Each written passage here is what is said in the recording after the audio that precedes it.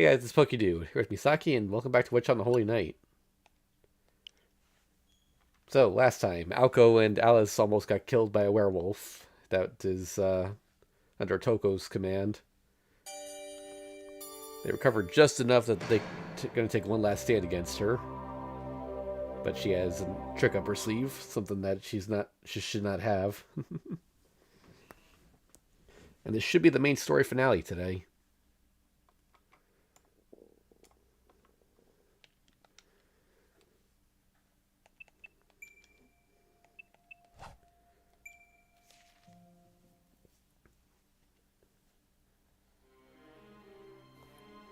Now you see.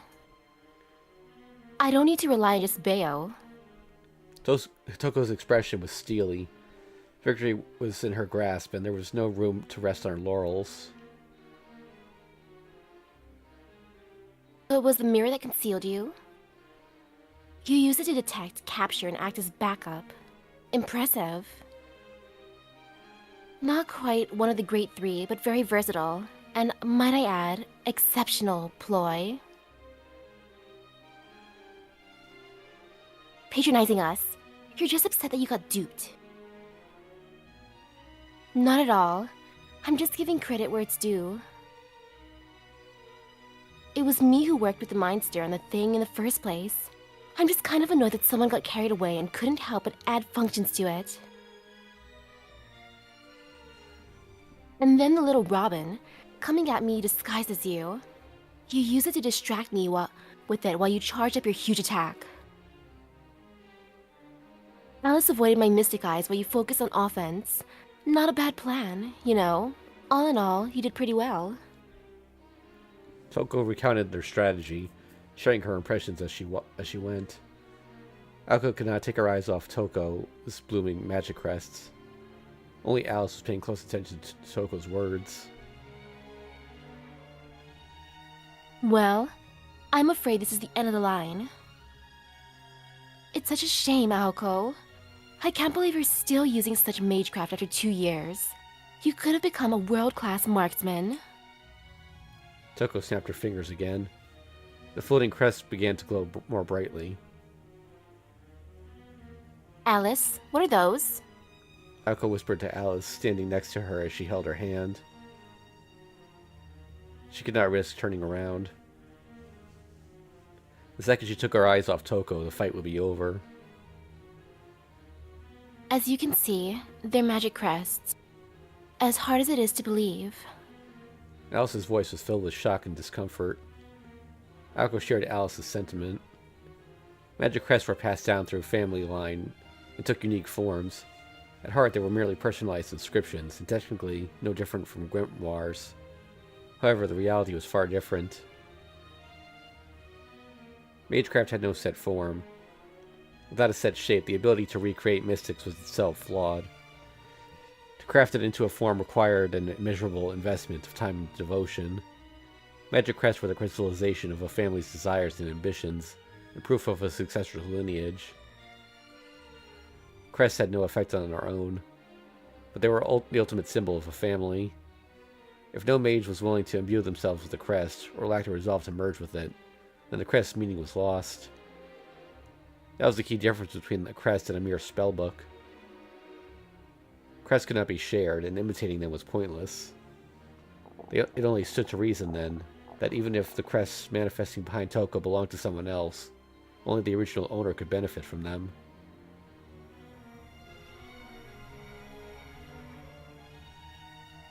Those crests have to be what's deflecting my magic bullets. Don't tell me she's... Searching for answers, Aoko squinted her eyes and glared at Toko. She knew that copying a crest had no purpose. Only the original inheritor could invoke one. There was only one possible conclusion. I see. If they aren't stored in your skin and just floating in the air... Oh, to quote her again. Aoko spat a curse at her sister. Toko nodded, pleased at her enemy's quick wit. The crest didn't suit my body, so I fixed them into the space behind me. Of course, crests like yours that are engraved into the flesh are much better, because they can be activated in one go. For me, though, this was the only way. And while I do need to perform an extra step to activate them, they're not mine, so I don't feel any pain. And it seemed neither physically nor mentally.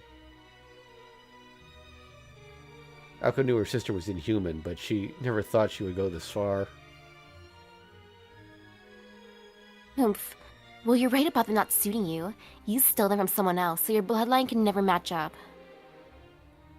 Which means the person or persons you stole them from can't die, so you must have them locked up somewhere. If they died, you couldn't activate their crests. Aoko, you... I don't remember anyone complaining. They were asking for it. They should have been better prepared if they wanted to face me. There were some rather rude fools who used questionable language. But I think I've been quite kind, really. They came to kill me and I let them live. Really? As a fellow mage, I can only hope they're okay. You're probably wondering what I've done to them. Has she preserved their brains, or maybe she just lumped them all into a ball of flesh? As if I'd do that. I built them a cafe, provided plenty of food, entertainment, sleep, and freedom. Some of them even said they wanted to live like that forever. Toko's words were hardly believable, but it was clear her crests weren't copies. Alice's scowl deepened.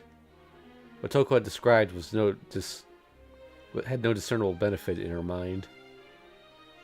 Why had she gone to the trouble of stealing other mages' crests? It would have been more efficient to break down the crests into components and make replicas. For a skilled puppet master like Toko, she could have made a much more powerful puppet with those crests. It would have made a pawn loyal to her every command at that, much more useful than any enslaved mage. Why, Toko? That's Toko for you. Once she decides on something, that's it. Everything's a means to an end. Listen to this. One time, we were watching TV and a pizza commercial came on. We both really wanted to eat something greasy.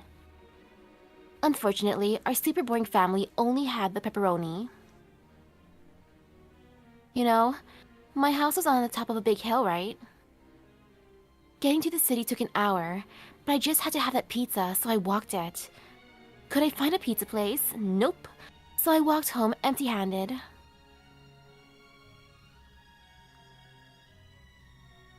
It was the tragedy of living in the countryside. Misaki, which had only recently gotten a conveyor belt sushi restaurant, would not see a pizzeria for another 2 years. Then, when I got home, hungry and tired, my damn sister waved at me, all, "Welcome back," with a big slice of pizza hanging out of her stupid face. She was like, "I tried using rice crackers as a base." When I looked outside, 3 chickens and 1 cow were gone. That's when I realized she had no concept of what the value of money, hard work, or fairness. Alice agreed that it was pretty crazy. Was she trading those animals for, like, ingredients or something? I guess she used magecraft to make a pizza? As one does. Stupid crap like that means I'm perfectly fine with putting a hole through her chest with a gander shot. I mean, she could have just chanted a single verse from the Gematria to get the same effect, but no, she was so obsessed with curses she made a puppet that couldn't even fly. The thought of the puppet doppelganger made her blood boil. It was clear to Aoko now that Toko had done it on purpose to annoy her. Toko furrowed her eyebrows at Aoko's verbal assault.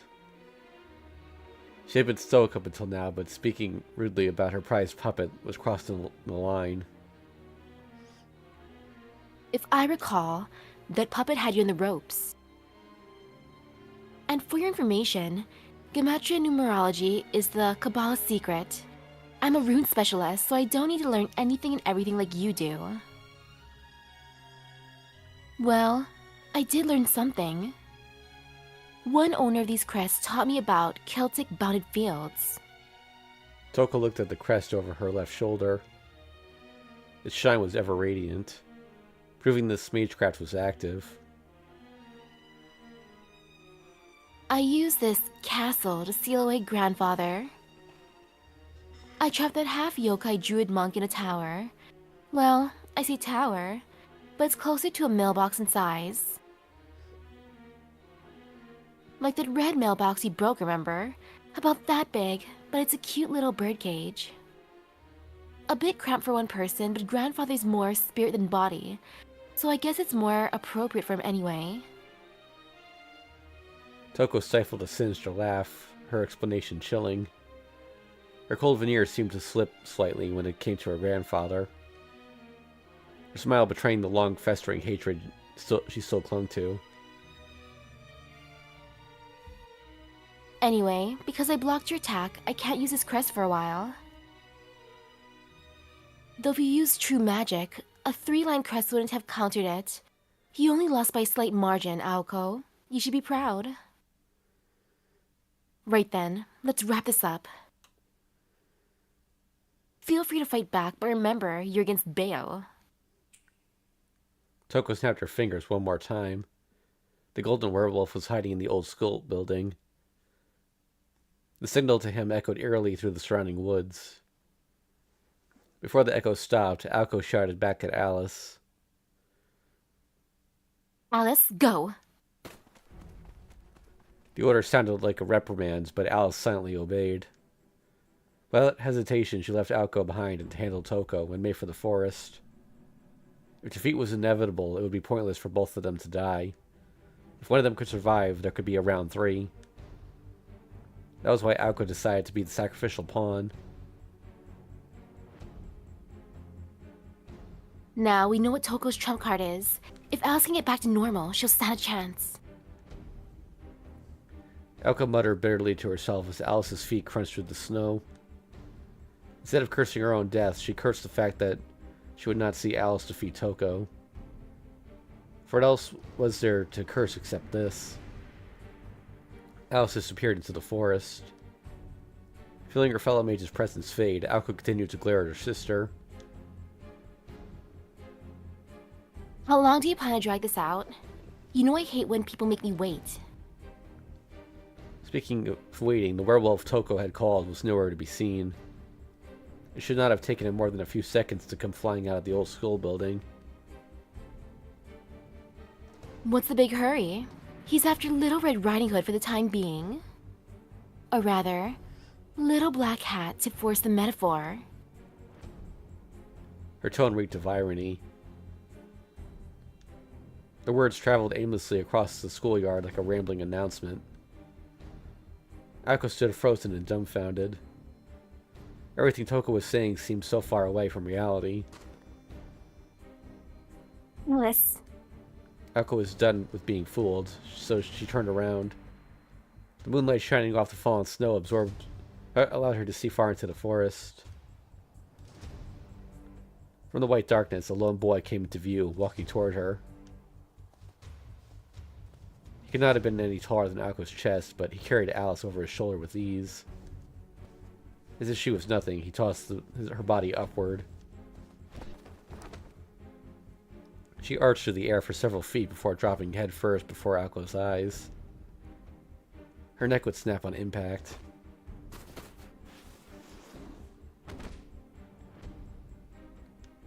Even though she was wiser not to, Aoko reached out and caught her. Alice's light body weighed heavy as she fell into Aoko's arms. The stitches on her wounds tore, dyeing Aoko's arms crimson.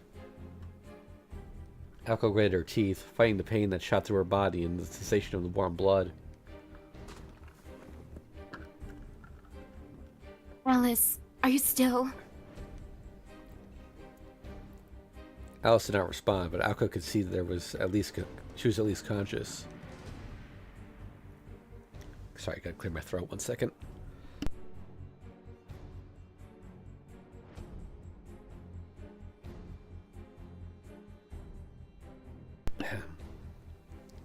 The werewolf must have ambushed her right after she ran into the woods.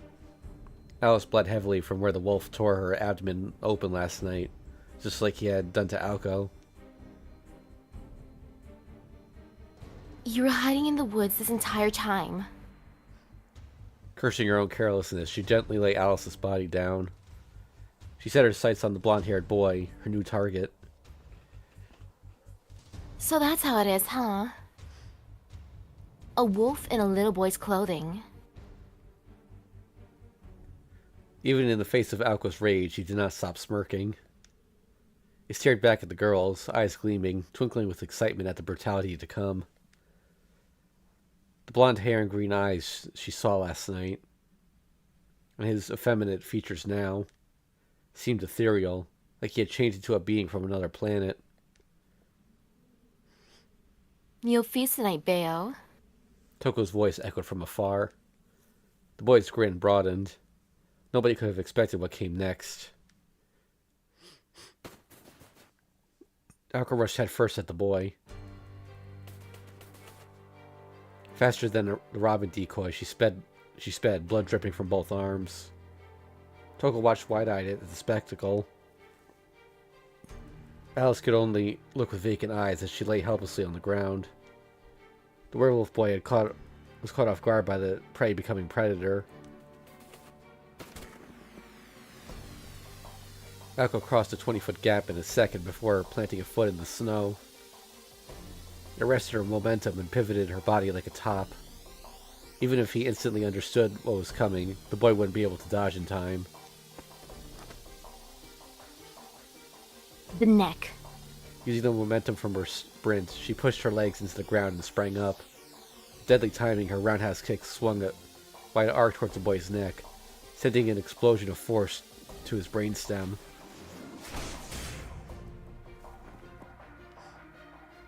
It was an expert display of martial arts, strengthened by magical energy. She'd gotten the hang of close combat while fighting Toko's puppets. The violent kick was powerful enough to shatter a tree trunk. The boy did not move. Aoko's right shin connected firmly and stopped. A shockwave rippled through his neck. It was the same feedback Aoko had felt when she destroyed the puppet. Even if he wasn't defeated, she had to have severely damaged the spine. As she looked at him to confirm her kill, the boy simply stared back at her, not even bothering to twitch an eyebrow. Humph. That must be the leg, I bet. That must be the leg, I bet. I can't believe you went for my neck like that. Wow. Miss Toko said that girls instinctively try to spare their own bodies. It was a valiant move, but you wasted it. My hair is as strong as when I'm a wolf.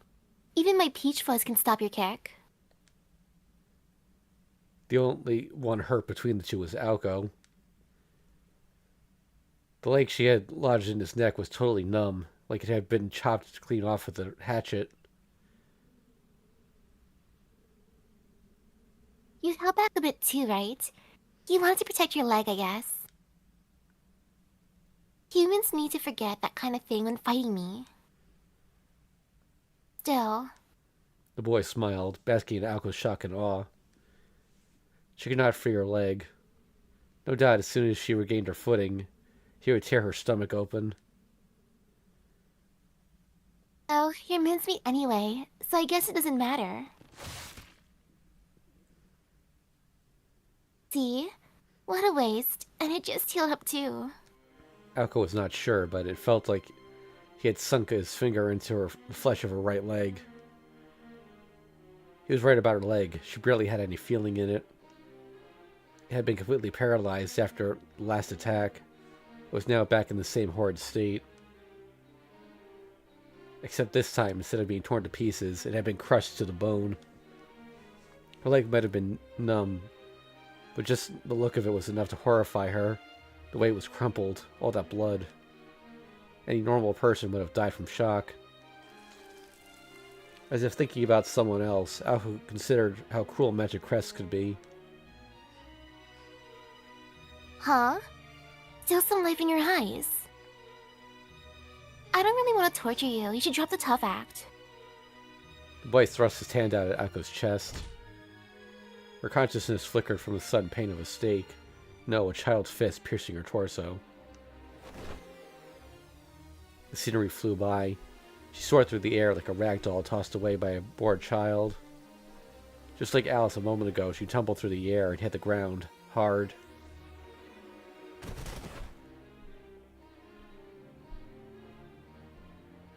Her right leg was crushed, her chest caved in.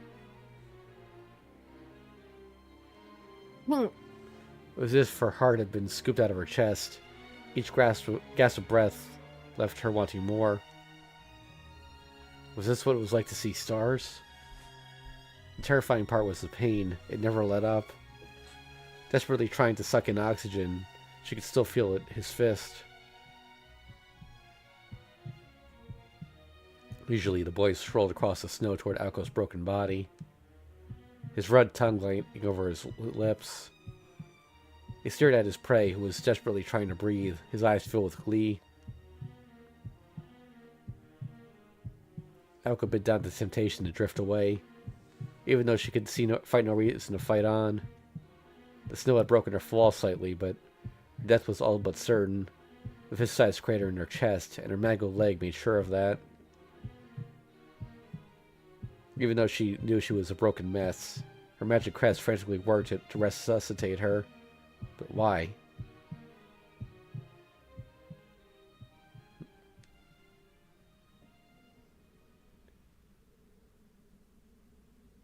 The sight of Toko in the distance was the only thing that kept her conscious.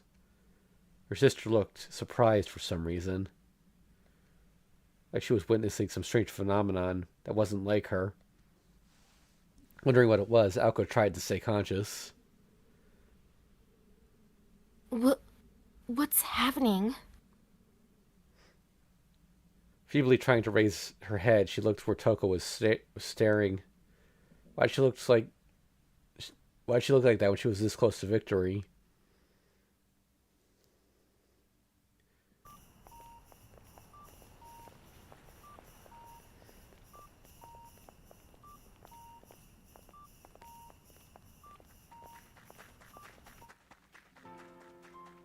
His heart was beating faster than normal.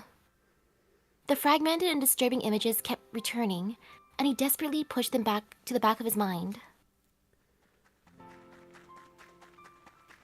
They were thoughts that shook his resolve. He did his best to file them away into an unseen corner of his consciousness.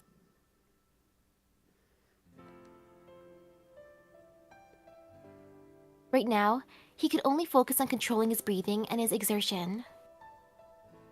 Just stay calm, he repeated to himself. He had not stopped for a second since leaving the church, even without giving a thought to what he would do next. So many traffic lights. So many people. It was Christmas. There was no way he would find a taxi. Waiting for one was not an option. It was why he had put his trust in his legs. He dashed through the city streets. He had to find a shorter route than last night.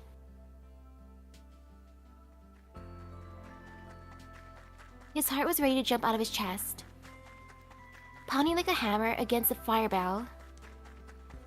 He had no intention of giving up yet, but he could not seem to calm himself down. In his precarious condition, even surrender seemed too great of an effort to spare. Visions of horrible outcomes flashed through his mind. No, calm. He needed to stay calm. That was his only weapon. He was painfully aware that he was powerless. The best thing he could do was to keep his head on straight. While he wrangled with his mind, his pulse seemed to quicken with every step. Forest was faintly lit by the moon. That was more than enough on such a bare mountain. He followed those two sets of footprints. Ahead lay a situation he had nothing to do with, just like at the amusement park.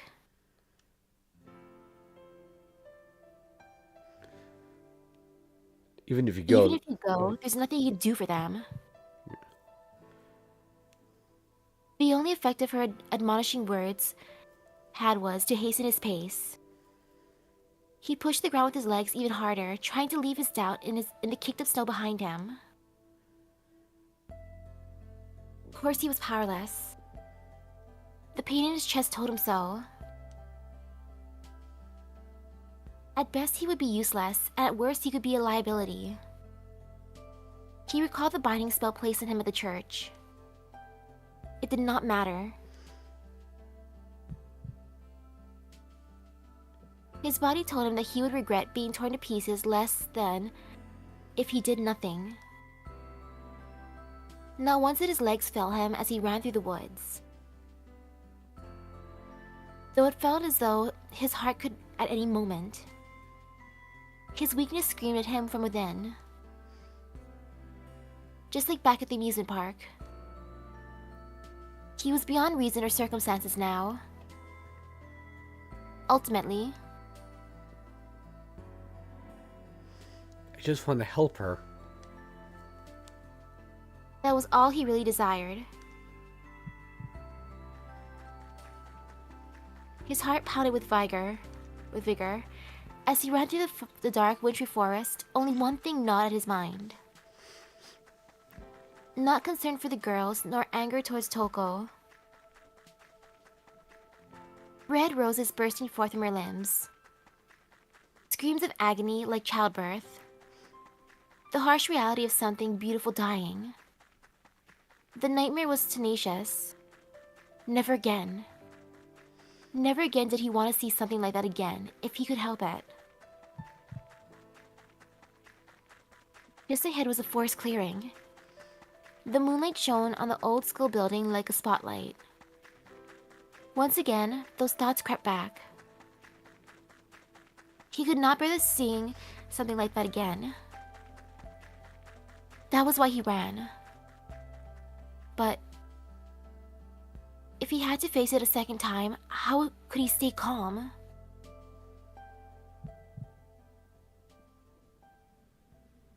With that thought in his mind, he arrived at the clearing. Somehow, his frantic breathing, like rising and lowering shoulders, stopped.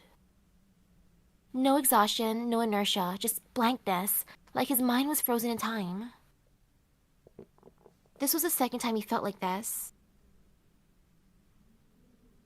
The nausea and dizziness from the first time. The pathetic whining of the last few weeks. The doubts clouding his mind, they were all gone. Displaced entirely from his mind by an even stronger emotion.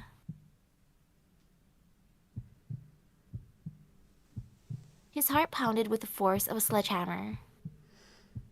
It was a primal sound loud enough to bring him to his senses.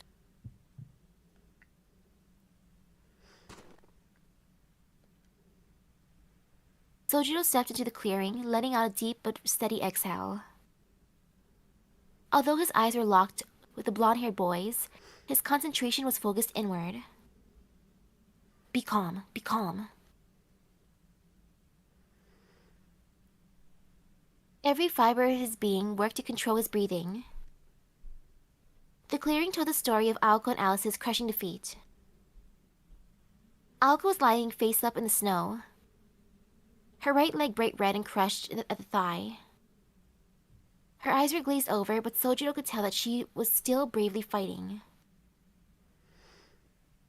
Judging by her spluttering, she had taken a hard blow to her chest or back. Sojiro deduced it was most likely both. Alice's injuries seemed less serious than Aoko's, but she lay motionless on the ground nevertheless. She was lying across of Aoko, face down in the snow, arms out in front, as though pushing herself up was too painful.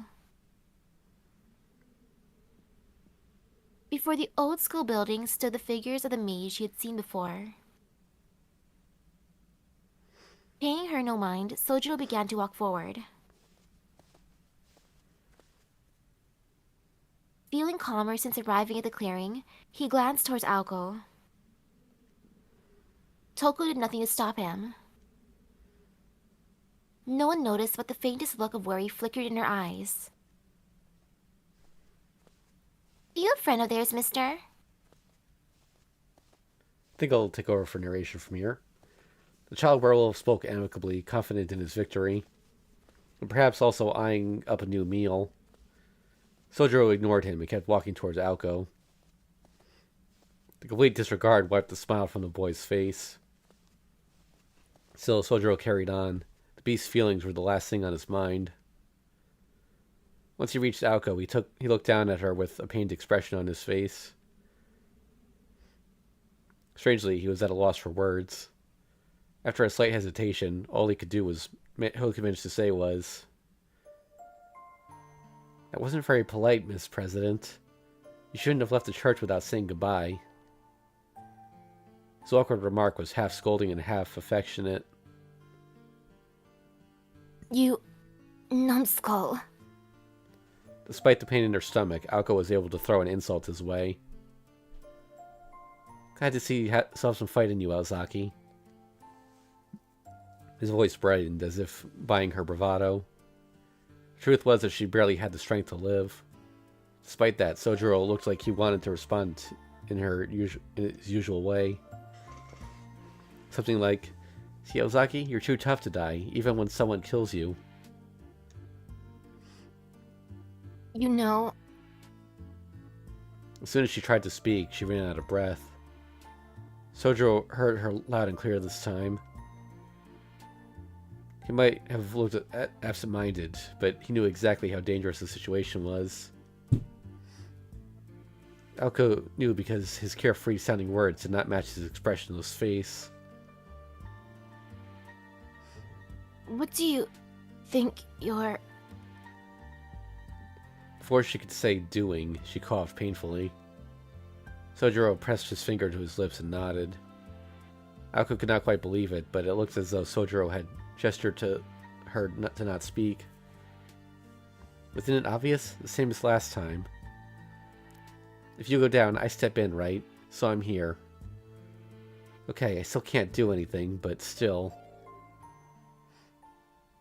Aoko did not know what to say. She could only look up at him, amazed and awed. The werewolf stared at them, visibly frustrated. After all, he believed himself to be the noblest of all creatures. Ignoring him was treason, punishable by death. Had Toko not been there, he would have sunk his teeth into Sojiro's neck by now. He was sure he had been intimidating enough. However, his prey did not show any signs of fear. It was hard to imagine, but maybe, just maybe, this guy did not view him as a threat.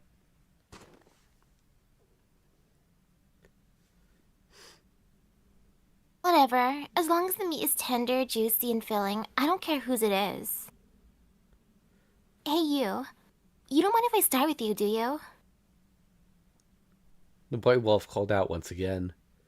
Still not responding, Sojiro raised a hand to his nose. Cool, calm, and collected, paying no mind to the boy, yet keeping an eye on him. Something reeks. Everyone present was confused. No one seemed to be able to smell anything but him. Oh? What do you smell, mister? Beo's voice retained its usual arrogance, but was tinged with impatience. The boy was unable to hide his irritation at being ignored. Finally, Sojiro turned his face to the boy, just a short distance from him. "It's like rotten meat. This is why I hate dogs." His voice was filled with disgust and contempt. Sojiro was mainly speaking to himself.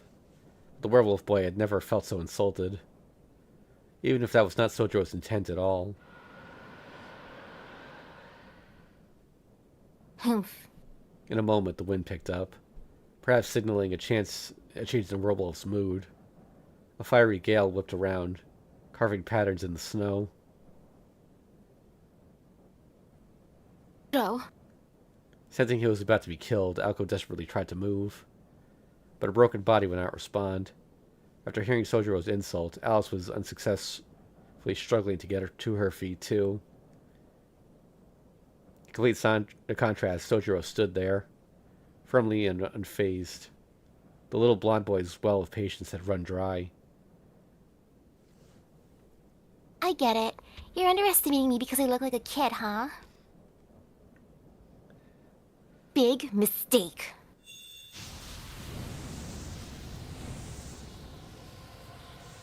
His time playing human was over. Enraged, the boy transformed. He grew larger and larger, golden fur sprouting from his pale flesh.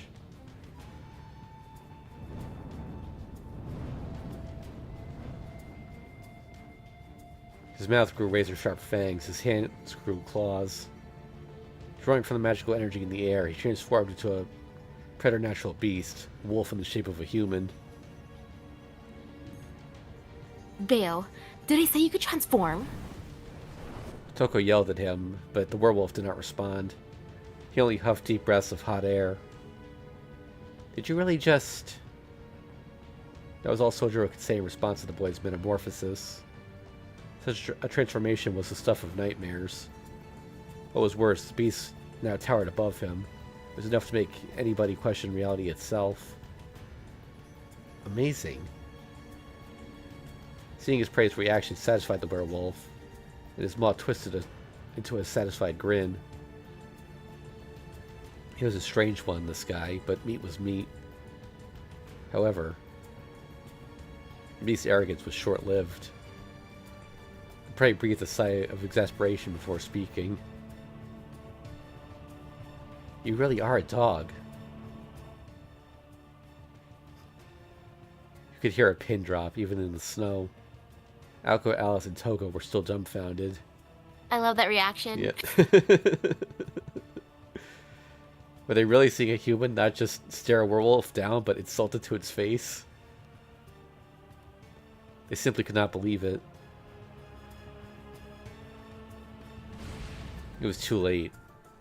Any trace of the wolf's pride or dignity faded away. The onlookers finally realized that the wolf was serious. Bale, do not kill him. But Toko's command fell on deaf ears. The wolf prepared a lunge, his emerald eyes fixed on Sojiro, not 30 feet in front of him. A mere 30 feet. A half second was all he needed. Another half second to bring his claws down and slice his prey from head to toe. You're dead. A roar of joyous, unbridled fury echoed far and wide. It was the only warning the werewolf gave as he exploded towards Sojiro. 1 second. The golden blur swept forth in a furious gust, too fast for eyes to follow. In the face of unworldly speed, there was only one thing to do. Sojiro stepped forward, a silent shadow opposite the beastly silhouette of the incoming werewolf. He needed exactly 3 paces. He met his entire life around 3 feet of distance. In the blink of an eye, death would be upon him. Yet he did not show the slightest indication that he intended to avoid the lunging behemoth. The wolf's forelegs slammed into the ground with earth-shaking fury.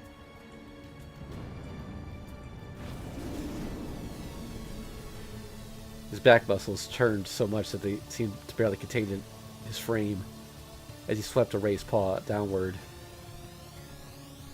Sojiro's small step neatly evaded the claws, but he had a different motive. He was merely positioning himself for the next move. His intention was never to avoid anything. From the beginning, his mind was focused on but one thing.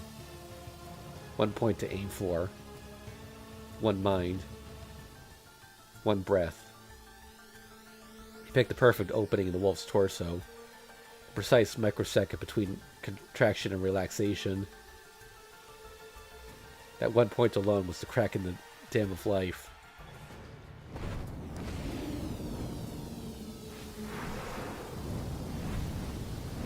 Did he just punch him? He punched the werewolf in his chest with his feeble human strength.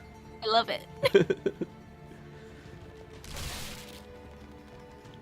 was a dull thud and a burst of blood. The twisted flesh and gore were all Sojiro's own. The werewolf's raised claws convulsed. From an insignificant impact, the beast's body was the first to collapse, then his spirit. There was a moment of utter incomprehension. Wolf opened his jaws to try and pull air into his lungs.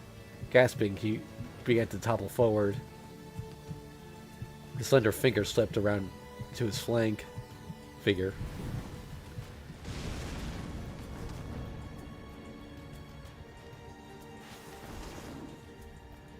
The next blow pierced him like a spear.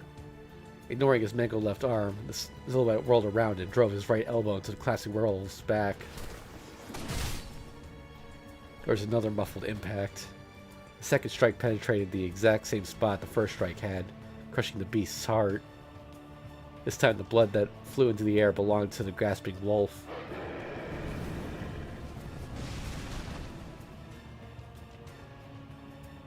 The werewolf fell onto the ground, choking on his own blood.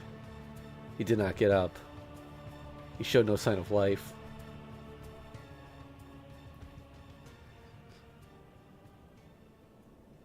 It was over. There was no remorse, no hesitation in that brief act of violence. The perfect, furious golden beast lay still. Felt in a mere 3 seconds.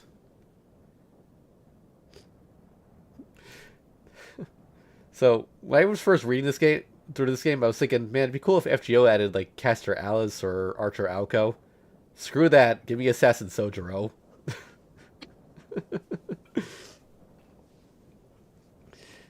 No sane person would have bet on this outcome.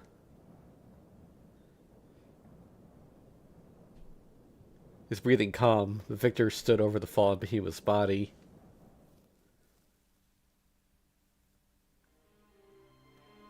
But... oh. Even as the beast lay crumpled in the snow, he could not grasp what had happened. His heart had ruptured, cutting the blood flow to his body and brain, leaving him helpless. That much he knew. If she were a normal creature, he would be dead. As it was, this was a trifling inconvenience. Once his heart was repaired, his body would heal as well. It was not as if he had been struck by magecraft exceeding his own mystical nature. This was a little different than a grazed knee, which is what was so strange. Your heart does not stop from a grazed knee. What did I do wrong? The werewolf frantically searched his memory. He managed to remember right up until the moment he raised his claws. But what had come after that? Given the right transformation, he knew he could withstand even a cannon blast. How had a puny human dropped him? Wait, before that, he had to figure out what exactly his opponent did to him. The moment he got in close, yes, he felt a small impact. The attack was so accurate that it will probably only affected his heart. Huh? Ridiculous. Even if that was possible, there was no way that alone could stop a werewolf's heart. In the end, no matter how much he had thought about it, nothing added up. The answer was out of reach for a werewolf with no knowledge of being backed into a corner, let alone the limits of human skill. Only one thing was certain: he had lost. He tried to piece together the sequence of events. The explosion in his chest, the flash of white. After that, as he was falling over, he took another blow to his back. That was the one that disrupted his heart. This can't be. There's no way that I... Could lose? Indeed. It was physically impossible. The boy gnashed his teeth and tensed his body in indignation at this unfair conclusion.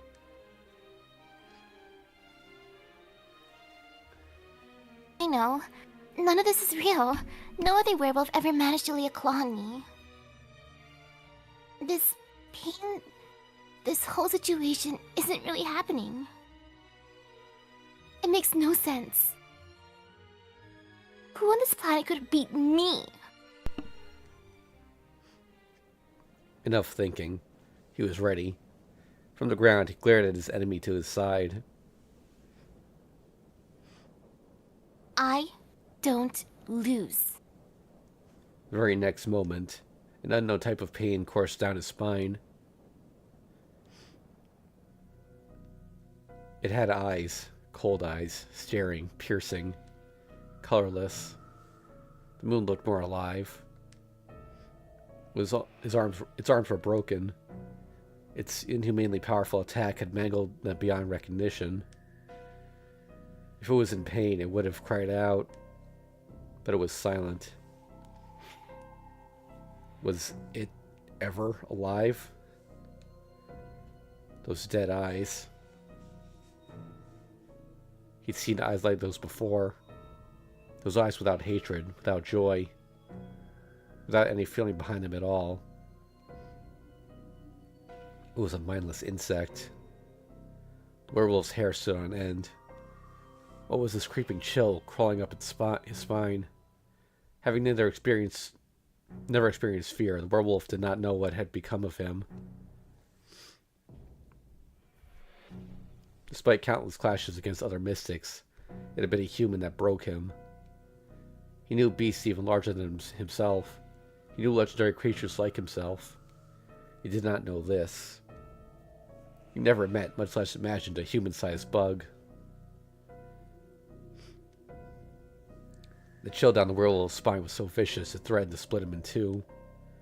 If he moved even an inch, it would crush his skull underfoot. In spite of the despair gripping him, the boy paradoxically sensed that his opponent would not move at all.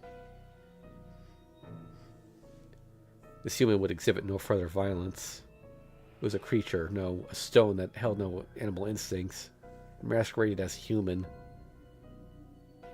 Contradiction grated against his heart, his values. A phantom pain born of unknown emotion, fear. It wasn't just grating. It was like many needles slowly digging into his heart. This had been his first taste of doubt, of reality. Such contradictions existed in the world, after all. They were irrationalities and questions that you did not want to hear the answers to. It hurts. The suppressed pain suddenly flowed through his body like a raging river. This was also a first. Until now, he had always been able to control pain. He had never known what it was like to tremble. An elemental might have even felt sorry for him if it were here to watch. How sad, born complete, yet lost in the lunacy of the human world. It hurts. It hurts so much. His heart had fully regenerated. Howling in mental agony, the beast clutched his own trembling body. Those eyes, those human eyes looked straight through him. And then the boy realized the only reason he was still alive. Even with both arms broken, the human could have finished him off with his legs. But it mattered not, because his opponent was giving him a taste of his own medicine. This was not revenge for trying to kill him. This was revenge for the wounds he inflicted on the girls. The absurdity of it all made his throat tighten. His breathing was frantic. This human had no sense of self. It had no concern for its own safety when it stood between him and the girls. It must have been why it had to no hate or fear, or perhaps even intent to kill him. Indeed, the fact was that he was alive had nothing to do with the human's will. The fight was machine-like. So was its judgment. An eye for an eye, nothing more. If the werewolf had killed one of the girls, this exchange would have ended differently. If I kill them, would I have been killed? He shuddered at the thought. He had never entertained such a possibility. He had never had to, because he was supposed to be the one exception to that rule. Agony kicked him hard in the gut. No matter the mystic, nothing was immune from injury, from decay. The boy finally understood an obvious law of the world. Or rather, he had been taught. He would have killed me. I know it. Those eyes, they would not stop staring down at him. Retribution was a universal law. He was now painfully aware of that fact. And yet, the one who brought form to this idea was this human. The pain of defeat, the pain in his heart, the pain of comprehending the incomprehensible. Pain, pain, pain. The impossibility of it all had shattered his perfect world. It ate him, consumed every fiber of his being. The doubt made his head spin. It was too much. Humans were impossible to understand.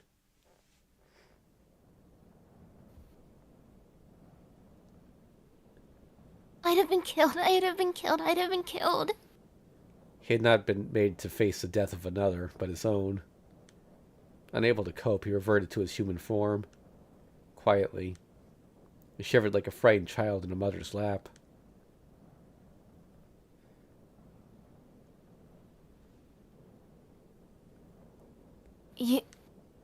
Still lying in the snow, Aoko choked on her words, unable to entirely comprehend what had unfolded.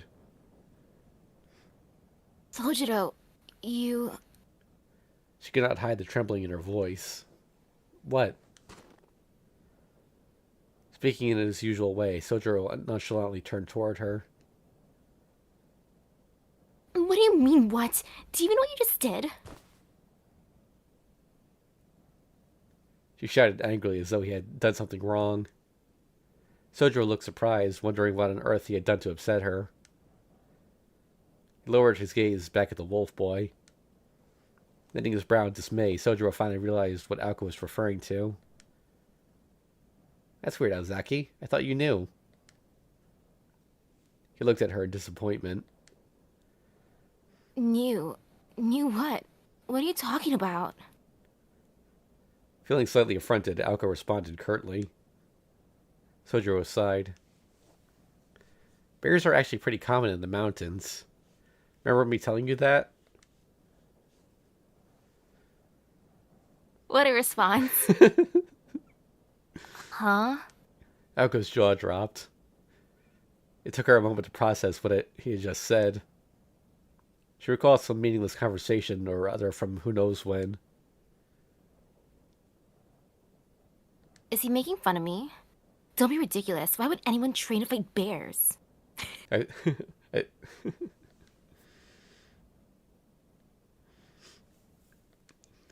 yes, now that she thought about it, they had spoken about that.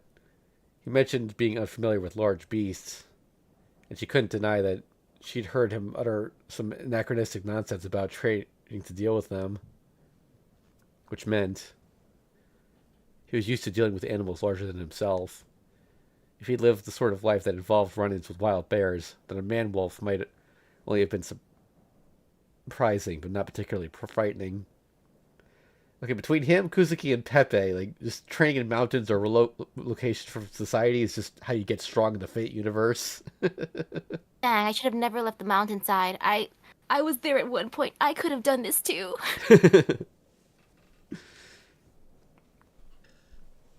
Aoko hung her head. After all this time, who was it that really made no sense? Okay, you win this one, Sojiro. It was hard to tell whether she spoke in admiration or exasperation. Either way, as she slouched in the snow, Aoko spoke quietly enough so only she could hear her words.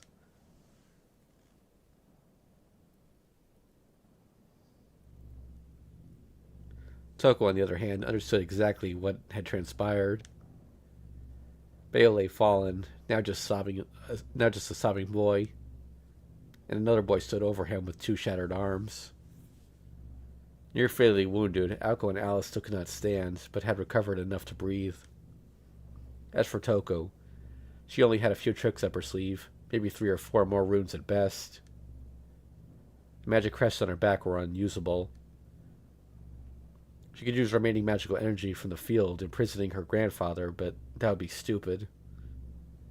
If she released her grandfather, she would lose ownership of the sacred ground. Failing to defeat Aoko and Alice now would mean starting over from square one, and she could not afford that. The sibling rivalry had to end. Toko had gambled everything on her surprise attack. Using the fact that she was still in Aozaki to infiltrate Misaki's defenses. For 3 years she had labored, selling her work to the association. and she had used 20 years' worth of hair to mobilize an army of familiars. It was now or never. But I failed. She had overestimated the werewolf's power. It should have been enough. Against mages alone, Beowulf by himself would have been enough to ensure complete victory. But things did not always go according to plan. Beowulf's incredible strength was conditional. She knew it was not infallible, so why hadn't she prepared a contingency plan? Her heart was cold as ice. Toko stared at Sojiro, who stood tall. His arms were a hideous mess. The arm he used to strike Bayo head-on barely even resembled an arm. His bones were bent out of shape. His muscles were torn to shreds. To say his arm was simply broken would be a gross understatement. Streams of crimson ran down his other arm onto the white snow. The elbow he drove into Bayo's back was likely shattered, and his muscle tendons torn up to his shoulder. Judging from the state of his arms, it was doubtful he would be able to use them again. Worse than his arms were his left leg, and no doubt his internal organs too. He had used the leg to take the full brunt of Bayo's charge. At a glance it looked fine, but it was now just a useless hunk of meat attached to his torso. His insides were worse. Supporting the weight of Bayo had ruptured his spine, causing widespread internal bleeding.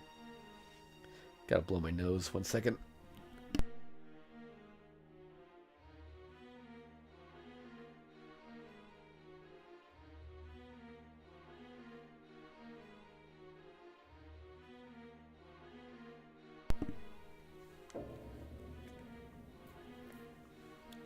Basically, he was a dead man standing. A bird with clipped wings. Living like that would not be living at all. He could barely stand, let alone fight again. In contrast, the collapsed werewolf was unscathed. Only once had he coughed up blood. The majority of the pool of red on the snow was Sojiro's. A crimson tapestry telling the story of a boy who stood strong and defeated a werewolf. Every action has an equal and opposite reaction. You strike and you face the consequences, especially if you hit a werewolf. It would be like punching a moving freight train. Did he... Perhaps he had known what would happen. Animals instinctively limit their strength in order to protect their body. Compensating for physical weakness with intellect and technique was humanity's forte, and that clash had shown humans at the very best, and yet it had also been beyond human. He had attacked without concern for his own safety. Without self-preservation in mind, he could go beyond human capability. Enough to strike through the steel-like fur of the legendary werewolf. Who would have thought that a beast, able to withstand a shot from a tank, would be felled by a mere human?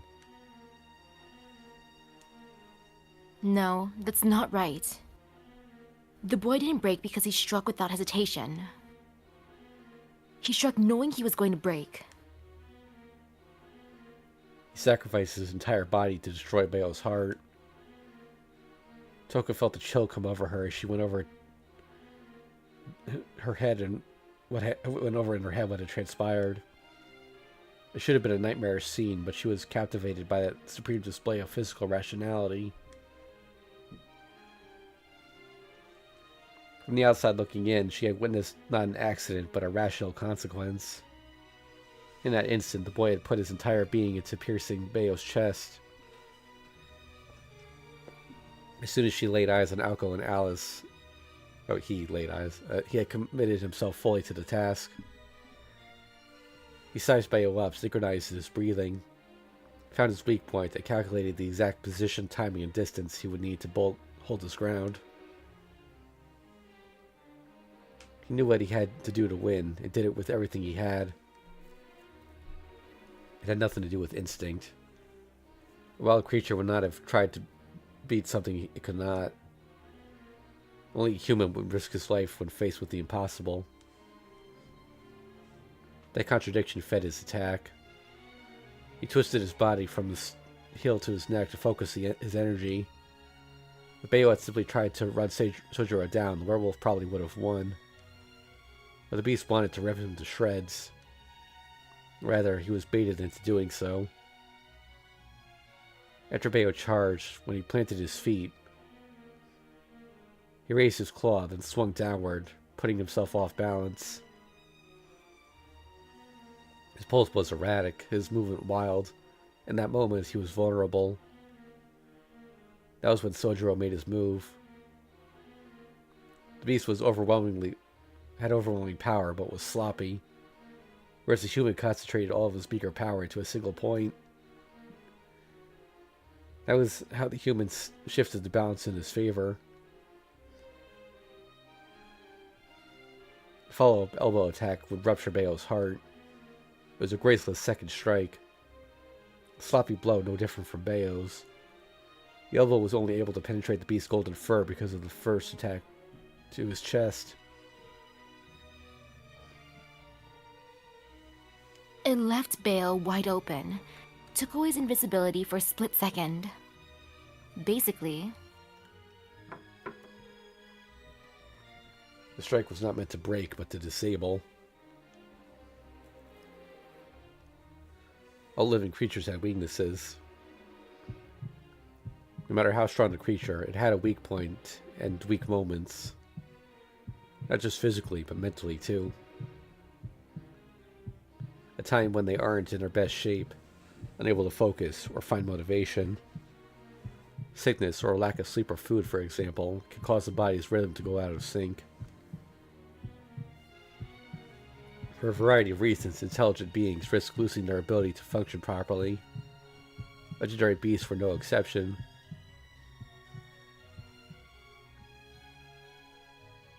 weaknesses.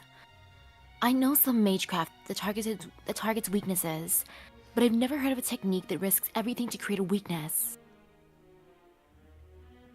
The boy's strike to the heart was not an attempt to kill Bayo. It was designed to create a weakness in something that had none. The elbow attack took advantage of that break in Bayo's invulnerability. Laughably, it wasn't even a surprise attack. With Bayo's reflexes, he should have been able to react. But he didn't even realize that he was being attacked. How do you teach that even something not threatening can be a threat? She was frustrated, to say the least. The boy was totally committed, utterly selfless.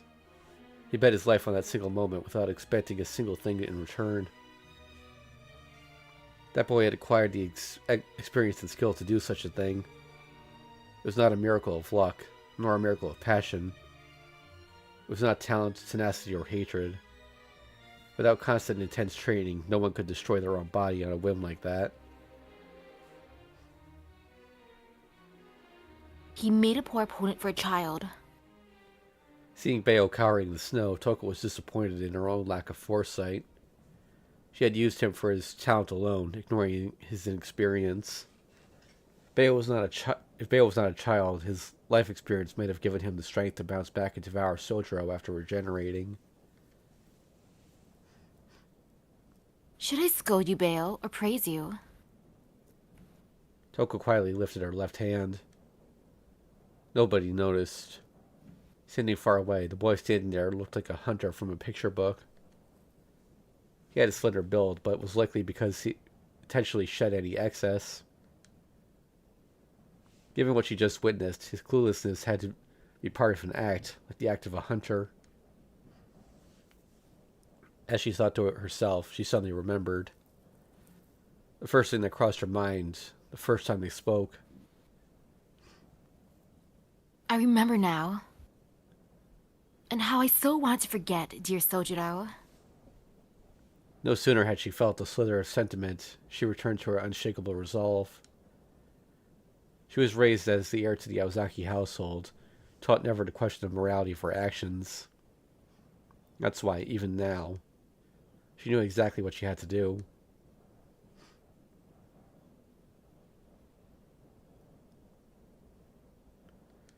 I'm glad that went well, Sojiro muttered, unmoving perhaps because of the pain in his broken arms. He did not look up at Aoko. Instead, his gaze was focused on Alice, who was lying prone in some way away. Aoko thought he looked lonely. That went well? What did? She asked, spurring him on. They were mere steps from each other, close enough to touch hands. Their quiet voices carried in the stillness. Don't you dare say you're happy we're alive, or I'll be so pissed. She was not joking. Sojiro turned away from her slightly, shaking his head. I'll say it a third time, but I'm not worried about your safety, Aozaki. You know, I could swear I blacked out because of... Back out back there just for a moment, he said as an embarrassed smile crossed his face. The first time he outright fainted, but the second time his passion pushed dizziness and nausea aside. He just calmly did what he could as best he could. Nevertheless, no matter how calm he tried to be, deep within festered a very real rage. Humph. Okay, Sojiro. What is it you think went so well? Ako's voice had a slight tinge of annoyance. Sojiro responded, because I was finally able to keep my promise. You held up your end of the deal, but I hadn't delivered yet. That always bothered me, so I'm glad I got the chance to set things straight.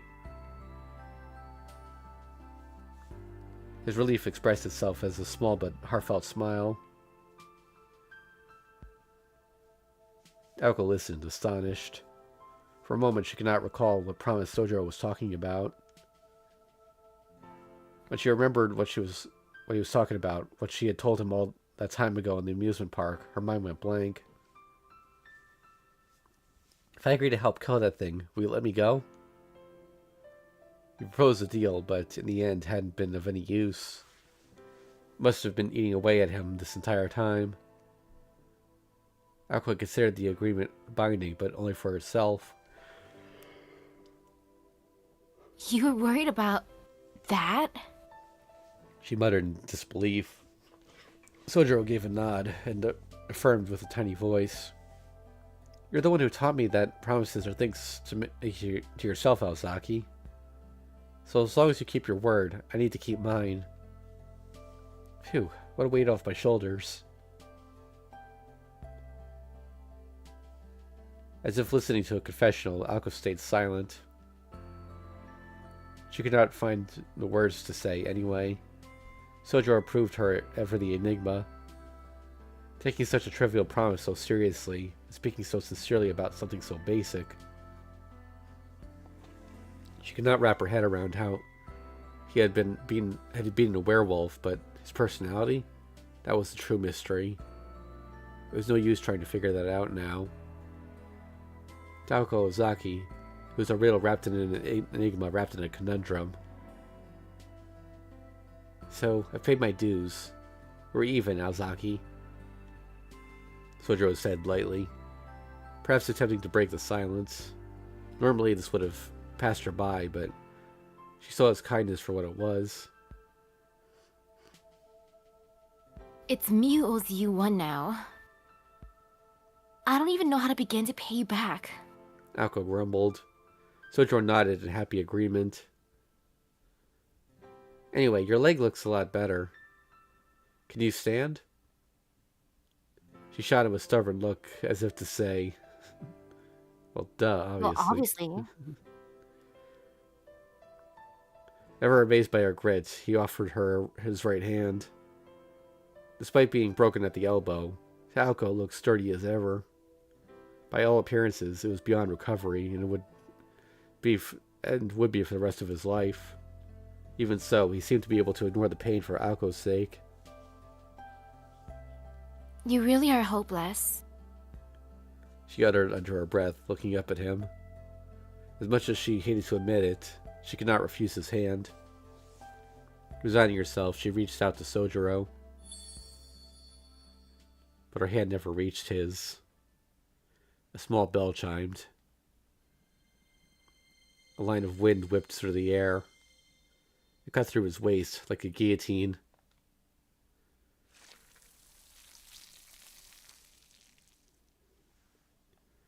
Pieces began to fall.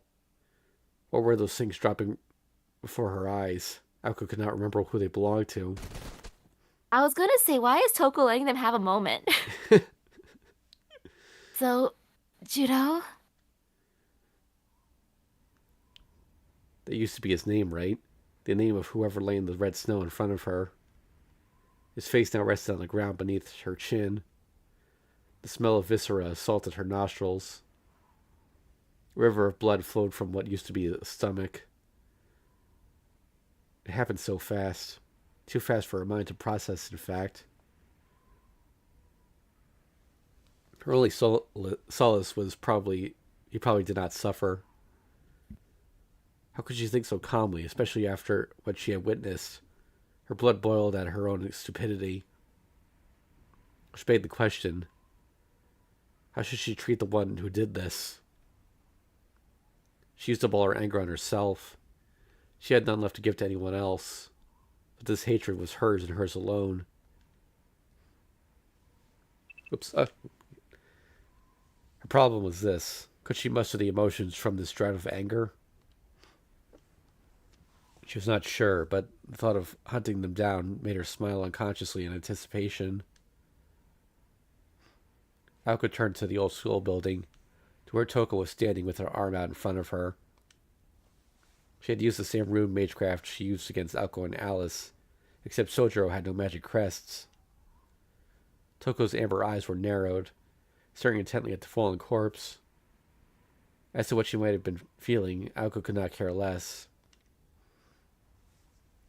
Even if Toko felt regret, Aoko would never forgive her for as long as she drew breath. I should have killed you when I had the chance. Toko was not speaking to Aoko, but to the dead body.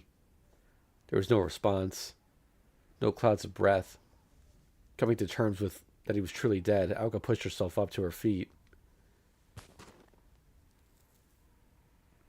That was surprisingly gruesome for you. Facing her sister in the distance, Aoko spoke hoarsely. But you made the right choice. Now we can finish this. She turned away from Sojiro and stared at Aoko. We're covering the both of them on my screen here. Let me just show that real quick. Okay. Not that. There we go. Okay. They stood far apart. Farther apart than their positions made them seem. Though there was nothing left to say, the two of them exchanged words in respect to the fact that they were once sisters.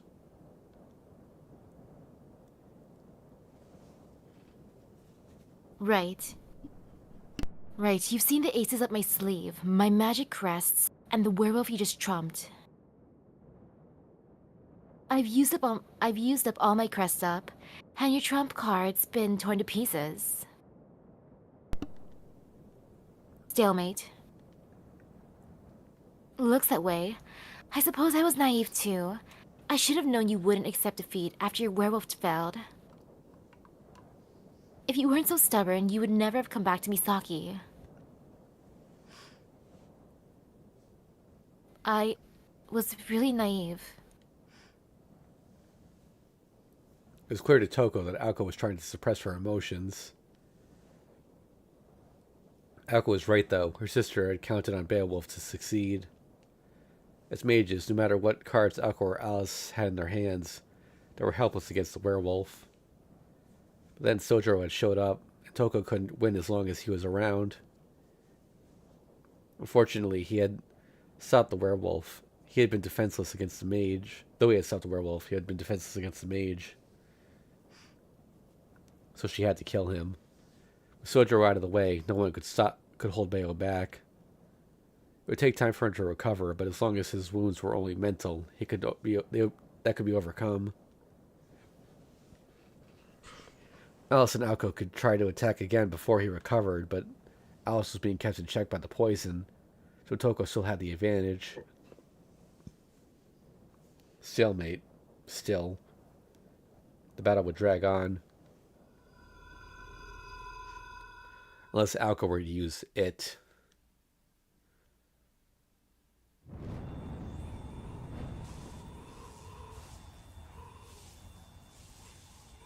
Powdery snow began to whirl around. The air around her wailed. It was magecraft that transcended all that was mystical. The gate to miracles beyond human comprehension, ready to show itself.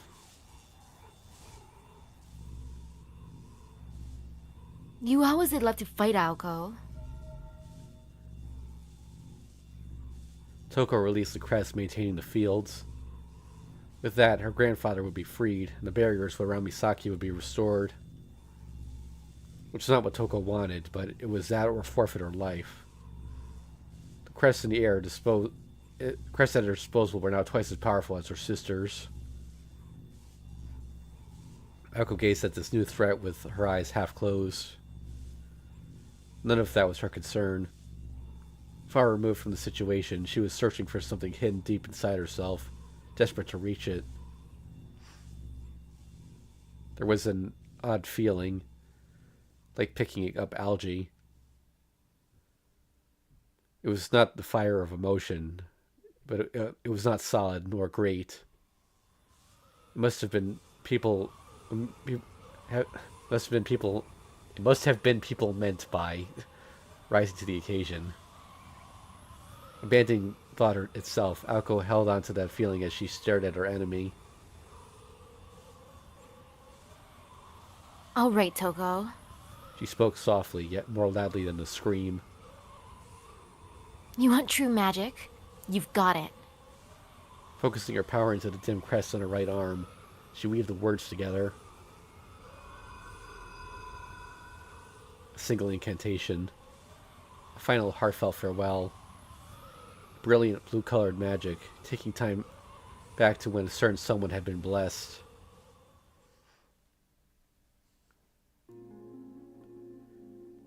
To put it simply, magecraft is human wisdom. It is the world as we know it. Magic is a singularity that exists beyond either of those. At the beginning, the first changed all. Next, the second recognized many. In answer, the third showed the future. Tethered, the fourth concealed itself. And the final fifth had long since lost its significance. Someone once said, had it only ended at the third. Magecraft is the study of history, feats of our making, and life orbiting the planet. But true magic is the providence of a god beyond the heavens. Why do those who stand on Earth extol the virtues of miracles beyond humankind and the planet? That was an undeniable sin. Magecraft was the enemy of humanity, or magic was the enemy of humanity. That is why. Those who obtain new magic are killed by the Red Shadow.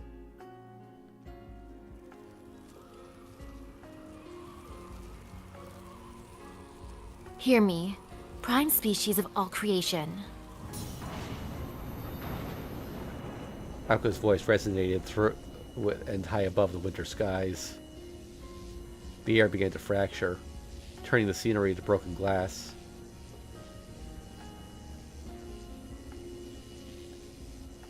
Toko wondered whether she should fight or flee. She decided to try and keep her feelings in check and see this through. But the object of her obsession for so many years was right in front of her. Rationality was slipping from her grasp. Both of their fates were now uncertain. Toko had an overwhelming advantage when it came to her crests and the terrain.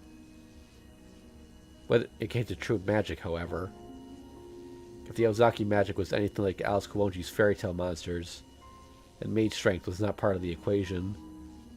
At this point, it was Toko against magic itself. And there was no winning against truth. The transcendence and idiosyncrasy of true magic rendered things like magecraft irrelevant. But can you? Toko stared at her sister, wondering if she could actually use it. Her proclamation lacked conviction. She had raised her voice, but that was out of discipline. It had not been the arrogant conviction to sacrifice someone else for her own gain. Having not been chosen to inherit it, Toko could not imagine what the magic her sister was, or that it was a force violent enough to change the world. No human mind could withstand the audacity required to make an enemy of the world itself. Especially not someone as indecisive as her sister. The power of magic would surely cripple her.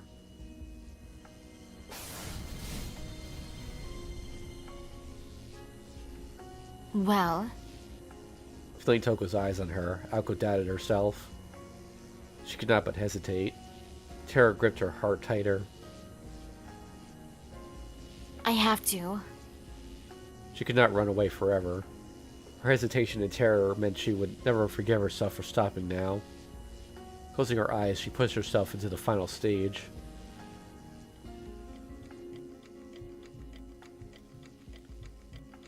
Time stopped, like a light blue being switched off.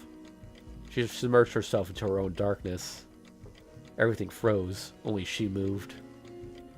Everything around her disappeared, as she passed a limitless stream of stars. As soon as she did, she wanted to disappear into the empty, thoughtlessness place she arrived in without any answers. Not again. The red shadow will surely come this time. Suddenly, I think this is her. Suddenly I saw a new memory. Possibly because I used another to make the trade for. I heard a familiar yet new sound.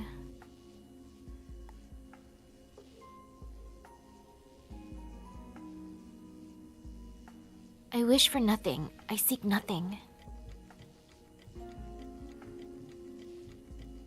Only to fuse with the consciousness that hurtles backwards in time to zero.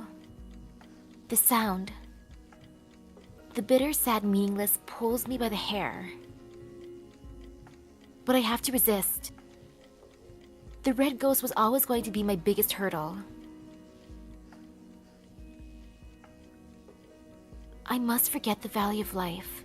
I must forget the dignity of death. The sound persists. It's got nothing to do with this journey. It's just an external distraction.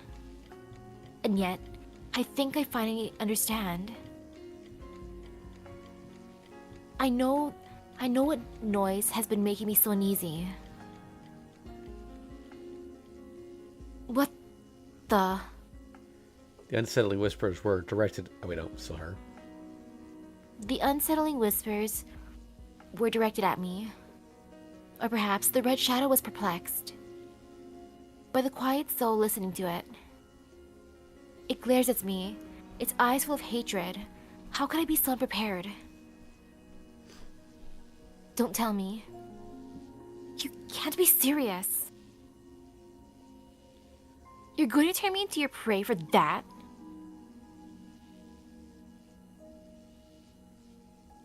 That is your everything. You have nothing else.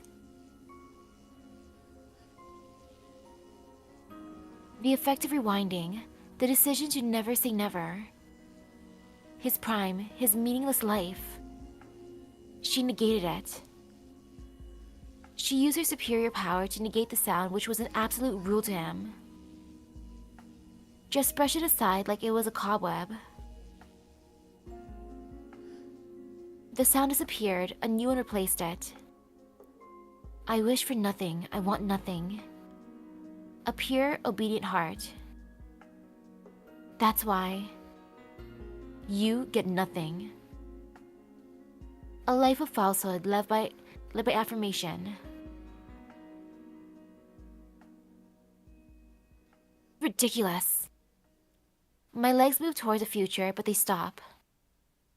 Change of plans, I'm taking a different path. Nothing's changed, it's just something has made me real mad. How can I put it?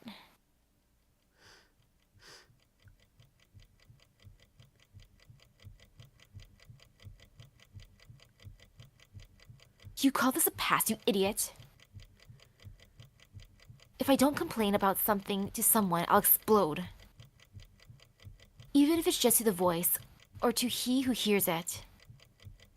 Or to the part of me who just stays quiet and watches. Or to the one who did that to him. With no answer, I open my eyes. I declare. Aoko released everything she had dragged up. As for what was there, or what she saw, she could not remember. All she held on to was the fury that burned in her heart. Pushed on by something, she did not know what, she opened the door to magic.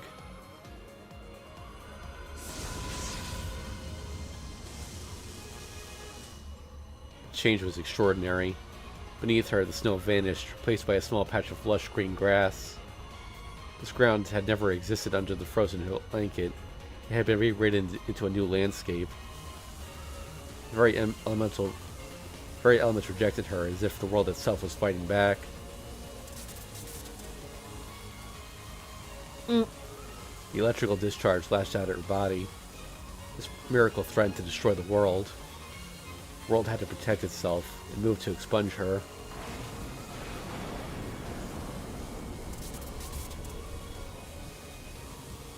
Pain scorched her every cell, trying to tear away her consciousness.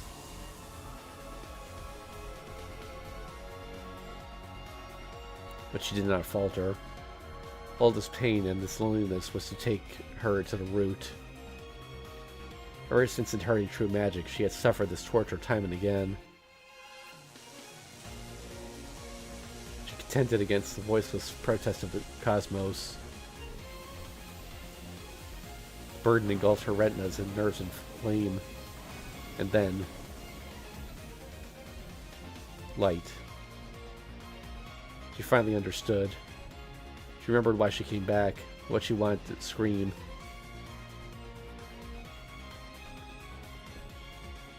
By the name Blue, I speak for order. Hear me. A censuring voice told her to stop. At the edge of oblivion, her hand touched the true form of magic. A snarling red shadow was there, telling her it was no use. So much doubt, so much fear. But such things were nothing to her. To me. Back to her. I don't care about a magician's obligations or the destruction of mankind. I'm sick and tired of hearing about it. I only have one reason for doing anything right now. God, I can't believe I'm saying this out loud. I just want to save him.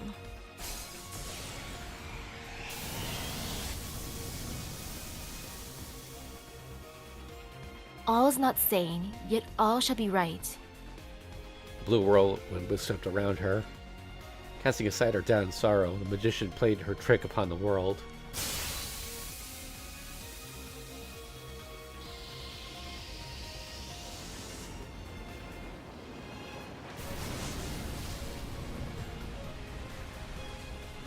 Time flowed backward.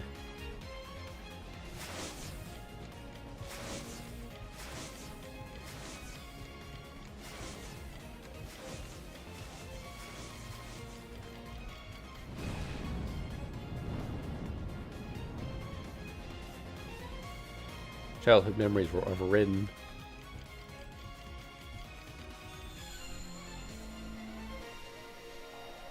Do you think anyone else sees a day-night, day-night? White flowers appeared as far as the eyes could see. Brighter than snow, they rippled like a wave across the world, devouring it.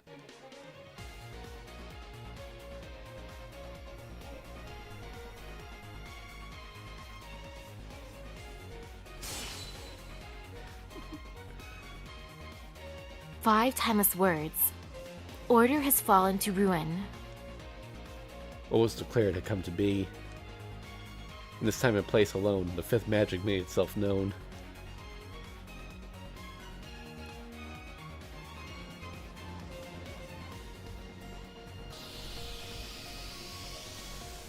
In the blink of an eye, the snowy clearing had transformed. A sea of fully bloomed white flowers blanketed the grounds. Only the dilapidated school building and the bare winter trees signified this was the original world. This once cold wind now blew with a pleasant warmth across the landscape. Even the night sky was once again teeming with stars. If one reached out, one could almost touch them. It was a mix of comfort and solitude, quite enough to carry the sound of insects flying through the air. A scene far removed from the impurity and grief of humans. A world with nothing, yet one that needed nothing. It was his most precious memory. The winter tundra had changed into a spring meadow. Aoko's so-called true magic confused Toko. It was sure it was pleasing to the eye, but she wanted to see something less idyllic. Aoko's spell was clearly no small feat, but the surrounding mana had not changed. Better to be confused, though, than to deal with something like Alice Koonji's flat snark. The only changes seemed to be the flower field and Aoko's appearance. She seemed to have received some enhancement in her physical form, but it would never be enough to match Toko. Okay, so I know this is magic, Toko said with a hint of annoyance. but I'll be honest, this is a letdown. There has to be more, surely. This can't be it. Aoko began walking through the sea of flowers. But she was not heading toward Toko. This is it. For me and for you. Aoko's words sent a wave of unease through Toko. Her sister's voice seemed different somehow. It was mostly the same in pitch, so it had to be the tone. No, that was the same too. Something was off. Could it be? It was then Toko noticed something else that had changed. Not just Aoko in the clearing. The severed body lying at Aoko's feet. It was now whole. Corpse reanimation? Wound healing? It did not look like Aoko had used a significant formula, and besides, generating a body did not bring it back to life. Since the dawn of time, even true magic has never been able to bring back the dead. But the body of the boy behind Aoko was moving. It was breathing, like it was taking a nap. Can the Aozaki magic resurrect the dead? No way. This isn't resurrection, it's... Before she could think of an answer, Toko realized what had seemed out of place to her before. Aoko's mannerisms appeared beyond her years. Her appearance had changed ever so slightly. Beyond, there had been a change from within. By the time Toko arrived at that seemingly impossible conclusion, Aoko had closed the distance between them. Turbine set. Aoko raised her left hand to eye level. Toko could see, no, hear the magical energy generating inside Aoko. It was a sound Toko had never heard before. Aoko only possessed single-function, low-grade circuits, no better than any other third-rate mage, so she generated magical energy at a much slower rate than Toko. However, this speed was absurdly quick, moving even faster than the blood pumping through her body. Magecraft could vibrate, but how the hell were the activated magic circuits audible? Even the Association had never heard of such a thing. Onward, to victory. Spurred by action by the sudden dread she felt, Toko hurriedly carved rooms into the air. Toko summoned the divine protection of victory, Tear, to surround herself with a barrier, which was further enhanced by her crests. Paying it no mind, Aoko had held her arm steady, not moving it up to strike her target directly. Bullets, deploy. Aoko commanded herself succinctly.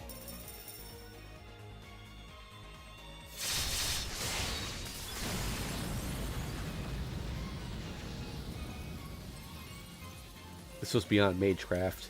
In just a few words, she had fired 20 magic bullets. Like a meteor shower, the bullets smashed through the rocket-proof rune barrier, as well as Toko's spell-woven coat.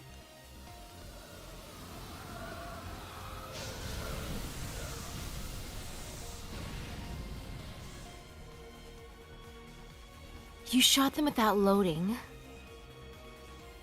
The protective runes lining her coat screamed. They would not be able to take another barrage like that. And she had already taken internal injuries. She loathed to admit it, but Aoko vastly outclassed Toko in terms of power. Even harder to admit was that her sister probably had not even brought out the big guns yet.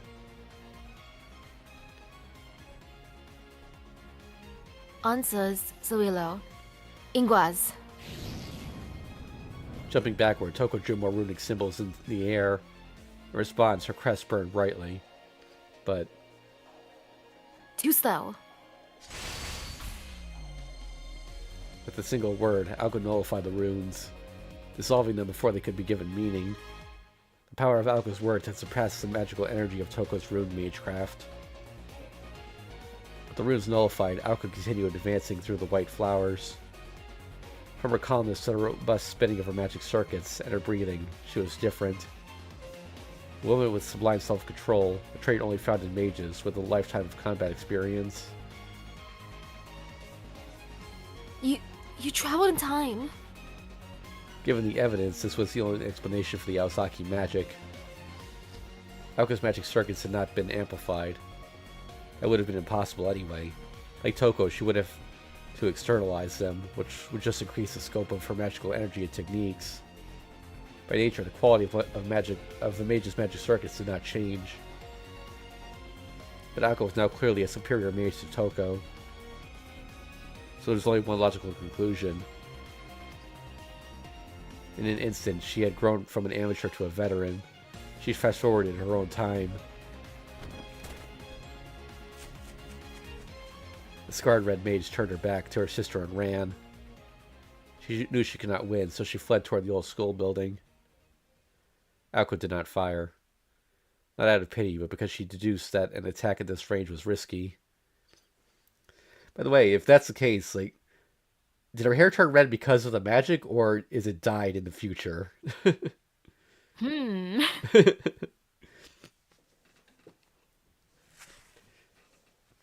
She went to chase after her sister, but stopped suddenly. A few words caught her throat. She took a small breath.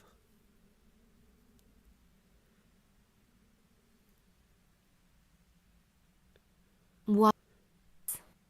Wow, you cut off right at the perfect moment there.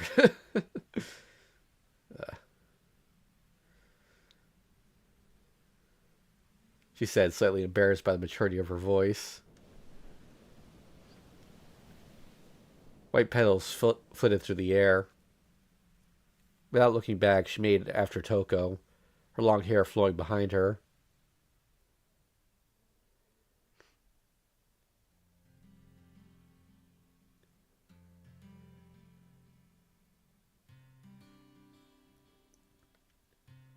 Huh?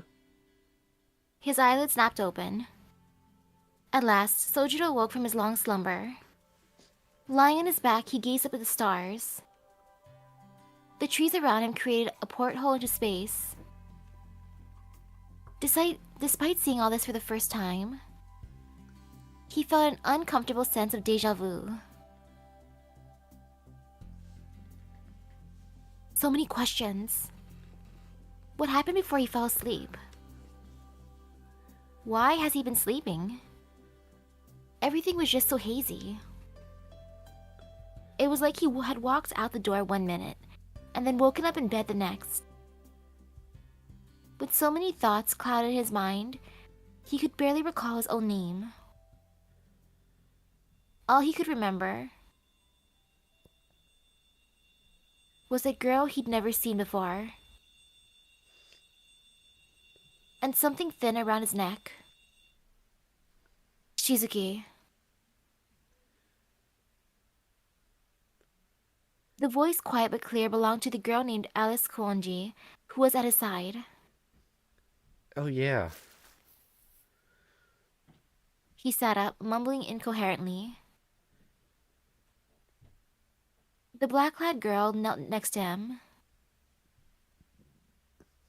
Flowers. He said, paying no mind to Alice. Under the blue moonlight, spring flowers swayed, surrounded by dead trees and snow. Against the curtain of night, white petals danced in the breeze like butterflies.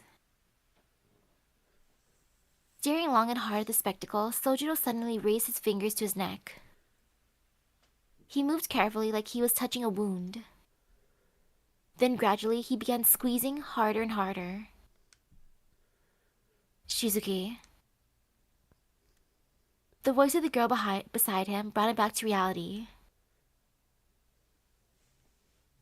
Leaving so soon? He just came back.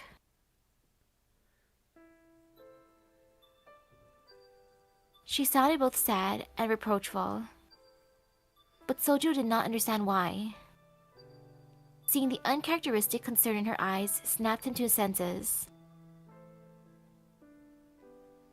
Leaving? Where would I go? His fingers fell away from his neck. Without answering, she blankly looked to the sky. Though there were only the infinite darkness of space. Well, whatever. What was I doing again? My head feels strange. Like it's full of cobwebs. Sojiro tilted his head in confusion.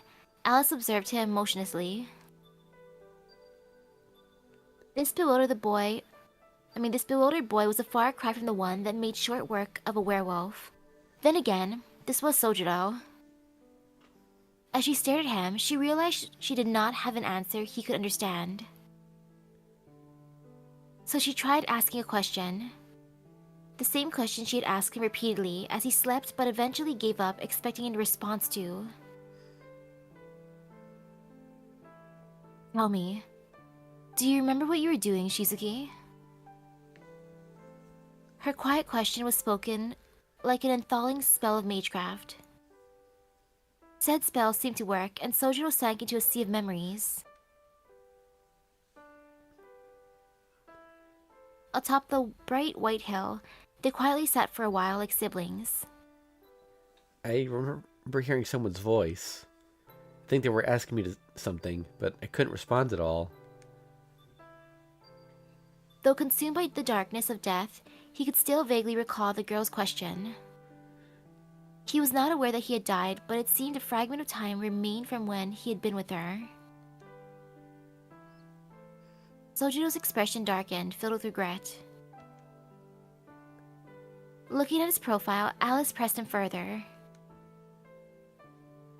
And did you find what you were looking for? Remembering that someone had asked him questions, he gave a slight nod. Yeah, I did. But I honestly don't think I would. Didn't think I would, Alice. This whole time, I didn't think I would. The regret in his voice was accompanied by a hint of strength. Lowering his gaze, Sojiro saw a white flower garden that looked like something from the afterlife. It shone brightly, captivating him. I remember now. I think I got cut in half in front of Aoko. But then why am I alive? Sojiro said, prodding his body curiously. His arms were their old selves again, but what of Aoko? Turning toward Alice for an answer, who was set among the flowers looking sullen. You were rewound, Shizuki. This place is from your memories, don't you remember? Alice seemed to be speaking in riddles. My memories? That's weird. I'm drawing a blank. Right now, your time is being used by Aoko. Until the time is returned, you won't be able to remember. She answered ominously, as she cast her gaze over the flower garden.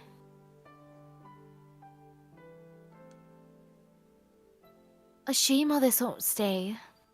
Once your time's returned, I'll be the only one who remembers. Looking at the white blossoms, she smiled momentarily. Her words only confused him further. You're not going to tell me, are you, Alice? He said dejectedly, prompting Alice to face him. What emotions lay inside those deep eyes? It's pointless having me tell you, but do you want to hear anyway? Yeah, if it's not too bothersome, Alice.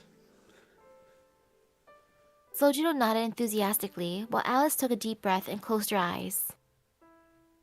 When she spoke in a caring tone, as she was capable of.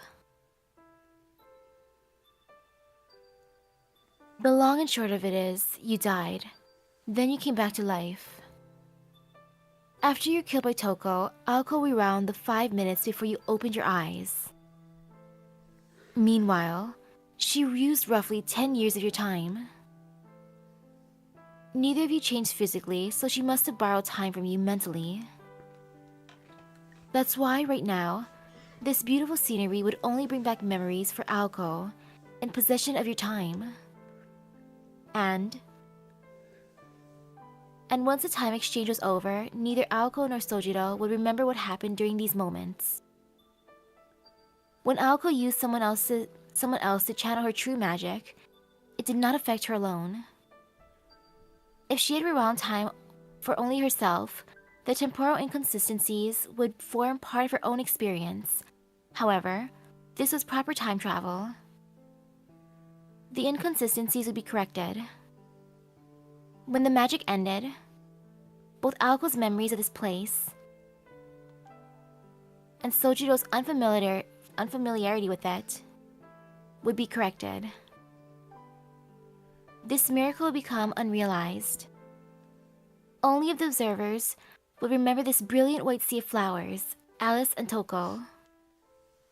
She borrowed my time? Sojiro asked, his head tilting even farther at Alice's general explanation. She recalled how Aoko said that if you gave Sojiro a roundabout answer, he would stop asking questions, even if he did not comprehend it. There was no way to resurrect you, so instead, Aoko attempted to circumvent your death completely. Perhaps because she was unable, or because she was hesitant. She avoided any large-scale manipulation and settled for a smaller exchange between the two of you. That means you've effectively jumped through time by 5 minutes. Even if someone from the distant future was able to look through time, they couldn't find you in those 5 minutes because you don't exist in regular time anymore. Simultaneously, Aoko borrowed your time to advance her own. More than likely, time from your childhood. From what I understand, individual time manipulation is easier when using forgotten memories. Shizuki? Should I slow down? Alice asked with her eyes. All Sojiro could do was nod. So, Aoko used 2 miracles. Oh, no, oops. She rewound your body and fast-forwarded her own. When going into your time, she borrowed 10 years of yours to bring her future self closer.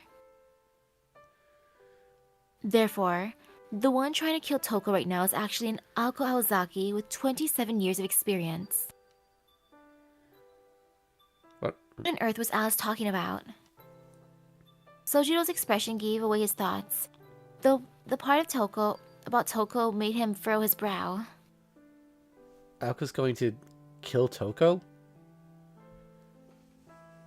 If she hasn't already, yes. Soon as Alice answered, Sojiro sped off. Kicking up white petals behind him as he ran, the brave boy who defeated a werewolf was back. Alice watched him go.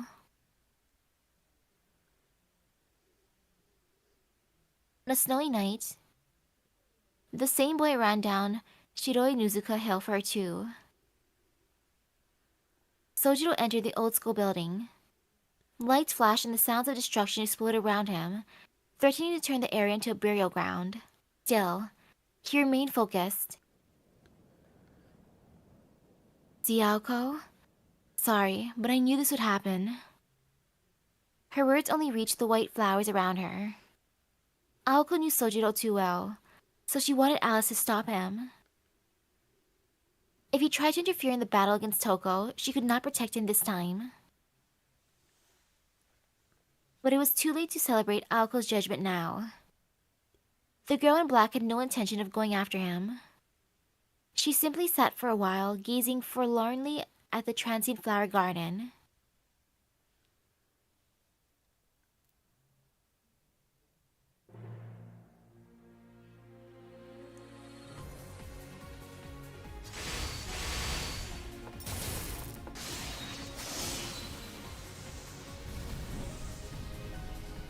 A storm of magic bullets struck down a hail of lightning blades.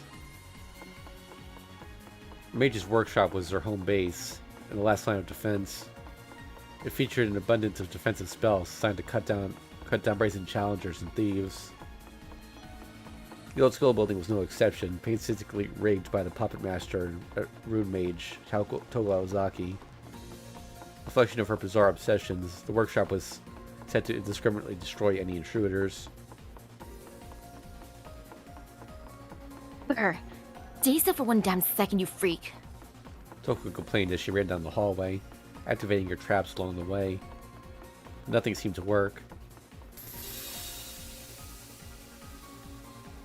None of the runes, regardless of their quality or quantity, could slow her sister down. Reaction speed and ability to predict attacks would only be described as transcendent. Even magic bullets she fired from both her arms were too much, destroying the runes and the very walls that housed them.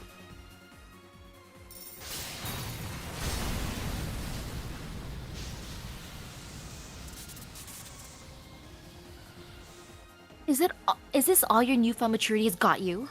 The ability to smash things like a child?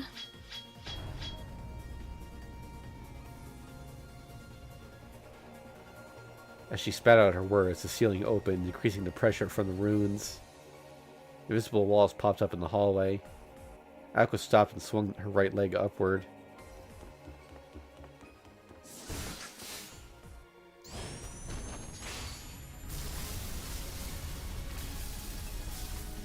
Straight toward the ceiling. Her foot cut through the thick air like a knife through butter, shattering the ceiling and the runes along with it. You're one to talk. I was going overboard. Don't you ever get fed up of creating runes? You're not trying to build a space fortress. This building holds precious memories for people, so show some damn respect.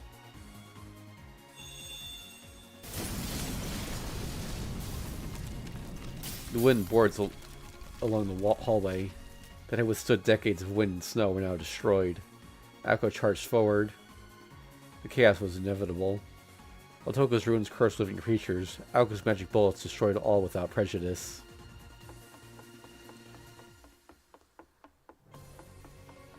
Elegant bone in your body. You think you're my sister? Toko would do anything to change her blood, but there were more pressing matters at hand. The girl rushing her now was not the sister she remembered, but rather a more complete version of her. Toko couldn't afford to let her guard down for a second, but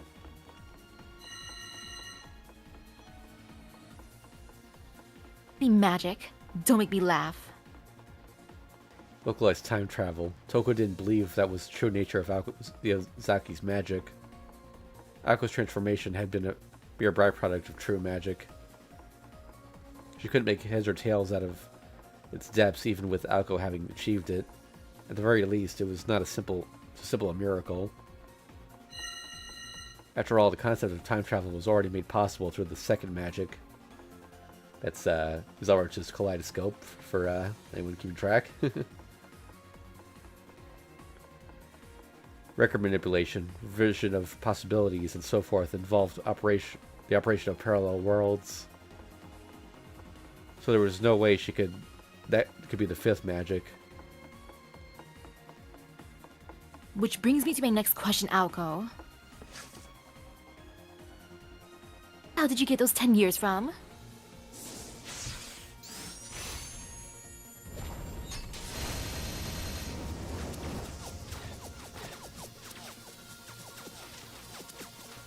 Moon outside, got a problem.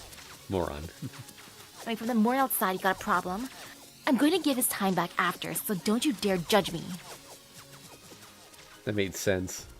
There was a bias, but the amount of time on the axis had not been changed. But... So what are you going to do with those 5 minutes? Finish me, then return him to his former state. Is that your plan? Aoko stopped in her tracks. Toko took aim at Aoko's glaring oversight. Aozaki magic and Aoko's humanity were inconsistent. Yeah, you can't revive someone by manipulating time. All you've done is console yourself for a moment. Magic crest on Toko's back began to demonstrate their true worth. Drawing upon the magical energy stored in the crest, she materialized her largest trap yet in the hallway.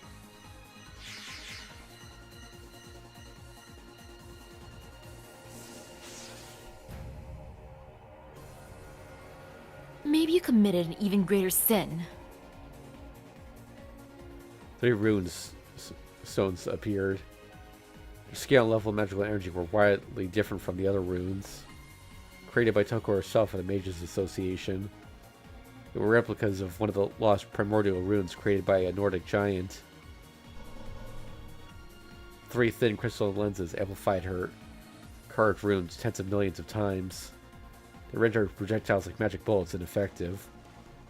Even if Aoko's magical output far exceeded Toko's, these giant slabs were several times more powerful still. Aoko's signature magecraft could only release magical energy, so she had no way to defend or evade the attack.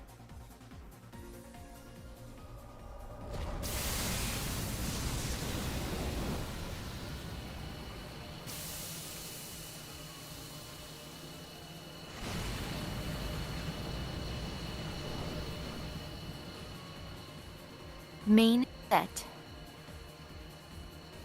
Pushing herself on, Aoko took a deep breath of resolve.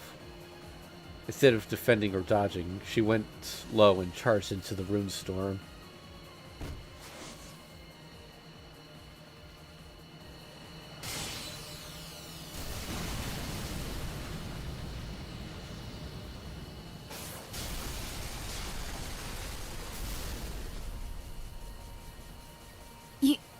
You don't even exist within this time axis, do you? Infuriated by the realization, Toko set her magic crest to full power. Through repeated second-long bursts of time travel, Aoko was able to avoid the runes completely.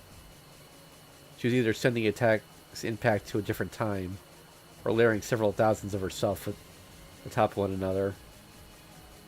Whatever, no way she could keep this up the kind of magical energy output.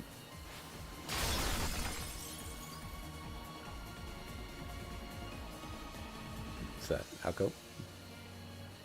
Down. Aoko kicked the crystal slab to pieces. 2 remained, distance 30 feet. Toko had 10 seconds of magical energy left, but that was all she needed. Aoko, on the other hand, would stop now if she had any common sense as a mage. She couldn't continue breaking the rules for much longer. And again, time travel itself was breaking the rules. Aoko.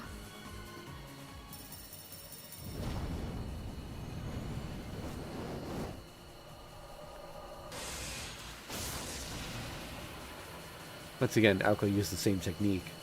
Toko's suspicion turned into a white-hot hatred. She couldn't care less about her time travel formula. It was the amount of magical energy she had. Where was she putting the energy necessary to jump through time for so long? I knew it. It was the death of Sojiro Shizuki. If she had brought him back 5 minutes to when he was alive, where would those 5 minutes go? Aoko's magic was using parallel worlds to change this one. She'd only rewound Sojiro's 5 minutes. Then logically, he'd return to being a corpse as soon as the magic ended.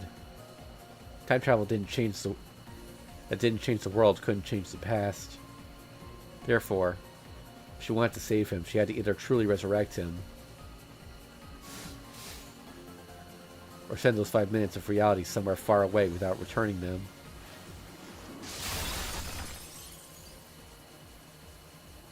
Drew down.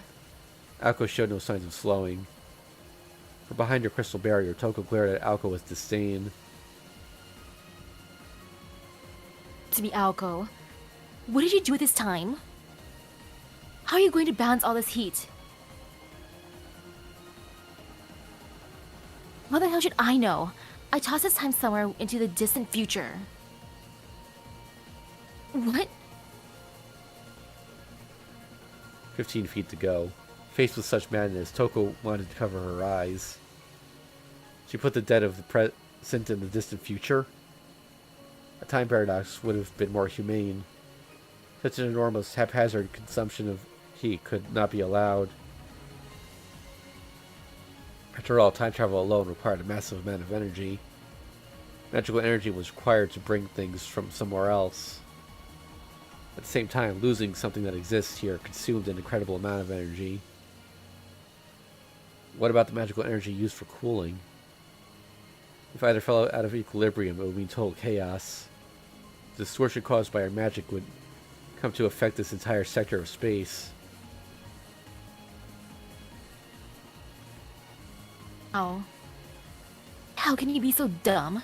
You're going to pile that jet onto the dead end that humanity will reach? You're going to lay it at the feet of the heat death of the universe? That's like hanging a world-ending meteor over the head of this planet itself.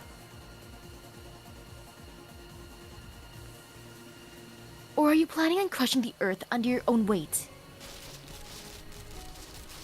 What?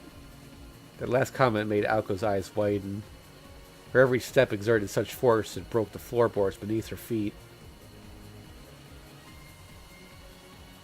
I'll worry about that later. Next time, I'll put the dead in the past. That better? Then only the past will be crushed by the distortion. That's your master plan. Save the present by destroying the past. That saves us, but what about the heat problem and the burden on the rest of the universe? Exactly. Even if the universe were closed or the present were still expanding, the absurd increase in heat consumption would become uncontrollable. That which waits for the end of infinite expansion, infinite consumption, and infinite growth is a future without hope. Nothingness before creation. Eventually the universe would burn up. The Aozaki's magic only makes that conclusion more certain, and that's on you.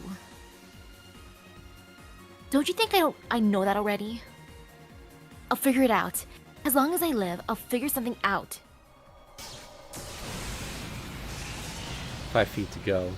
The ruin blast, now carrying all of Toko's hatred, focused into a scorching hot laser beam. Her body being torn into by the intense heat and her emotions raging, Aoko drove her foot into the ground.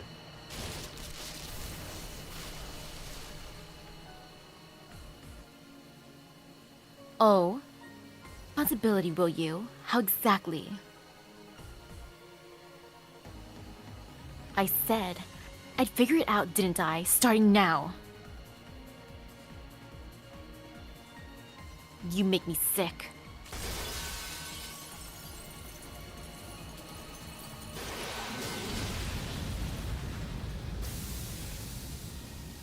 Toko's last defense was shattered. Close enough to connect, the two mages unleashed their magecraft. Red runes, blue ether. In a cascade of magic bullets, Aoko Aozaki's crests were torn to pieces. So was Toko herself.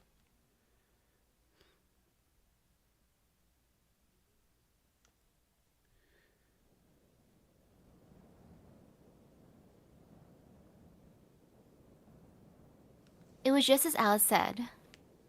By the time Soju arrived, it was already over.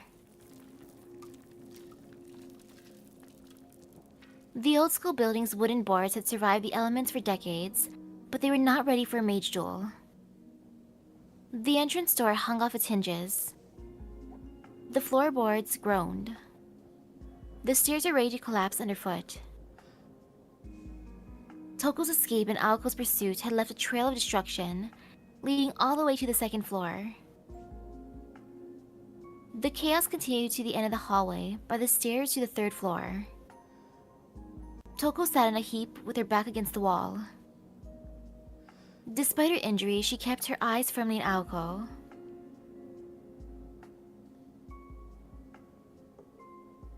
She was bleeding internally and had multiple broken bones. She would not be moving anytime soon. Possibly damaged by Aoko's flying kick, her mystic eyes had ruptured from within, closing them indefinitely. Despite her battered and broken body, she was still breathing steadily, a testament to her stubbornness. Before her stood Aoko, staring down at her uninjured. Thought I could make it to the roof. Oh wait, no, it's her. Whoops. Toko was not trying to be facetious. She sounded genuinely disappointed. Aoko responded with a cold glare. I think it's gonna be them talking, so I'll continue narrating. Her azure eyes had not changed one bit. They were callous as ever, yet undeniably beautiful. From where she stood, Aoko had held her hand out toward Toko. Like a hunter about to put a wounded prey out of its misery. The victor was decided. The mage came to steal land and got a death sentence for her trouble.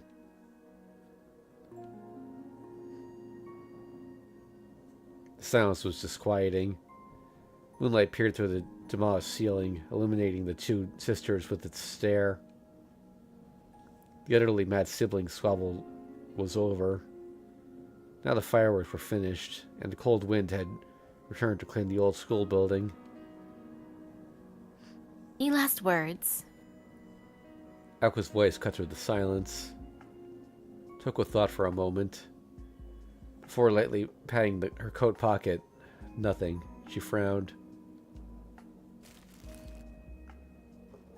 I thought I'd have one last smoke, but it looks like I burned through them all while waiting for you. They're bad for me anyway. Japanese cigarettes taste too good. Aoko gave a small nod. Not exactly the last words I was expecting. Wait, okay, fine. Tough crowd. I'll give you what you want, the meaningless final cry of a loser. Toko's voice was laden with sarcasm, but not hostility or hatred. Perhaps her vendetta was not directed at Aoko herself, but rather a product of two sisters born into a mage family. I never thought that Aozaki magic would be time travel. Some kinks obviously need ironing out, but that's not really for me to say. But what I know anyway, just take it seriously and you'll be fine. The fact you took 10 years to figure it out doesn't give me confidence, though. I expected more of Alice. Alice helped in her own way. She doesn't think I'll ever make a real mage, though. Can't say I disagree. That wolf would have made for an interesting match. No. He's useless now that he's tasted defeat. Before he wielded magic, perhaps, but he's lost himself now. Tell me something, Aoko. Your magic, is it cause or is it effect? Toko wanted to know if it came before or came after. Did Aoko need magic to get her where she needed to go? Or did she obtain magic as a result of reaching that place? Effect. I turned tail when I got to the door, so I never found out what that old man was thinking. Then it was the same process as the first magic, even more sinful. I heard the second through fourth were created to reach that place. If opposites attract, I guess similars repulse. Better hope the first doesn't bite back. But you reach the door then, which tells me magic inheritance is similar to path inheritance. So, Ymir's interest was here all along. That's a Scandinavian name. I call it the Gate of Akasha. And what were you after the whole time? And what you were after the whole time, correct? Toko used every ounce of her strength she could find to nod. And it was going to be mine, but I couldn't wait generations. That's where grandfather and I parted ways. From then on, I had better things to do than chase revenge. Well, it's over now. No use talking about it anymore. There's just one last thing to ask. What was it like touching the root? Toko spoke after taking a deep breath. Her last words showed no trace of hatred. Aoko remained silent as she began raising her right hand up high.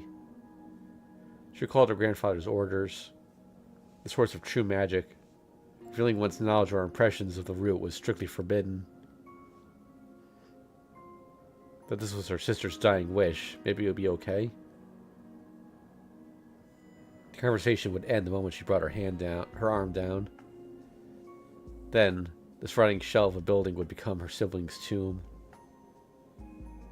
What harm could it do? It's not like she planned to follow her grandfather's rules anyway. I have a confession to make. Aoko's voice carried through the blue hallway. To be honest, I don't remember anything. Aoko gave a blunt reply and brought her arm down like a bolt of lightning.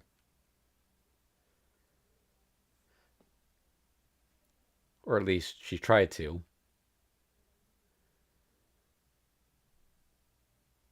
Her arm wouldn't listen to her. It wouldn't budge. Are you doing? Cursing Alice, Aoko spat her question out with venom. Sojiro materialized from behind, taking hold of her raised arm. Though unable to express it, Toko was shocked to see him too. Let's go. Without looking at him or even at her restrained hand, Aoko spoke sternly, her eyes forward. Come to think of it, at the amusement park, he appeared out of nowhere to protect her from that puppet. Are you deaf? I won't say it again. She was not bluffing.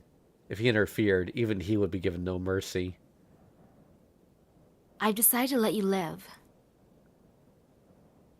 Oh, it would go against that promise, but he should know better. Even so, he maintained his grip on her arm.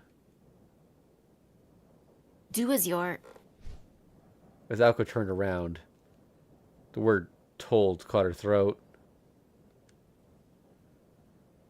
She immediately regretted looking at him. She saw herself in his expression. Himself. Mournful sadness. Judgmental anger. His conflicting emotions spoke to her of her own internal struggle. Voicelessly, quietly, without volition. Rustic gray eyes, questioning a deep sin. If you've got something to say, then spit it out. Otherwise, get out of my face. Sojiro gently released Aoko's arm as she maintained her resolve. Then locked eyes, neither friend nor foe. Their bitterness clashed without words. And then suddenly, murder is wrong. Sojiro stated in that matter-of-fact way of his, which Aoko had become all too familiar. His words were empty, trite even, and yet, given the current state, they reached her.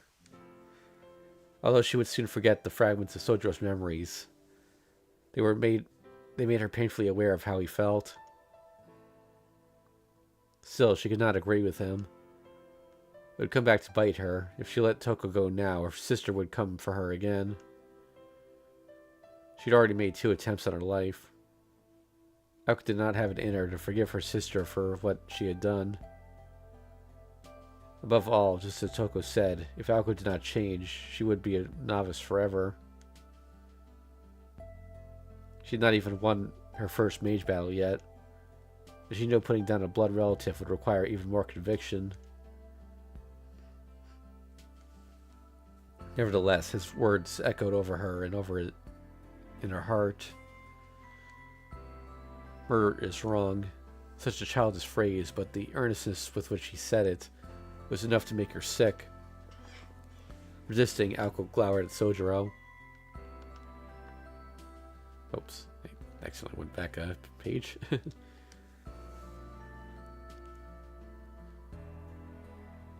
So what? She just killed you, and you're going to protect her? You're going to let her go so she can come back and kill you again when she's recovered? No, I don't have it in me to be a saint. But he would probably still let her go. He did not think that Toko would change. He also did not care to rationalize her actions based on her life. He was simply thankful. Thankful that this person before him was still alive. You seem pretty damn saintly to me. This was what had made Aoko so angry. His overwhelming innocence and self-righteousness enraged her, like the Hall of Mirrors was happening all over again. The only difference was now she knew why he was acting like this. It was because she had taken a part of him. He took a step forward, passing by her, saying words he knew he should not. If it's revenge we're talking about, it seems logical that the guy who was murdered should be the one to do it. I know I can't stop you, so I might as well do it, Aozaki. It was difficult to discern who was more pathetic in all of this. Toko, who had been staring at them the whole time, closed her other eye as if drifting off to sleep. I'm sorry, Miss Toko. Knowing her fate, Toko dropped her head as best she could as he walked toward her.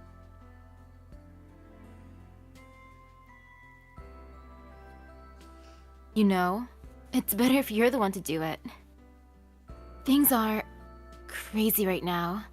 I can't imagine how much regret you'll feel after all this calms down. But you'll be out of purgatory. You can shake off your old self and move on. The only thing I regret is, it wasn't me who made you like this. She knew that Sojiro could not understand. Her words hanging in the air, she closed her lips tightly. They weakly stuck out her slender neck. Sojiro took another step forward.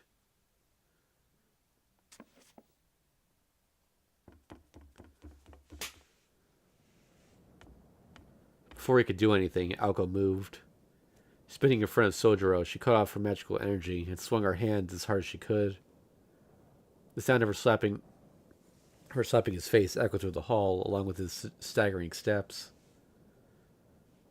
Wow, it's the second time he got slapped because of Toko. Aozaki?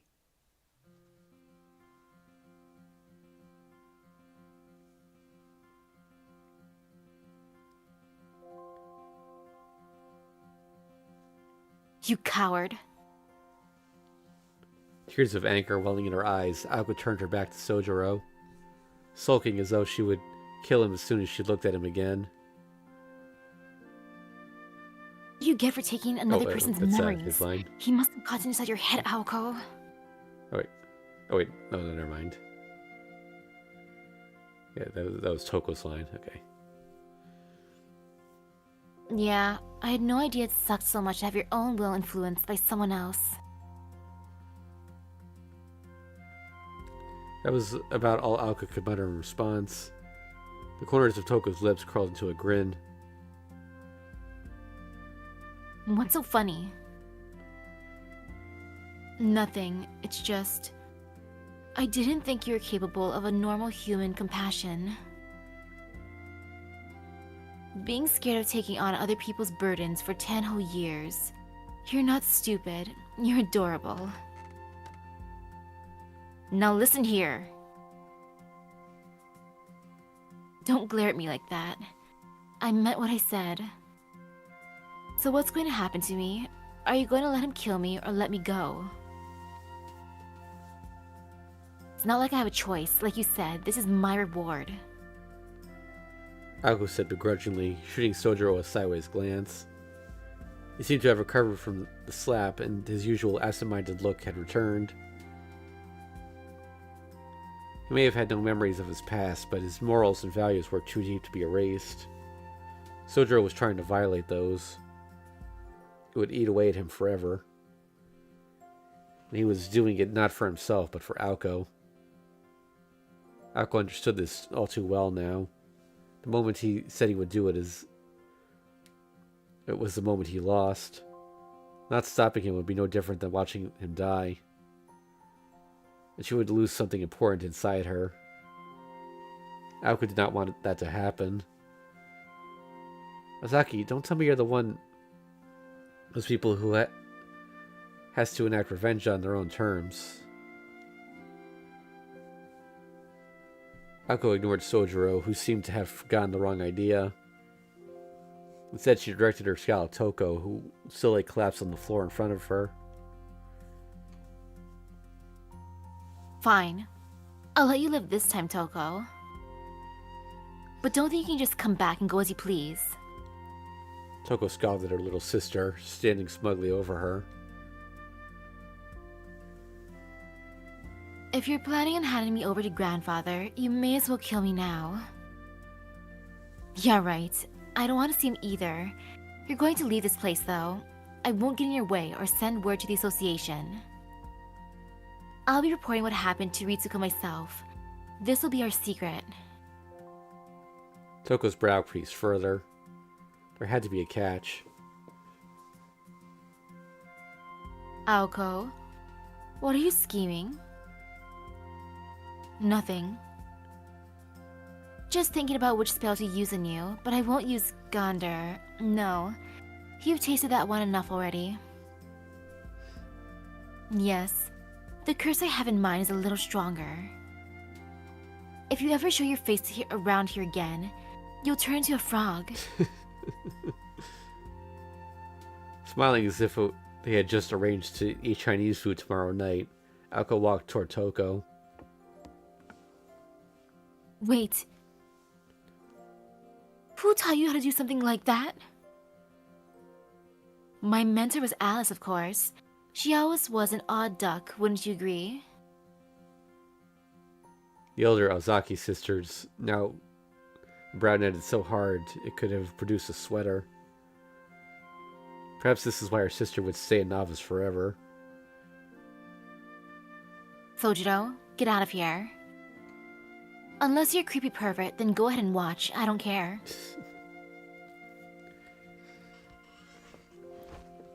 As she spoke, she began removing her sister's overcoat. The uncomfortable look on Toko's eyes compared to the strangely cheerful one in Aoko's caused Sojiro to hesitate. Was it really okay to leave the two of them alone? Eventually he nodded.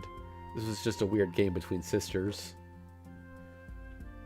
Best not to be a pervert. Muttering more to himself than anything, he ducked into an empty classroom.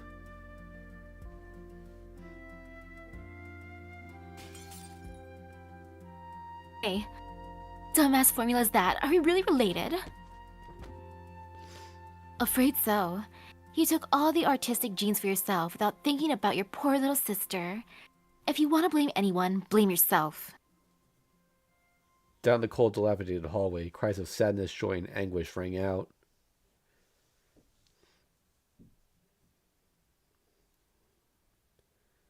I like how Sojiro just waiting in a classroom for it to be over. Yeah.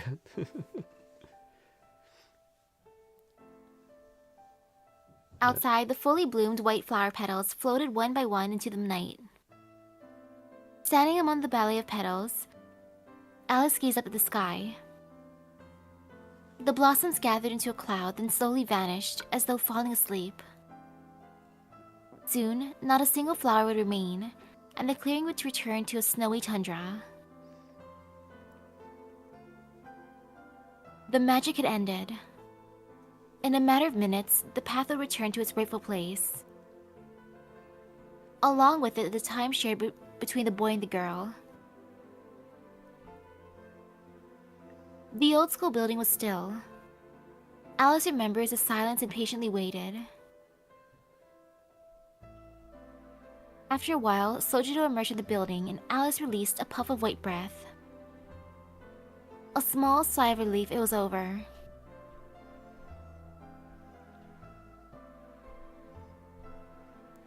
Sojiro approached, carrying Aoko, cradling her in his arms. Was she asleep? Her eyes were closed and she seemed peaceful. Her hair and limp body dangled like a silk drape. She looked just like Sleeping Beauty. So you decided to wait for us, Alice. He said, holding Aoko with little effort. Alice nodded. What happened to Toko? To be honest, I don't really know, but she's gone. Aozaki said she placed a really strong curse on her, so she won't come back to Misaki for 10 years. After that, she stood up and watched Toko run away until she was out of sight. Then she collapsed. Response was brief, as if she was wondering if things were really so simple. She seemed more concerned about Toko than Aoko, which made Sojiro concerned about Alice and Aoko's relationship more than anything. Okay, well anyway, what's going on with Aoko? Oh, yes. He asked nonchalantly as he looked at Aoko breathing deeply in her sleep. It looks like the variables are still balancing out. Since her time diverged from our current time, she likely won't open her eyes until all the gears line up again. Sojiro nodded in understanding, very clearly still not comprehending a word Alice had just said. It's a bit of an anticlimax. I can't tell if Aozaki or Miss Toko won. Right, mage battles aren't always cut and dry. It's not always just about who's more powerful. If Toko's objective was to discover the Aozaki's true magic, then Aoko lost the moment she used it. Everything that happened after was merely the triumphant winner being accosted by the loser. Alice said as she turned her sights to the forest. Even Sojiro could tell that was Alice's way of saying, let's go home. Yeah, let's go. At this rate, you'll both catch a cold. Oh, I almost forgot. When Aozaki cursed Miss Toko, she did something else. Sojiro trailed off, hoping Alice would tell him what it was, but a stony and somewhat affected gaze was her response. Did you watch, Shizuki? No, Aozaki told me to get out. Good. Did she say what curse she placed on her? Something about turning her into a frog. Sojiro's explanation made Alice's expression darken. Aoko was still a long way from learning any sort of polymorph spells. That's... Her thoughts prevented her from finishing the sentence. In actuality, it was perfectly within Aoko's abilities considering where she was in time at that moment. As Aoko had said, Toko would not be able to dispel the curse for 10 years. And the Aoko of this time had not the ability to use such a curse, which meant Toko did not have anyone to rebound the curse to. No matter how much she researched dispelling powerful curses, she could not do it with the Aoko of this timeline. Aoko only cut Toko a little bit. It's nothing for you two to worry about. Expect her to do something much worse. Expected her.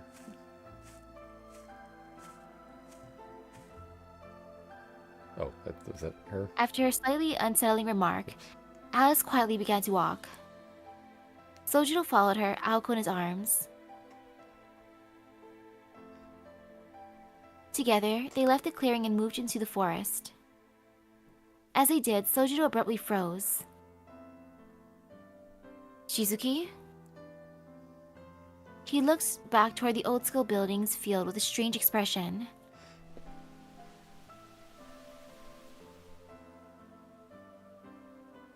Homesickness he felt. Though this was only his second time seeing it, he had a nostalgic feeling, like he could never be back. He looked like a child saying goodbye to an old toy that was to be thrown away. Seeing his expression, Alice felt a hint of sympathy and chided herself. Something on your mind? She asked him, watching the flowery garden fade into a snowy field. Sojiro shook his head. Not really, it's just... I feel like I know that place. It's weird, right? I didn't feel that way when I got here. He stood staring at the tundra for what seemed like an eternity, reluctant to leave. If she left him there, he would still be gazing at it by morning, probably even longer. But there was no point in doing that. In the end, Alice was the only one who would remember the beautiful scenery he yearned for. Does it really look that familiar? Not at all. Not one bit of it. Then it's just your imagination. Sojiro nodded at Alice's harsh conclusion. He smiled slightly, deciding it was pointless to want something that did not exist. Yeah, maybe I saw it in a dream. A dream where I was happy. Severing the ties that bound him, Sojiro turned his back away from the snow clearing. Away from the unfamiliar yet familiar place where he had known happiness. Let's go back. I'm tired, and Aozaki's heavy.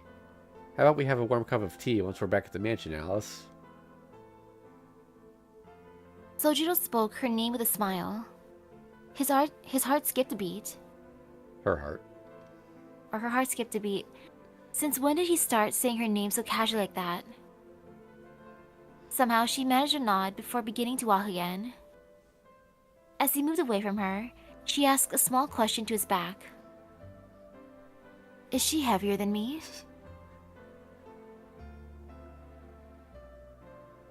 Aoko was a bit taller than Alice, so naturally she would weigh more, but Alice wanted to hear him say it anyway. No one to disappoint, Sojiro answered without missing a beat. Definitely, by about 20 pounds. You do realize if Aoko knew you said that, she'd kill you. Judging by Alice's tone, she was probably going to tell Aoko later. You're kind of mean, Alice. You know, I did round down too, just to be nice. His attempts at being kind had likely drawn him closer to his deathbed. No good, huh? He asked nervously. Alice could not help but crack a smile at his innocence. However, she was not used to smiling in front of others, so she turned away and walked into the woods. From Sojiro's perspective, she was storming off in a mood. What? She must really care if she's mad at me for saying that about you, right, Aozaki? Sojiro rushed to catch up with Alice, gently carrying Aoko along the way. Though the prince lacked the courage to kiss the sleeping princess, he had at least saved her, and was bringing her back to her castle. Despite what he had been through, he did not look like your typical hero. Still, in this story at least, he most certainly was.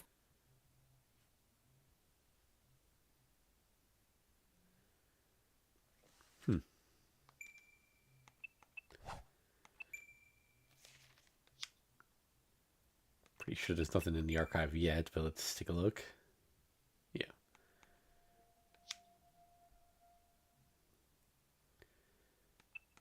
All right.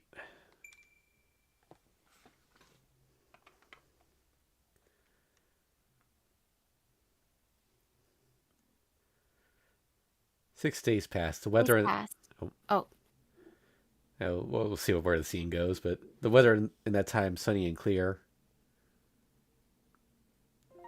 Chapter 13, A Tale of the Star.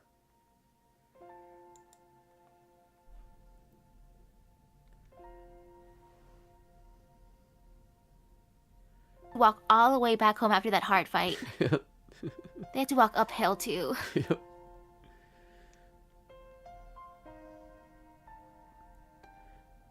Okay. It's Sojiro, so... First came to Sojiro's attention when he was resting with Alice after spending all day cleaning. You're off work today, right, Sojiro? Oh, okay. Yeah, I'll take over then. Aoko asked him in her usual manner immediately upon entering the drawing room. It was already nighttime, approaching 9 o'clock. The afternoon's sunny weather had changed abruptly, and thick clouds were visible out the window. Awoken from his nonchalant daydreaming, Sojiro tilted his head to the side and replied calmly, "I'm off today, but why do you ask?" I'm making a trip home for a bit, so get your things ready. Sojiro's peaceful expression had grown tense the moment she appeared. Unsure of what any of this had to do with him, he stole a glance at Alice, who was seated across from him. However, she looked surprised as well, her eyes widening ever so slightly as she studied the other two. "Huh? What things?" he replied timidly, struggling to hide his bitterness at Aoko for waiting until the cleaning was finished before deciding to show up. Things, get them ready. It takes an hour to walk up the mountain, so make sure you dress accordingly. Sojiro's expression only grew darker. The way she spoke made it sound like... You're taking Shizuki with you? Alice spoke up before Sojiro himself could manage to say anything. Aoko brusquely asked if there was a problem. "I don't even want to go." Oh, that's her. I want to go, but they keep asking me to stop by, so I'm gonna make a brief visit. But I thought I'd bring Sojiro along because he's free, that's all. She stood tall as if challenging her roommate to oppose her direct decision. Alice's face was dour as she gazed back. Sojiro's irritation was obvious as well as he glared at Aoko. Of course, her unspoken objection had no effect on Aoko in the slightest. We're leaving at 9:30. Having said all she wanted, Aoko disappeared from the room once again. Alice and Sojiro could only sit in dumbfounded silence. "Alice, is Aozaki's house very far from here?" He stared at the clock as he spoke.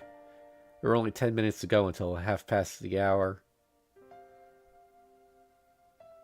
It's at the edges of Misaki City, 4 stops away by train, up on a small mountain. Though it's more like a hill by your standards, I imagine. Her expression had not changed, but her voice made it obvious she was in a poor mood.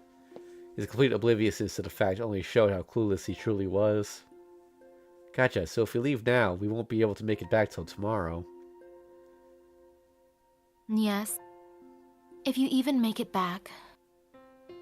That's ominous. Each spoke to themselves as if there was no one else in the room. Those about to embark on a journey always feel a sense of dread, and he was no exception. Is Aozaki's place, like, haunted? With ghosts? Alice did not say anything in response. All she did was raise her eyes from their teacup to stare wordlessly at him. "What is it, Alice?" His question caused her to suddenly avert her eyes. Something seemed off about her today. The minute hand on the clock was about to reach 30.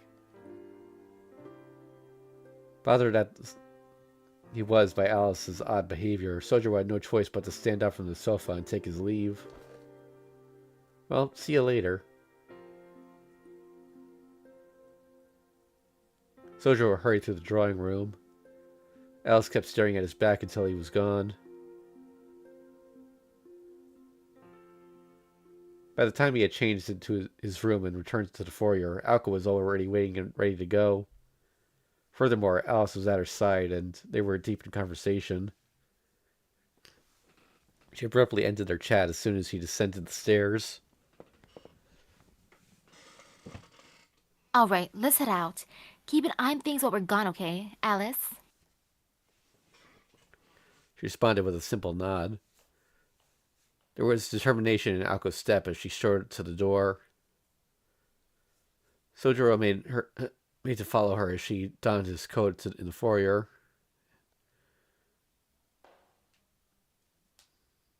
Hurry it up. Her words made him pick up the pace, but he stopped suddenly as if he had remembered something. He looked back at Alice as if to say he had left the heater on in his room or some other important matter. Bye. I'll be back as soon as I can, but try to stay awake this time while waiting for me, okay?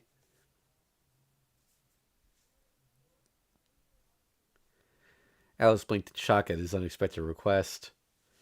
Aoko looked on with her arms folded as Sojiro stood waiting for a response.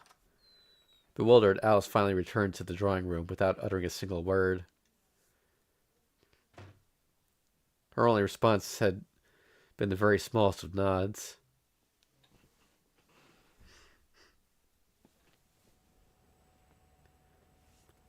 They were headed for Akikoshiko Ashiro train station. The night had grown late. It was nearly 11 o'clock. A train full of tourists went by in the opposite direction before the two finally arrived at the tiny station. The surrounding area was incredibly dark and quiet. In fact, it felt less like a station and more like a small boat dock. Sojiro had a hard time imagining that many people came here even during the day. It had only the absolute bare minimum necessary to greet the odd visitor. There were no convenience stores in sight, only fields and the street lights that dotted the road. Aoko placed her ticket in front of the attendant, who sat sleeping in his chair and skimmed the train schedule. Last and only train back departed just after midnight. Having confirmed her options, she headed hastily out of the station.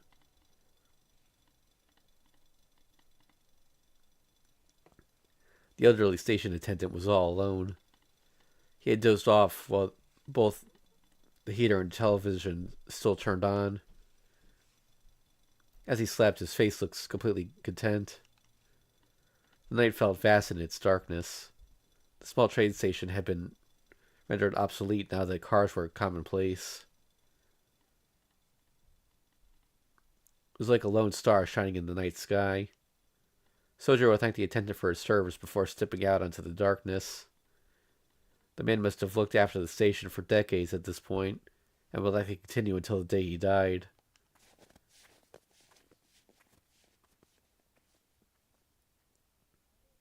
Outside the station, there was little in the way of human development. It could scarcely be called a village. There was not even an area out front for cars and buses to drop people off. Their eyes were met only with a panorama of flat fields interlaced with a lattice of footpaths. Though surely a sea of beautiful green in summertime, in winter it was more like a wasteland. However, electric lights that felt strangely out of place illuminated one side of the dark vista. The cold only grew harsher as night wore on. It relentlessly snatched all sensation from the fingertips. And thus, Aoko kept her hands in her pockets as she strode through the paths among the fields. She could feel the ground below through her shoes. Its softness was unlike that of the city, and for her, it brought back countless memories. She had walked this path every day in middle school, after all. See the lights of the house at the middle of the mountain? That's my place. She pointed out the mountain that rose up before them with her finger. The journey looked like it would take about 40 minutes on foot. For now, they remained among the rice fields, though their journey would continue beyond them. Aoko followed the path bathed in light without looking back. The path seemed to hang before them like a pier leading out into the darkness of the ocean. The closer they got to the mountains, the darker it became. All signs of the hustle and bustle of human life were absent. The dark stillness made the moon overhead seem dazzling. Its light transformed the mountain path from blackness into mere shadow. Though dark, the surroundings were not totally indiscernible. Seemingly unending paths stretched on and on. Sojiro, doing his best to match Ako's pace, stole a momentary glance at the profile on her face. Did she not feel frightened in the quiet darkness, or even with the moon to light the way? By the way, snow under a full moon does look really pretty. Kind of. Hey, what was that? Yeah. I can imagine yeah. that being gorgeous. Yeah, kind of glows blue. Her expression showed no outward signs of discomfort as she strode on in silence. In fact, this was how she always looked when she was trying to act tough. He'd only a month's experience with her, but that much he knew. There was obviously something on her mind she couldn't ignore, no matter how small it might be. Are you scared to be out here in the dark? He responded to his tentative question with a surprising nod. Wouldn't be scared walking on these paths at night.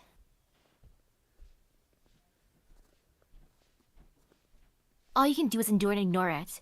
If you can't do either, then you really shouldn't be strolling around in the middle of the night. I see, so why'd you bring me? Didn't you hear what I said earlier? All this walking in the middle of nowhere is a waste of time. I wanted someone to talk to so it'd go by faster. Yeah, I guess you did say something like that. Sojiro fell into silence. He was not bothered by what she said. Rather, he was desperately searching for something to say in response.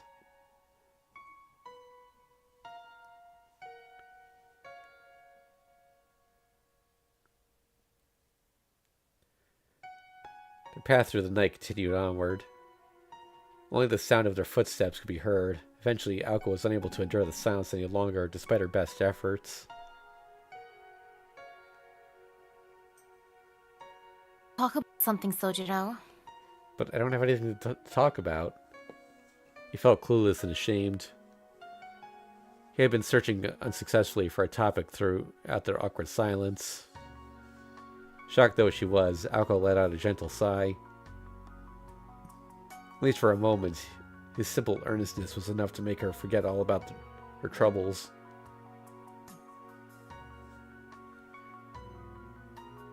Don't be stupid. Make something up if you have to. It doesn't even have to be interesting. Anything will do. Her blunt retort was not entirely honest. She would have surely scolded him if he dared to lie to her. Sojiro said as much, reminding her of how she had claimed to hate lies. Naturally, she did not bother to respond to him. Damned either way, I guess. I don't have anything else to talk about, but there is something I wanted to ask. You said anything goes, right? A slight scowl crossed her face at this suggestion, but it lasted only a moment before she returned to her previous calm state. Alright, go ahead. I'll probably forget as soon as we're done anyway. She muttered her reply without even making eye contact. Their destination in the mountains remained hidden from them, revealing not even a hint of its form.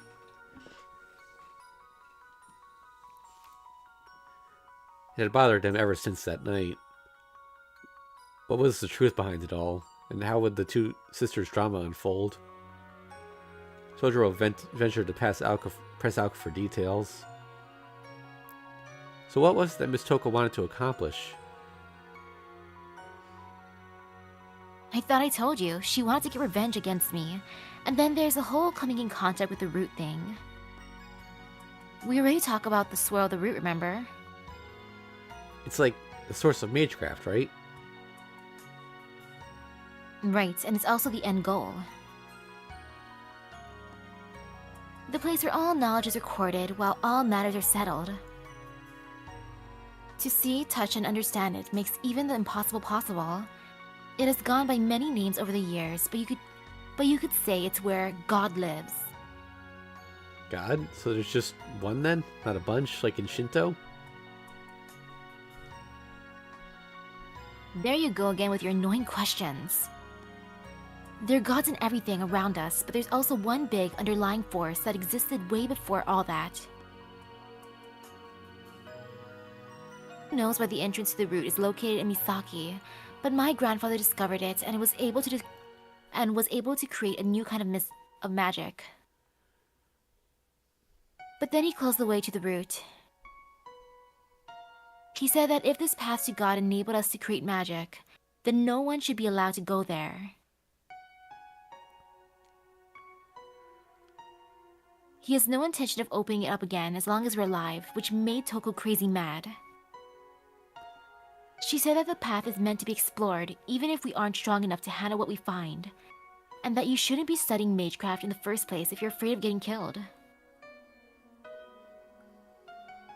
But my grandfather didn't appreciate her ambition. He refused to allow anyone to investigate the root until a stronger heir was born.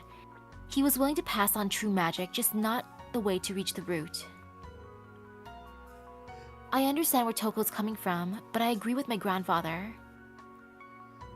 I don't care about the root in any way. To this day, there hasn't been any survivors. There's not even proof that it's really the seat of the gods.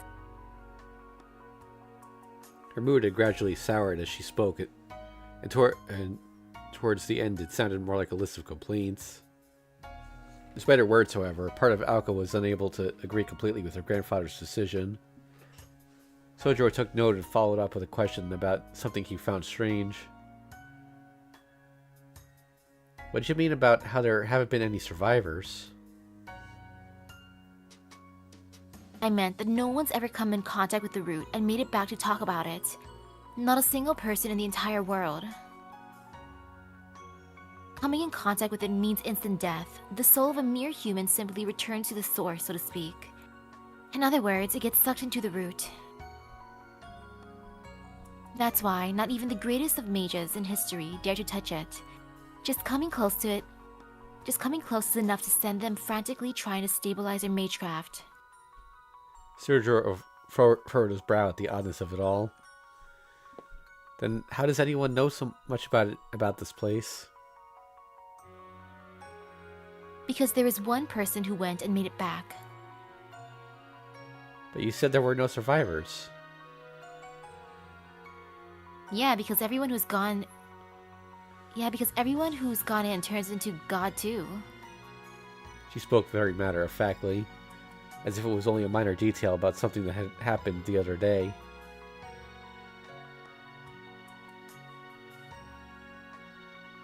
So, why would they even bother coming back to our world? Or maybe they can't, who knows? Being God is probably totally different from what we imagine. I doubt it's very fun. Whether they succeed or fail in their endeavor, those who reach the root become unable to return to the normal world. Maybe the first person to become God felt lonely and spread the word about the swirl of the root in order to have others join them there. Maybe they had so much work to do as God they just needed some help. None of it made any sense no matter how long Sojiro thought about it. You think Miss Toko wanted to become a god? Oh please, she just wanted to know the truth. She doesn't care what happens to the next person, that's how she always been. She just focuses completely on her goal and doesn't worry about what comes next. She's a bit on the extreme side, to be honest. But geniuses always have an inhumane side to them like that. They work and work on their masterpiece without so much as considering what will happen once it's complete. Sojiro wasn't sure whether she spoke out of disgust or respect.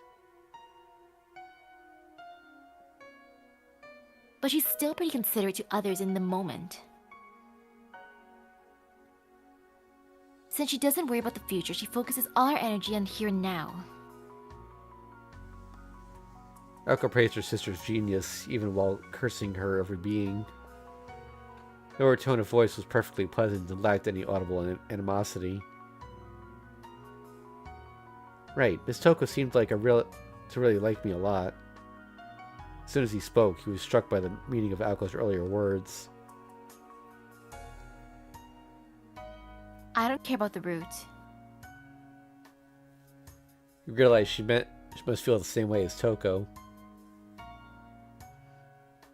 And so, there's one thing that had been bothering Sojo regarding Toko. What do you mean about turning her into a frog? He ventured to bring up the topic no one had been talking about since it occurred. It always seemed taboo to bring it up. So the sense of transgression made him hesitate as he finally sought the truth. What it sounds like. Rune mages can shapeshift, so apparently that made her especially susceptible to curses. Sounds like a bigger deal than you're making it out to be. His stomach hurt from the stress of not knowing how to respond to her cavalier attitude. I mean, how's it even possible to turn someone into a frog? He did not particularly want to ask, but it was a natural extension of his current line of inquiry. Aoko stared straight ahead and she lectured him, completely ignoring the pained expression on his face. So there are two ways to go about it, a mind swap or a reconfiguration of the person's physical form. Swapping minds is easy, but the effects do not last very long. It'll feel like you're dreaming, and then there'll be a little jolt when you return to your body. Changing someone's physical form is more tricky, and it's hard to revert back before the spell ends. I use the physical reconfiguration approach, I guess. Something about reconstructing the base DNA sequence, I don't know, it's all gibberish to me. You can't explain magecraft with scientific jargon anyway, right? Aoko spoke as if it were not her own actions she were discussing. Apparently she had only been borrowing magecraft from her future self and could not use any of it in the present. Her actions had also created a looming threat that would come back to haunt them in 10 years' time. Trying to comprehend even a fraction of it, all the intricacies involved made Sojiro's head hurt. But several years from now, you'll know how to do stuff like that? Pretty scary if you ask me. Sojiro was being completely honest with her. In response, Aoko only stared ahead blankly, eyes wide open. She looked like she wanted to scold him.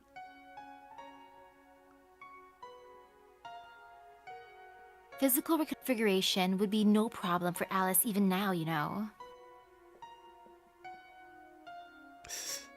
Wait, what?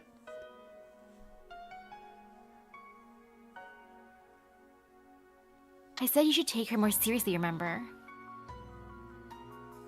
You never really listen. Know those dolls in her room? They're all that's left of people who opposed her.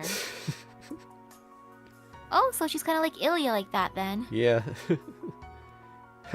Alice would never do something like that.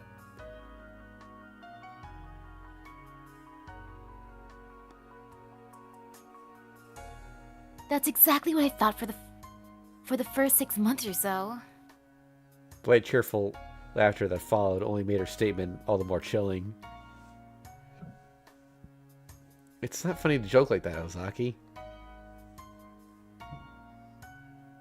Do I look like I'm trying to make you laugh? She was clearly making fun of him at this point. Unable to determine how serious to take what she had said, Sojiro's mood and expression only grew darker. His obvious dejection made Aoko smile with satisfaction.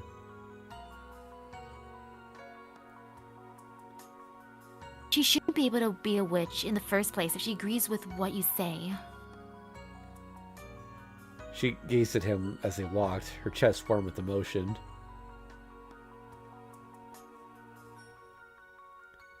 The path that they strode had shifted from footpaths through the rice fields to a road climbing the mountain. It was surprisingly wide given the mountain's small size, though with no shortage of trees on either side. The forest road led up to the top of the mountain. Wheel marks were etched into the dirt underfoot. No doubt Aozaki's family came through here by car. The only light in the swim at the summit was that of the moon and the stars overhead.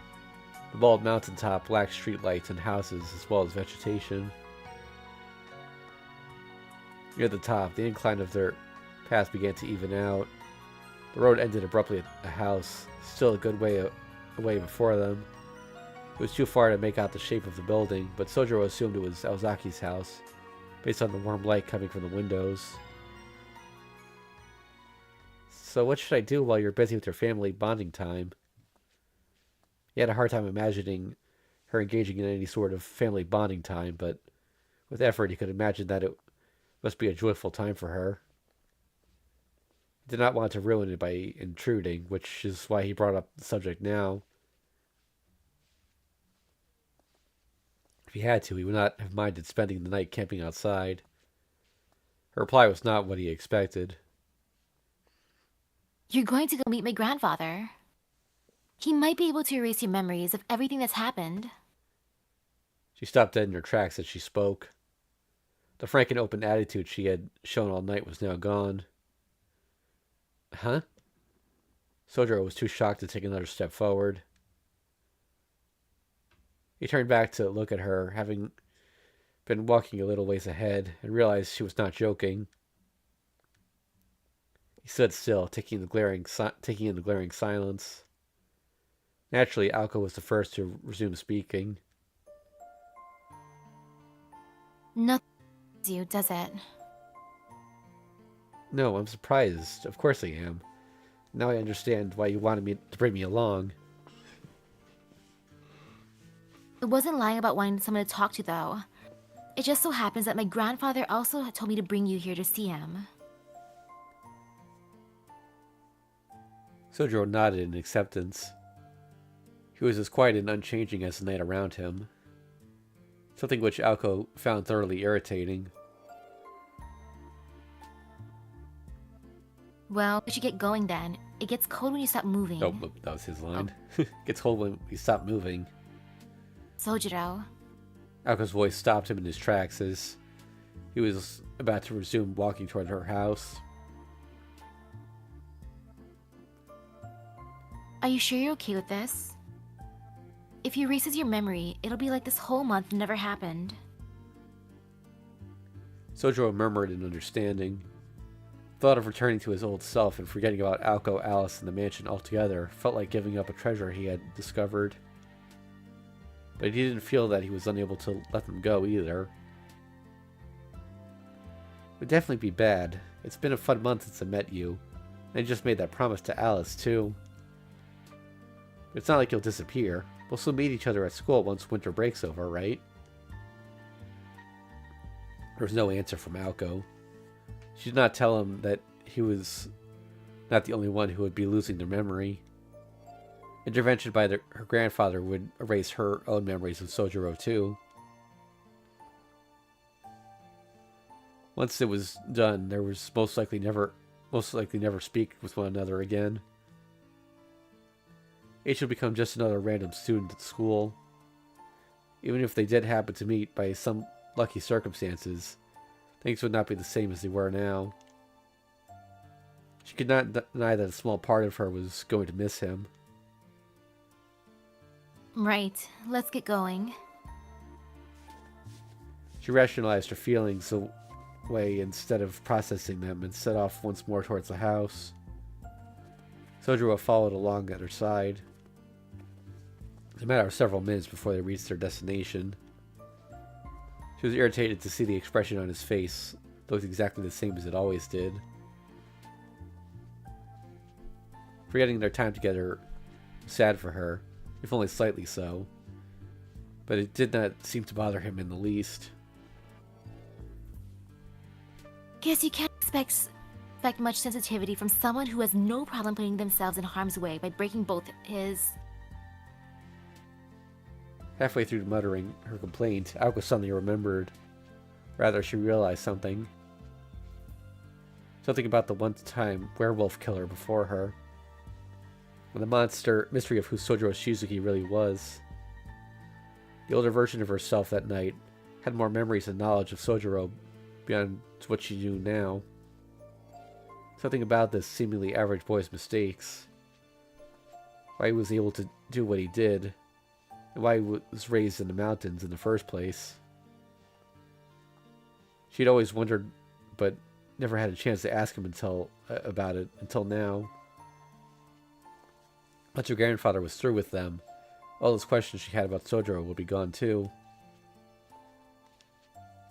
There was no point in asking right before they had their memories erased, but then again, she might as well if she was going to forget everything anyway. This was her only chance to demand an explanation for his contradictory behavior. Wait. There's one thing I want to ask you before this is all over. What was your life like when you lived in the mountains? What were you doing there? Her question stopped him on the spot. She had never seen him make such a pained expression. Why do you want to talk about something so boring? I already told you, I don't expect you to say anything interesting. I'm about to forget everything you say, so just humor me on this one, okay? Her words and demanding gaze caused him a little to lift his head in surprise. You mean you'll forget too? Of course, it would be pointless if I remember everything. We won't be able to make a clear break unless we both forget. It makes sense when you think about it. So quit looking at me like that. Sojiro's hand shut up to cover his mouth in response. He had no idea what kind of look he had been giving her, but she had a feeling it had been pretty pathetic. So we'll both forget. Wasn't expecting that. Yeah, so you won't see each other anymore. You never know. But most likely not. Thus, this would be their last conversation. The way she spoke made it obvious, even if he had not been aware of what awaited him inside. Sojiro might see her walk by at school and feel a desire to talk, but they would have no reason to interact. Even if he tried to strike up a conversation, he knew she was not the type to bother much with other people. More importantly, he was not the type to strike up a conversation in the first place. Not the way he had been a month ago, at least. That was when he finally realized how cruel it could be to forget something. Not only would he forget what they had done together, he would not so much as know her name or even be aware that she existed. Even if he felt strangely drawn to her, he would never understand why. And despite the fact that if some lucky twist of fate brought them together, things would never be the same. Their walk that night was no less than a funeral for both of them. He would essentially kill the person he knew as Aoko Aozaki, and she would kill the person she knew as Sojiro Shizuki. Afterward, nothing would remain. Thing would remain, the vice president knows they live together. And then they'll be like, what? I don't remember living with them. But that's what I want to ask. But if you don't want to talk about it, we can just go straight inside instead. That would be sad. Okay, I guess it's better than not talking at all, but don't blame me if it's boring. Muttering under his breath, Sojiro set off towards the house once again. This time it was Aoko who matched his pace. There were only minutes left before their path came to its end. The cold air turned their breaths into white puffs that hung frozen in the dark night.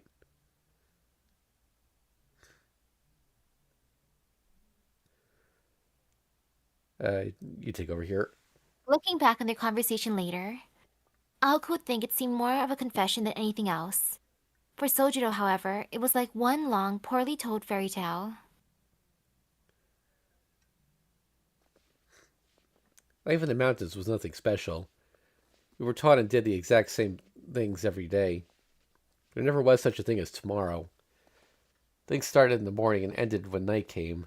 The days weren't linked in any way, so I never had any hopes or dreams about the future. Looking forward to the next day was a totally foreign concept until I moved here. It was hard to get used to at first, and I didn't particularly even want to. But everybody kept saying, "See you tomorrow," with such confidence. Before I knew it, I started dreaming about tomorrow, too. Sojiro kept walking as he spoke. He stared straight ahead as if telling his story to the night itself, not once turning to face Aoko. For her part, Aoko was utterly silent. She knew it was pointless to so much as nod or ask a question. One day, I woke up and got started like any other day, but then I realized someone who I'd seen every day was suddenly gone. I asked around, and apparently they'd started feeling bad during the night. Sometimes people who can't sleep go out on a walk by themselves, you know? A while later, people discovered a familiar-looking corpse at the bottom of that cliff. Now that I think about it, that was pretty strange. It never would have happened if we'd all been living together, but no one was bothered by it. Maybe people didn't value each other since everyone lived on a day-to-day basis. There wasn't much to eat in the mountains. To avoid starvation, we often went to places most people wouldn't go. Lots of people died on the way, too. No one would even dream of stealing from others in the mountains. When you're out searching for food, the only thing you need to watch out for are dogs and bears, not other people. Here things are the other way around, though. Anyway, half our time was taken up just with that. Sojiro continued to stare straight ahead. He did not seem troubled by his memories. To Aoko's ears, it sounded like he was describing a place no one in their right mind would want to live, as if it were perfectly normal, almost as if he missed it. But from that point onward, he slowly began to show more signs of distress as he spoke. The other half of our time was spent learning how to defend ourselves. It wasn't much compared to classes at school now. They just told us to notice how our bodies move and how other animals' bodies move, and had us think about it. We repeated the same simple drills, kicking stones, surviving in the forest, stuff like that. Once we got into one of those sessions, night and day no longer mattered. We didn't have the energy to notice the time of day. Sometimes you'd go a long time and realize you hadn't eaten anything for ages. I mean, we did get food eventually, so don't feel bad for us or anything. I still have no idea why we did that stuff, though. But it definitely made living in the mountains easier, so I just accepted it as what we had to do. I thought that was how life was for everyone. It felt natural and even necessary to do all that training. Sojiro? His tone was totally indifferent, but the strangeness of it all forced Aoko to interject. He glanced at Aoko and nodded as if to show that he knew what she was thinking. I know it sounds strange. The training definitely seemed like it was for something more than just self-defense. I have a feeling that people who sometimes disappeared actually left the mountain for some other reason. I never thought about any of that then. I accepted it all without really knowing what was going on or having any qualms about it, without knowing whether people were even still alive. Maybe some people would judge me for what I did, I don't know. But I do know one thing. If I hadn't learned about the outside world, I probably would have stayed there without a care in the world forever. Living on the verge of death like that, even though you didn't like it? He did not respond to her question. From then on, he continued walking in silence. Aoko could not stop thinking about all the contradictions and absurdities in what he had said. The imbalance in his education, for one. His knowledge of the basics of human life was thorough, yet he knew next to nothing about modern technology. He always said he was not good at socializing, but he seemed accustomed to talking and discussion. His upbringing could not have happened that way by chance. It was most certainly an environment purposefully constructed according to a play by some third party. Aoko had no idea what that plan could be, or who the third party was, though. Why would anyone want to create someone with a background like Sojiro's? Was it all part of a grander plan? Or was there really a place deep in the mountains where it was normal to live like that? He had asked about this once in his home in the mountains, apparently. When he expressed his confusion, an elder had taken him aside, saying, "This is just how things have always been around here, boy. There's no reason to keep doing it, but there's also no reason to stop." With a laugh, the elder chose a new identity and life outside the mountains for a young Sojiro and sent him off to live on his own.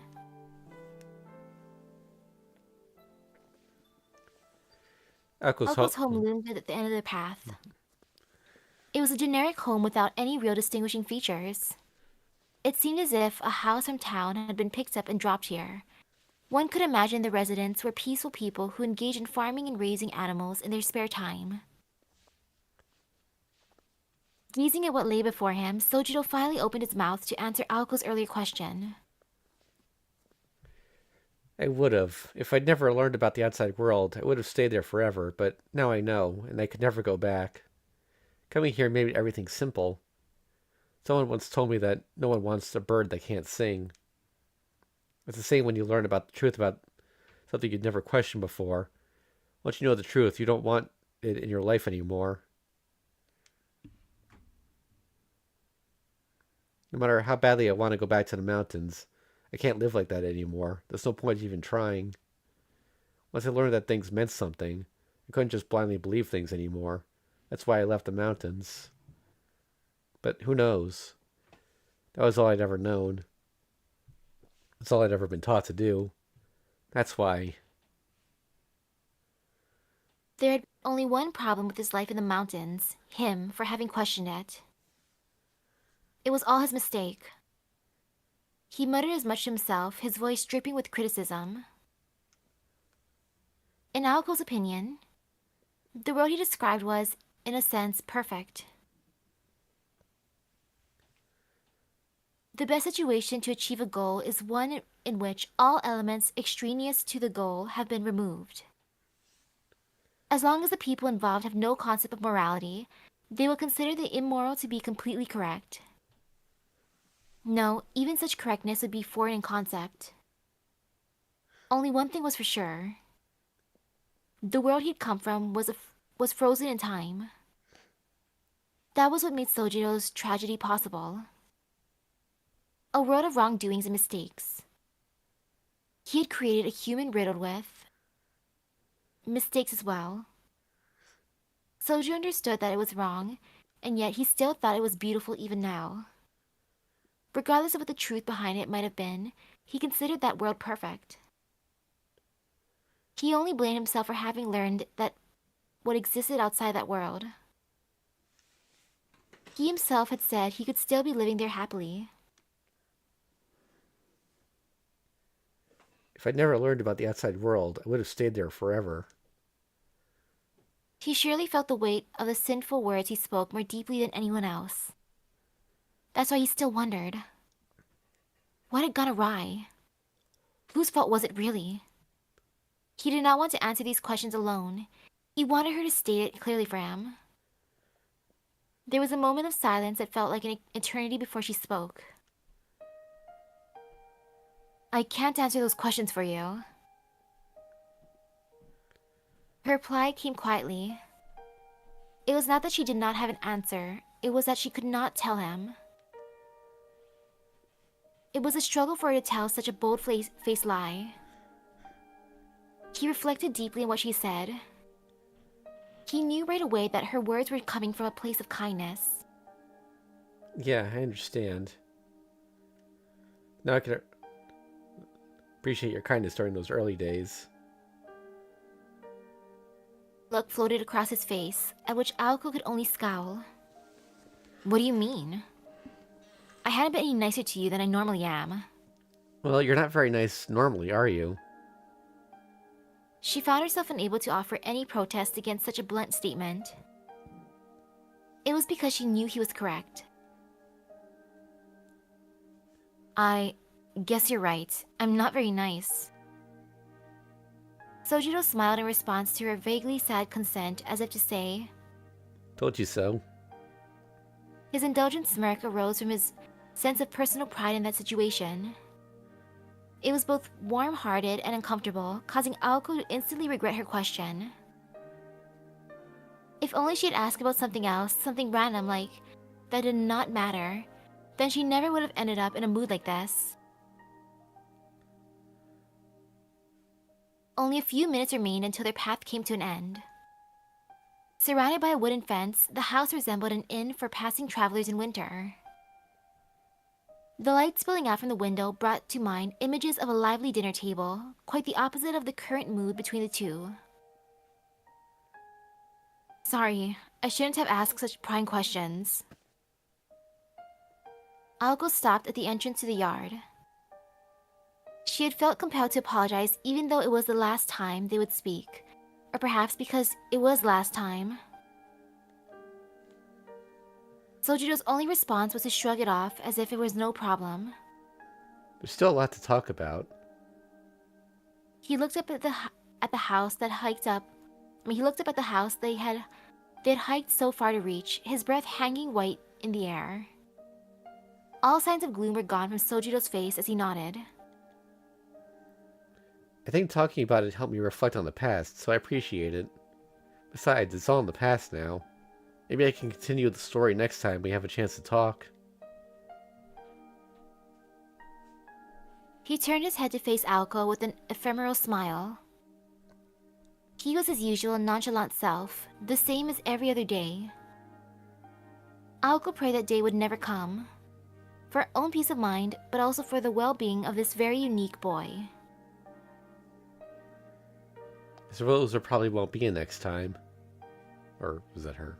Then she pointed in the direction of the cave, hidden by a small forest on the other side of the house. My grandfathers in the cave were there, so you should go see him. I actually want to ask something else, but whatever. The spell will wear off at midnight anyway, right? Sarcastic grins spread across her face as she spoke. And so, Sojiro walked off, totally clueless as to what fairy tale she was referencing. The forest felt so far from the house to Aoko that it was like a different place on Earth altogether. In reality, it wasn't far at all, only 5 minutes away. Farewell, Shizuki. She said it to herself as she watched him simply walk away without turning back. Though he wasn't meant to hear her words of parting, they apparently reached his ears anyway. Right. See you around town tomorrow. He raised his hand in farewell and then disappeared into the forest. I like how there's a nice house and then Gramps lives in a cave. Yep. As soon as she was sure he was gone, she turned her gaze to the sky. That night the stars were even more beautiful than the moon. He had been looking up at her fondly only moments before, and now he was gone to the forest with only a brief word of parting. It did not feel real. And with that, she finally understood, if a little too late to matter. She understood who had truly been the strange and unusual one. Anyone could have ended up behaving like Sojiro, but not many could keep talking on and on the way he did. Everything he had done was now perfectly sensible in light of his former life in the mountains. As a magician, she was supposed to make miracles happen.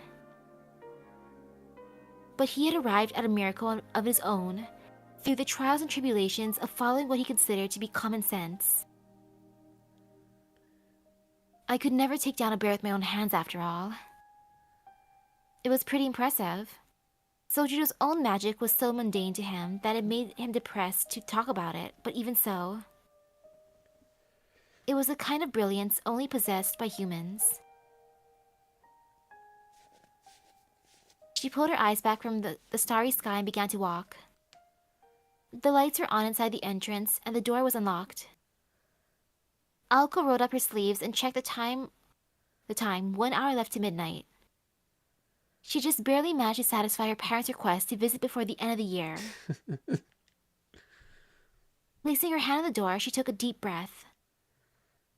She promptly stifled the faint affection and sadness she had been feeling. It was her first time back in 2 years. Upon entering high school, she had begun living on her own, hence the past 2 years being away from home. And how they flew by. For some reason, the memories began to race through her mind. There she stood, one hand on the door, reflecting on the past. Once the door was opened, she would be staring at her future instead. Her hand holding the doorknob began to move. She was met with the warm scenes she had expected, though strangely different than that of her memories. It was comforting to encounter something familiar after being away for so long. And so it was with small unspoken gratitude that Aoko returned to her home. Without stopping to ring the doorbell, she called out with a smile, "I'm home!" And that's when her sister greets her.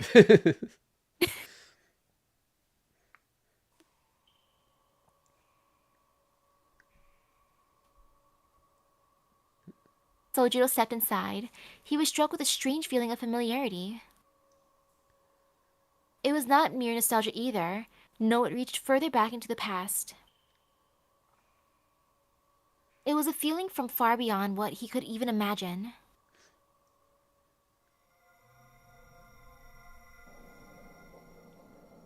He was reminded of someone, but he could not remember whom. Perhaps he was only reminded of himself, or perhaps of the old man before him, now in the cavern. It appeared to be an old man anyway. Sojo could not make out any details beyond a vague outline. As far as he could tell, the figure did not seem to have anything in the way of a face capable of making expressions. All he knew was that the smoke-like figure before him was the one Aoko called grandfather. I want to thank you for everything you did for my girls. Though hoarse, the old man's voice was powerful, and it rung throughout the cavern. It was fate that we would meet. Tell me, what is it you wish for? I don't wish for anything, but there is something I'd like to ask you. Why are you making those two fight each other? I cannot provide an answer to that. Theirs is a story outside my control. I heard you were the one responsible for it. The stars are to blame. The two were given incompatible talents. This is simply how they respond to one another. Whenever they're together, they find a way to fight, not through any design of mine. They used to keep enough distance to avoid conflict, though. Perhaps the things they fought over were more innocuous. Or perhaps they were very serious, in which case they must have suffered immensely. You value a spirit of coexistence even when you can see that it would harm you. But the girls choose not to follow that path. So you're putting the blame on them, even though the reason for their fighting is all lead back to you. Indeed, the girls fighting is a reflection of their lives. I take zero responsibility for the reasons for which they do it. As in, there's zero physical proof of your involvement. No, the claim is simply meaningless. When the girls were born, the only real line of causality you could draw between us, I had already left the scene of this era. Everything occurring since was born from the girls themselves. I played no intervening role. If either of them reaches the end of their time in this realm, or even if they both do, it matters not to me. In fact, I have never considered that to be of importance. A life, a title deserving the value I can offer, has not yet come to be. Whatever may happen between the two of them, it doesn't change what I have to do. You mean all you care about is getting your heir, no matter whether Aoko lives or dies? In a manner of speaking, yes. That's why my body is yet to disappear. Steamy energy that filled the cavern made Sojiro's head reel. The moment Aoko and Toko were born, the grandfather seemed to have completely forgotten that they were his granddaughters. It was hard to imagine a satisfactory Aozaki heir ever being born. No amount of power would satisfy the old man. He showed no signs of compromise or restraint.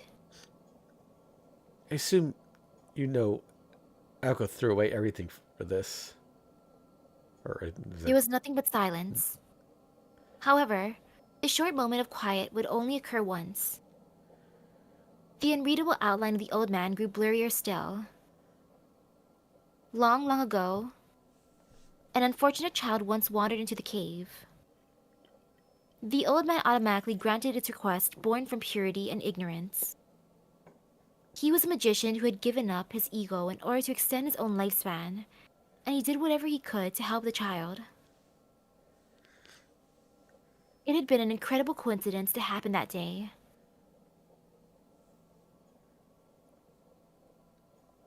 The child glared at the old man with tear-filled eyes at the sight of all the horrible things that had been brought about. Everything will be lost, completely without any warning, all because of the failure of a nobody like you. The child threw a tantrum at how unfair it all was.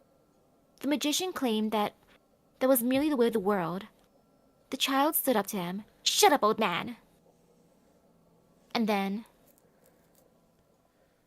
Yes, just at that moment, the child ran around in tears, trying to make the old man pay for the cost of a life, the cost of all the lives.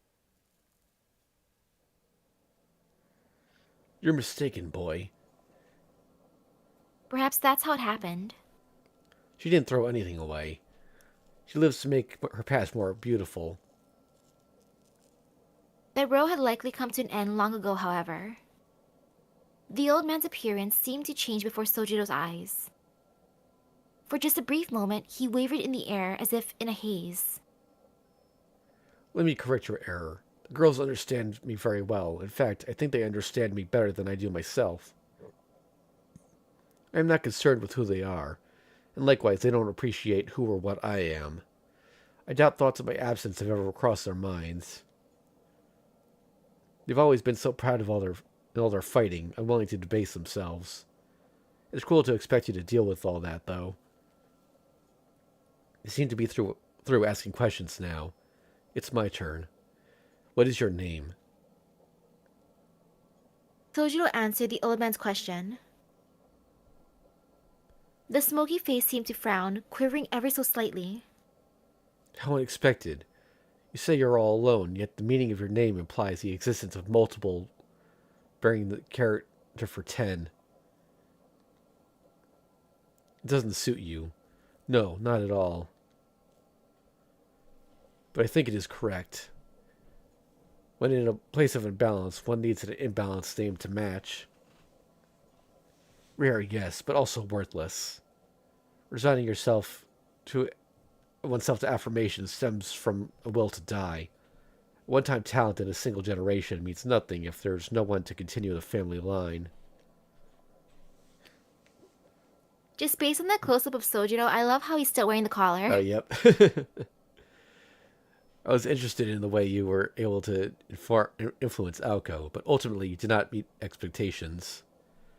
It seems the time was spent for nothing. You are bound together for the time being, but it is inevitable that you will go your separate ways. Now be gone.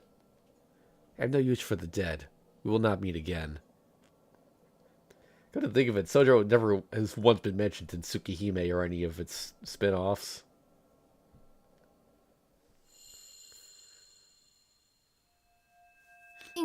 Grew blurry. Sojiro's memories began to fade. It had been a conversation without any answers. An encounter without any significance now vanished completely like a dream.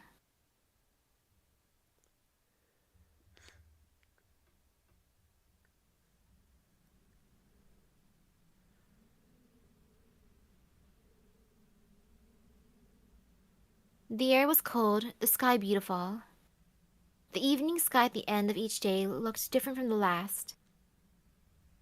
Each sunset could be seen for one day, and one day only.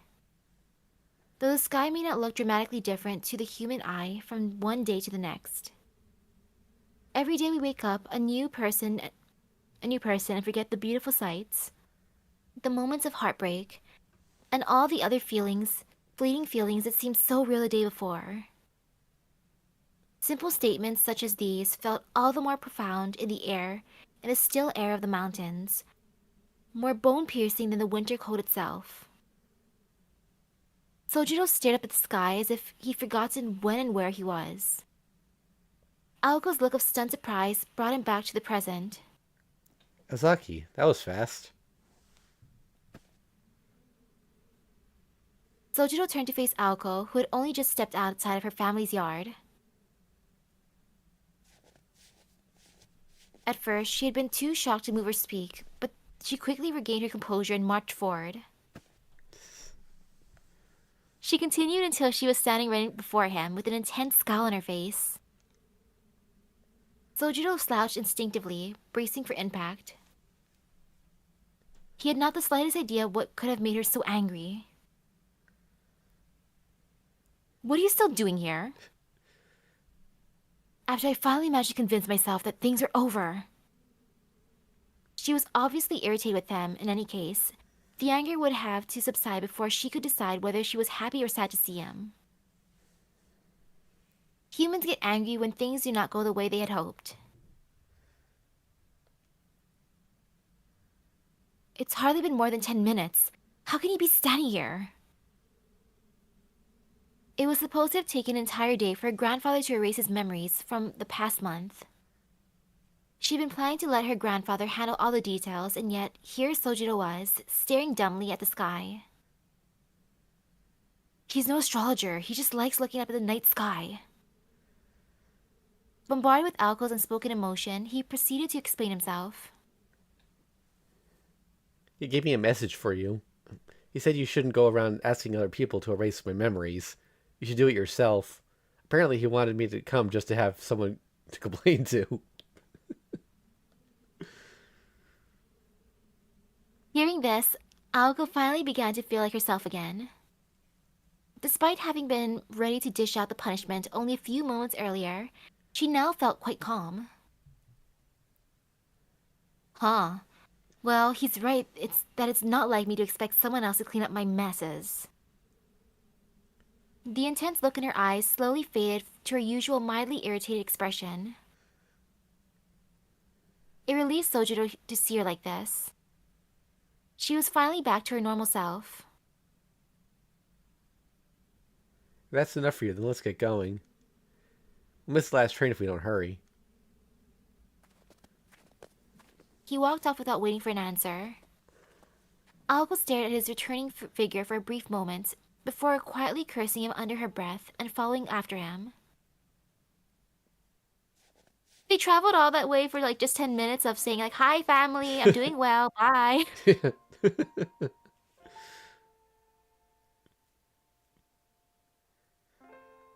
The descent back to the station was much easier than the way there.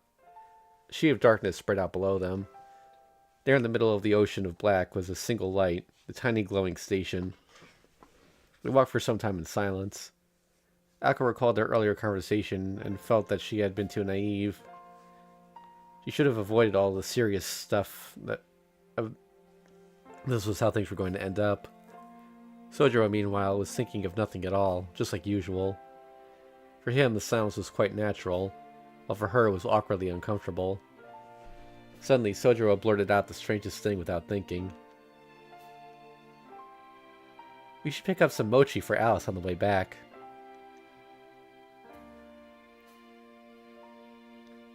Aoko's eyes grew wide, her pupils reduced to mere points.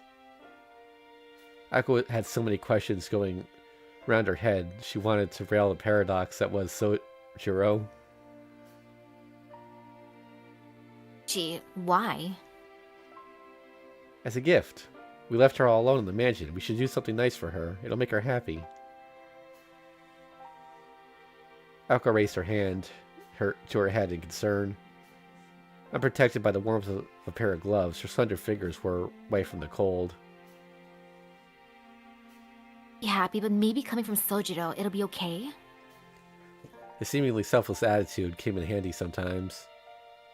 Alice would most likely accept his gifts without making a scene. Gotcha. She's the type to resent something like that and hold a silent grudge over it. Oh, wait, no. Sir. Why does a gift have to be mochi anyway? Well, I get the feeling she's never eaten one before. All I could do in response to such simple-minded observation was nod in agreement.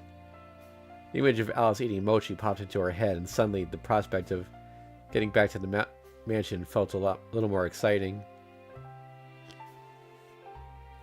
You really are a regular space cadet, you know that? Speaking of which, since when have you and Alice been on such good terms? Did something happen? Aoko peered at him the way she would a strange specimen as he took a deep breath and launched into an earnest explanation.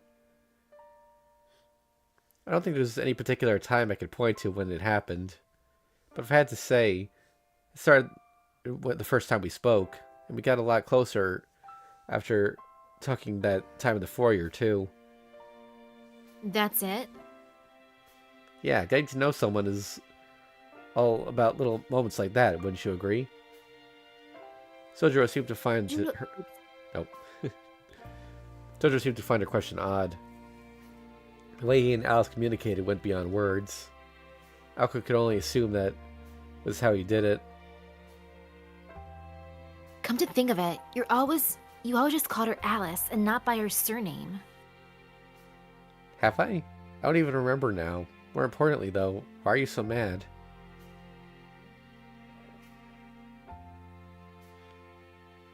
I'm not mad. Her response was slightly cold, but also somehow gentle. They approached the halfway point of the mountain path. The night sky appeared more distant as they neared the bottom, and Sojiro continued to stare absent-mindedly at the stars. Then it finally hit her why his behavior had been bothering her since their ascent. She realized he must be feeling nostalgia. He missed the way the stars looked up from up in the mountains. Aozaki? He spoke without looking down from the heavens. I've been meaning to ask, do you have anything you regret? Hands jammed in his pockets. His breath was white in the night air. Aoko had the vague feeling somewhere deep inside that he was only a figment of her imagination. Yeah, he asked that, so... that's Aoko's line. Where did you come from? Just... wait. Okay, who's talking? I gotta turn the voices on. I'm lost.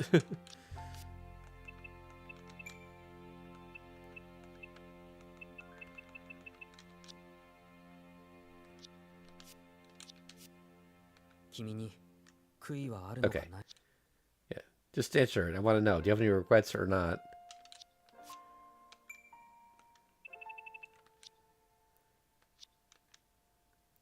It was a sad thing to be asked.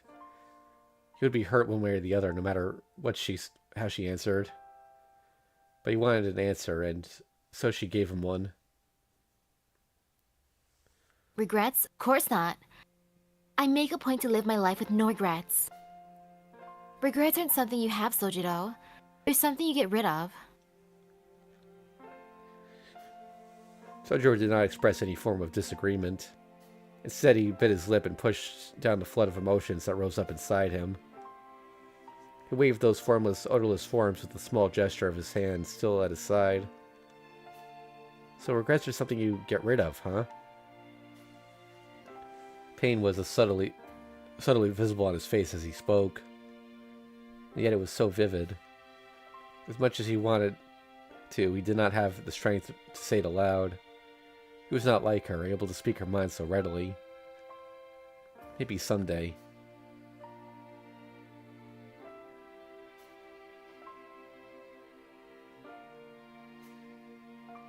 The sky and the darkness were both far away now.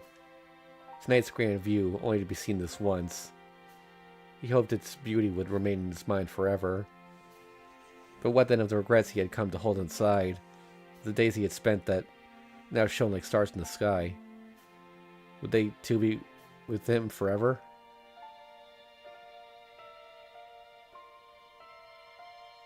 Nice sky tonight. It's much better than the view than the one from town. Oh. Aoko mimicked Sojiro, looking up at the darkness overhead. The stars shone brighter here than in town. This clarity was thanks to the absence of any other lights amidst the darkness. Sojiro stared at her with almost a sense of loathing. As beautiful as the stars were, they were not a real thing. Not here.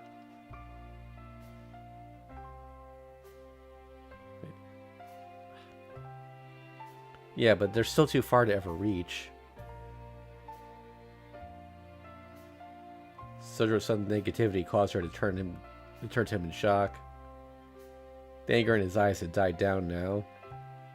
Taking a breath, he began to speak as if talking to himself. His gaze never left the stars.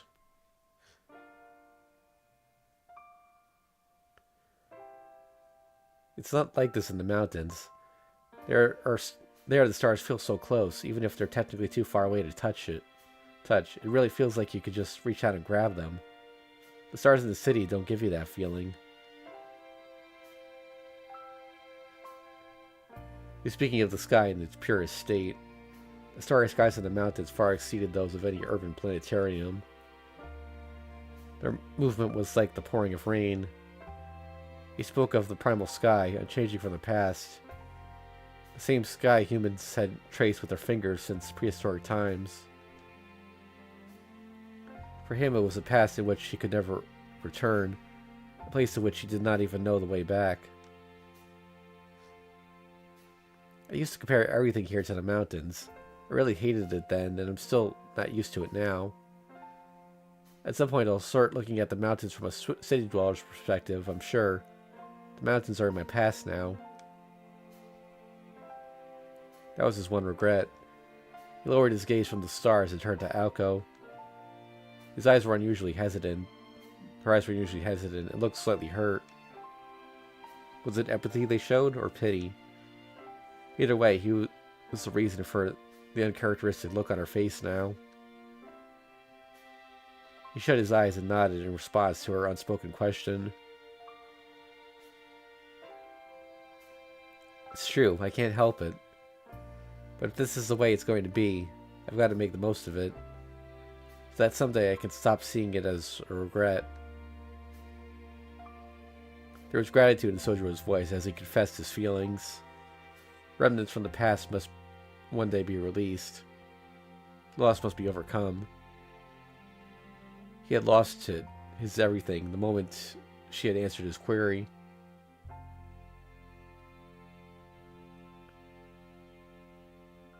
Oh, cut it out. Don't act like I caused some kind of turning point in your life. She smiled weakly and averted her gaze as she spoke these hurtful words. Most likely she was being completely honest, and that she was being true to herself. So, what did you and my grandfather talk about? It's rare for him to care about anyone else besides himself. The topic had finally been broached, and yet Sojiro said nothing. An empty reply can be used to buy time. They had nearly reached the flat road at the base of the mountain. The soft earth here would soon give way to the tightly packed dirt of the paths running between the rice fields. But before they got that far, Sojiro came to an abrupt halt. Closing his eyes, he listened carefully. He then gave a firm nod and turned to face Aoko. Congratulations, Aozaki. She blinked, not knowing what to make of it. What's with you all of a sudden? It was a perfectly natural response. The tension melted from his face as he said,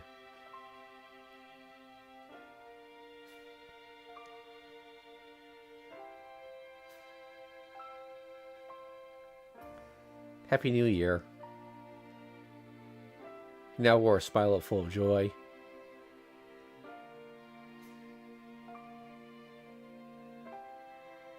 Dumbfounded, all Aoko could do was stare back at his calm visage. His surprise attack hit her so hard she thought she could hear the shrine bell and Yashirogi ringing in the new year. She had known it was the last day of the year, but had not given it much thought beyond that.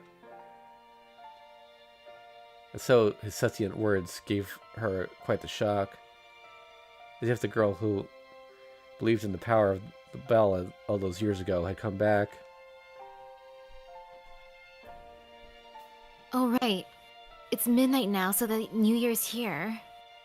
She spoke in a hushed tone as if this were shocking news. At the same time, a slight smile crept onto her face. A new year indeed. She recalled the first time she had worn a full-length kimono, how she had not been particularly uncomfortable or embarrassed, but not especially pretty either. The only pretty thing about her had been the moment she smiled at herself in the mirror. Seeing the warmth in her eyes, Sojiro closed his own in satisfaction. It made him happy to see her like that. Well, a lot happened in the past year, but I'm glad to be able to start a new one with you.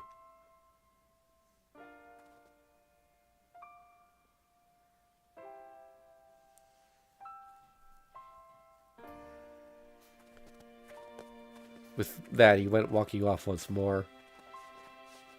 The thought of Alice waiting alone probably what spurred him into action. Aoko recalled his words as she walked alongside him. The moment she had declared at the start of the new year, the way he had spoken so naturally, made her suddenly feel like they had known each other for years. She could not be blamed for being filled with happiness at the thought. And yet, a day would surely come when they would have to say their goodbyes. Until then, however, it would not do any harm to behave as if they were old friends.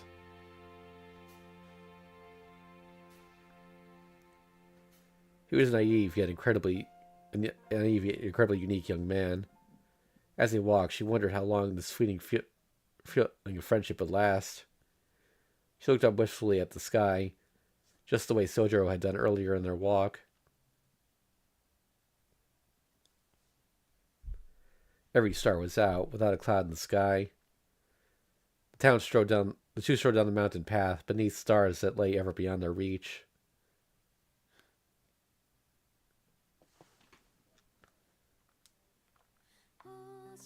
Oh, this gets muted. I gotta. Okay. Yeah, that song gets claimed, so I got it muted, folks. Sorry.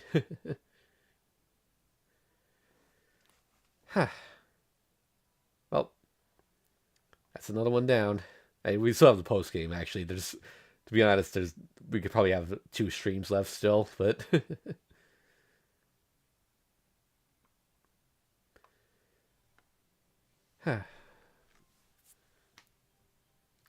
So I really like this game. It's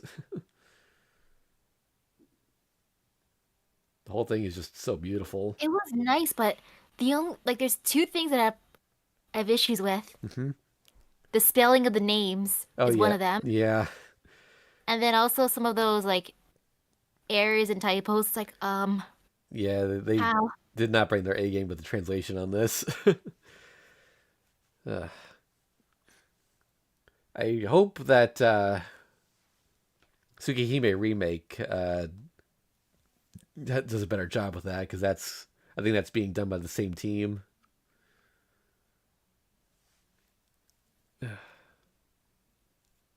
And mistakes, hopefully.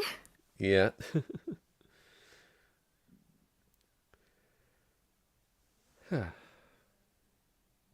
Oops, I really say.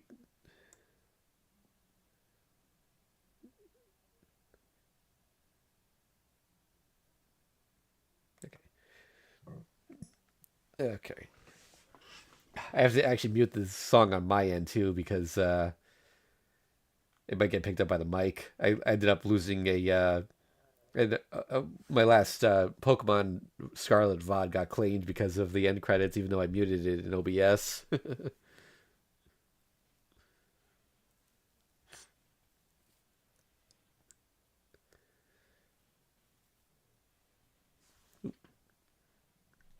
Here's Alice. I think it just ended. Oh, did it? Oh wait, Nope, is it nope. gonna restart? Maybe not. Oh no, it's restarting. Okay,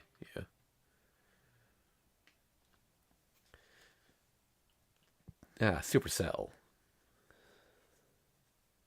Nagi, who sang it, no wonder it sounded good.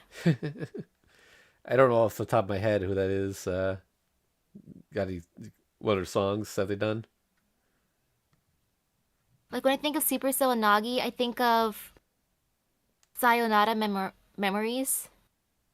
The name doesn't ring a bell. Sorry. I probably know it if I heard it, but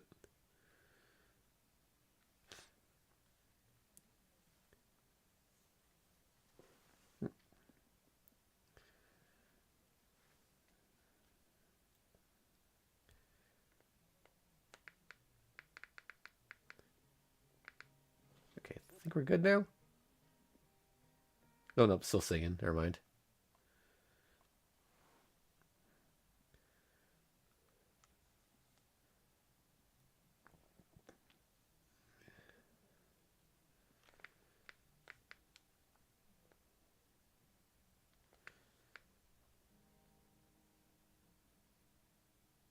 That should be fine now. Like it's over. Yep. That was like the ending instrumentals. Yep.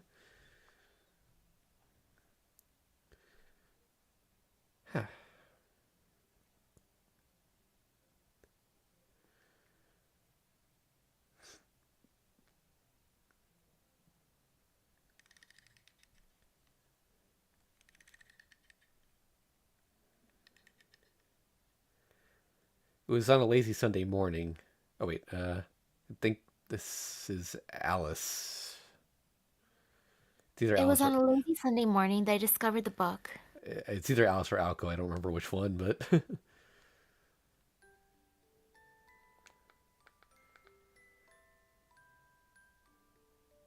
yeah, it's Aoko. Okay.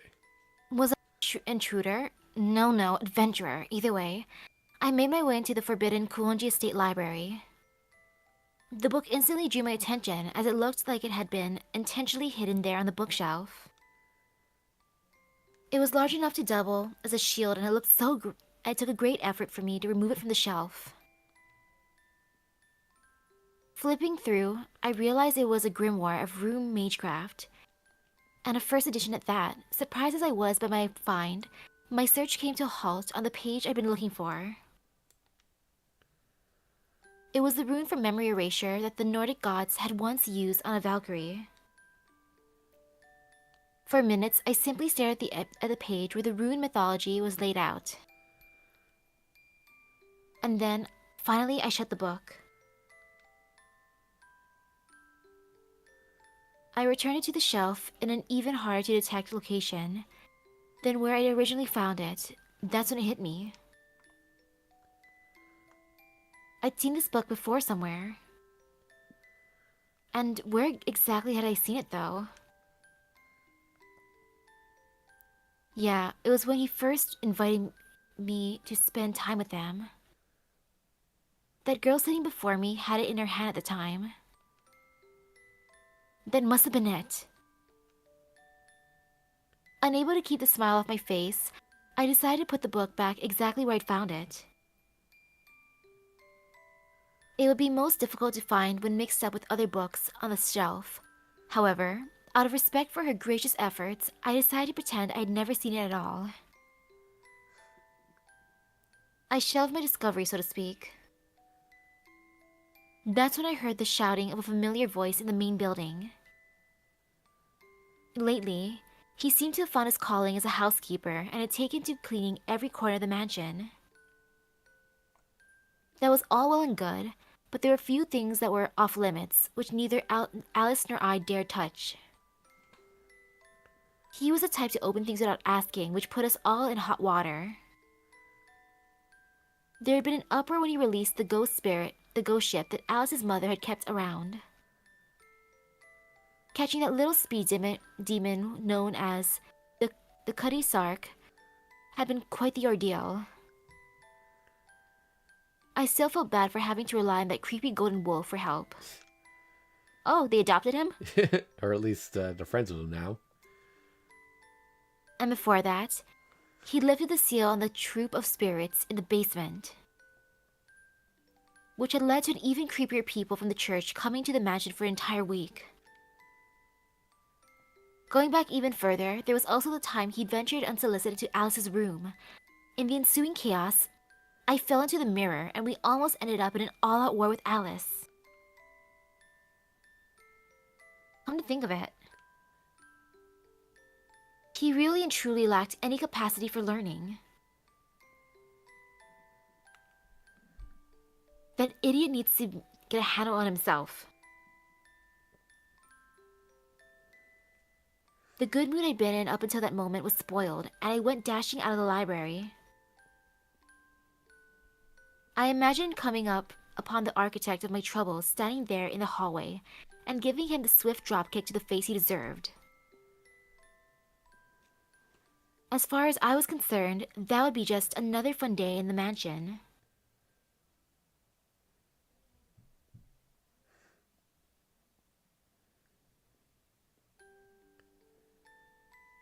And so, our little secret remained hidden on the bookshelf,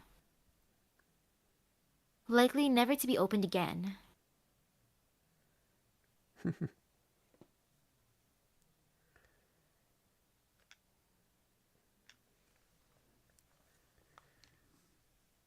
Yep, so in the end, Alice now could decide to let him keep his memories.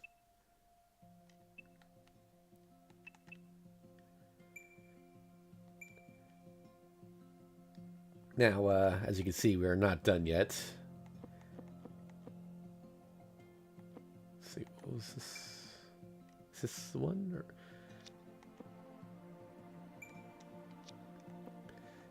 Okay, so there's 2 side stories. One of them is super long, like more than 1 stream's worth. The other is a bit shorter.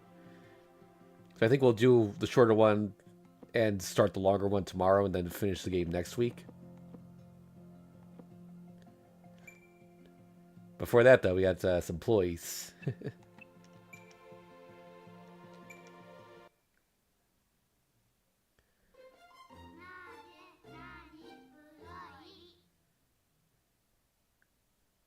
Three components, songs, and pigs.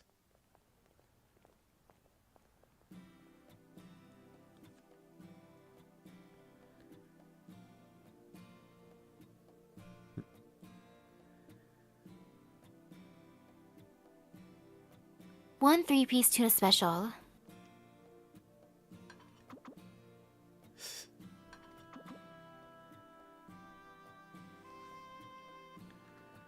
Alice, never seen a gold plate like that before. It's nothing special. Just a regular tuna, a fatty tuna belly, and an extra fatty one. It looks like the bloody French flag. I can only ever afford the crappy ones like egg, squid, or inati. Chef, another plate of medium fat tuna.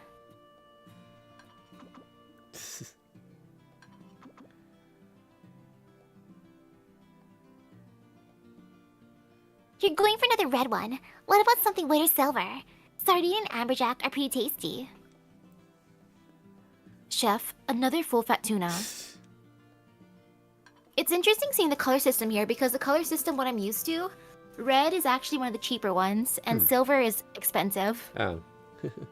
Yeah, I've never actually had tuna. I've never had sushi at all, actually. No, wait. My mom did bring home sushi one time and I tried it out. It was alright. But yeah, I've never gone to a sushi place or anything. Sushi costs as much as an entire John Skinner. How about settling for salmon? Cost is no concern. Chef, another full fat tuna. And green is also a cheap plate over here. Yep. So I'm just so confused seeing like her getting like the green and red. I'm like, but that's the cheap stuff here, but I can't get that. Just tuna with you. Should have expected no less of Miss Alice. Sometimes I forget you're a posh heiress. How else should I spend my money, Robin? If you have it, spend it. Well, Aoko's paying today, but still. Ah, I see how it works. Aoko's coughing up for dinner.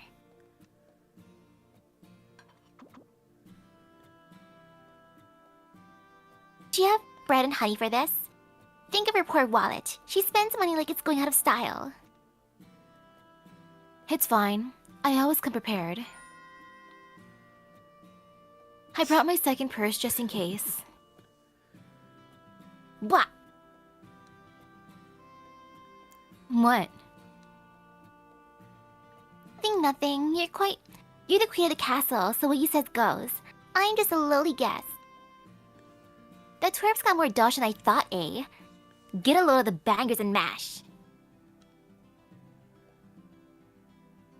All that cash. Someone, find me quick.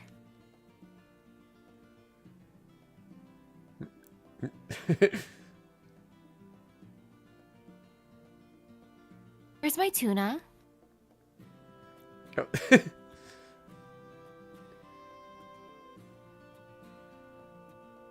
Someone is ogging it all in the VIP seat. Check out the green getup and the glasses.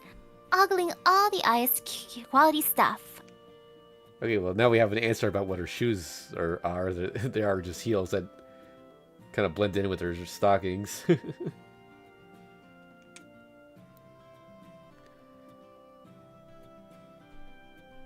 Say, but it looks like she's stress eating to me. Should I say something? Leave it alone. Everybody deserves a little me time.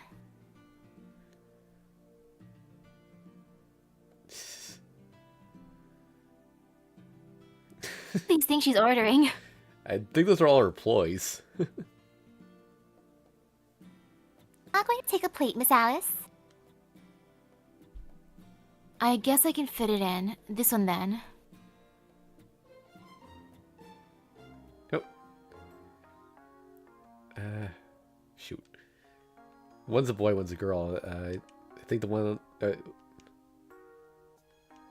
think the one on the left is a girl. Congratulations. Thank you. Huh? Who's this? Are we that short-handed? Let us explain. Good thing I could just turn on the voices for a second to confirm that.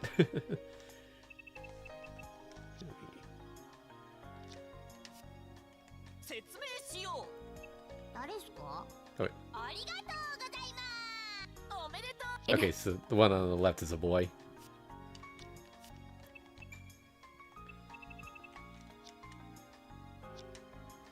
Let us explain. Explain. We're the best kept secret. We're talking about far and wide. We're our master's favorite, versatile, and ever-changing Sixth Force. Elite ploys who can transform into mammals, birds, you name it. We're twins and we're pretty chatty. Whoa, how can you play games when it's this dark? Hey, Steven, you can't see the number on the die. Looks like we'll have to resume gambling later then. Wait, are they the pig twins? They can turn into humans too? They're known to turn to humans when they roll a 1. Let me explain. They're called the chatty twins. The noisy one's Tweedledum, the loud one's Tweedledee. So is it they can turn to humans, weights, penguins, do-over, potlets, surround shields, pigs, castanet, and stapler. That's interesting components. They're ploys, but they transform with the roll of a die. Sadly, human society has poisoned them, so they're susceptible to weak magecraft. You ever rolled a 1? No, I can't seem to be able to. I've only ever seen them transform into pigs. It's not impossible. You're just too simple. There are multiple sides to everything. You need to roll the die right.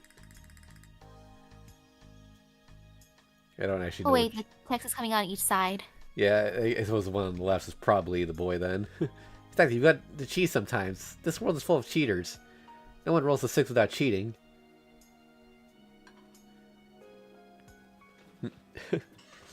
The evening feast is here.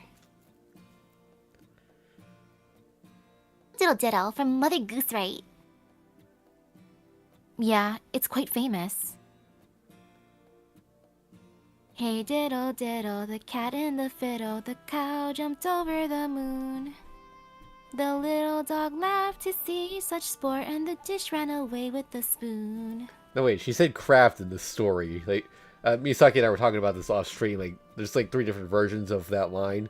It could be sport, craft, or fun. It's a typical Mother Goose rhyme. In the middle of the night, there's a cat playing a fiddle. A dog laughs at a cow jumping over the moon, and an anthropomorphic plate and spoon run away together. Some say it's based on a Greek and Egyptian legend, and that it's talking about the movement of the stars. The cow most likely represents Taurus. They're one-time use ploys, right? One use and they break.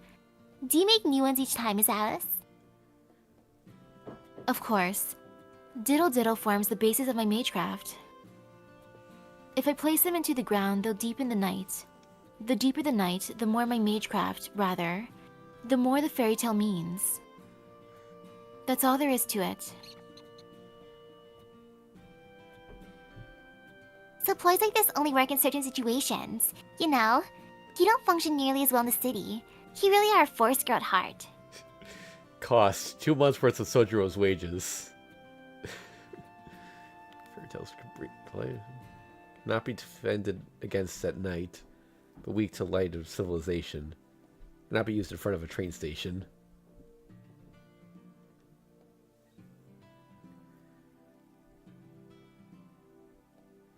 These are nameless woods. By itself, it doesn't mean anything. You need a map.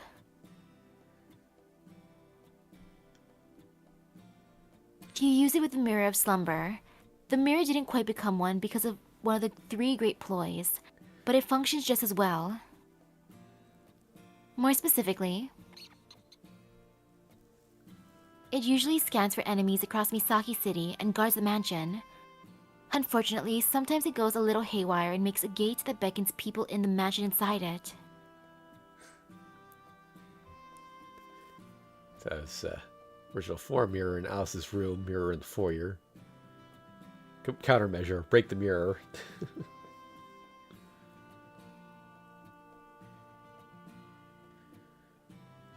Dustbin lid almost got killed a few dozen times. From through the looking glass, was it?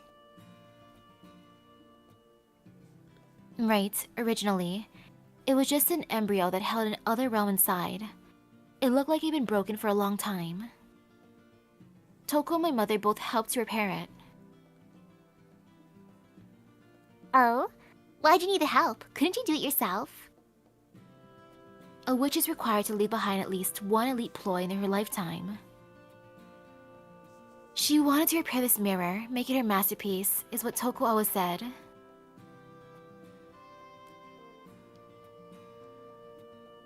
If you make the surface of the mirror a map of Misaki and place this piece on it, that area becomes the Nameless Woods.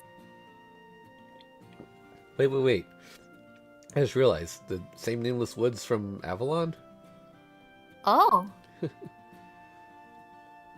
We used it in Alco's first battle. Anyone who comes within its range feels compelled to leave, so it's good for keeping people away. I mean, they probably don't function the same, but they probably have the same root in like real world mythology. But it doesn't work on Pratt's. Indeed. It's not exactly a mistake. I just didn't even consider that. Next time, I won't make the same oversight. Anyway, the next ploy... Woohoo! Egg. I eat egg. Ow, this egg is pucker, though it sits heavy on the butter and jelly.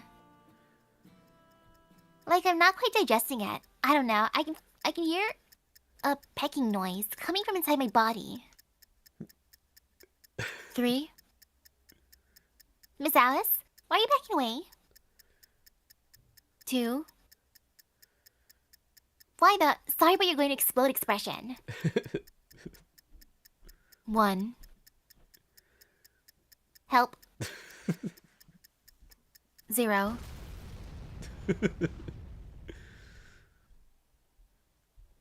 This ploy is called Scratch Dumpty.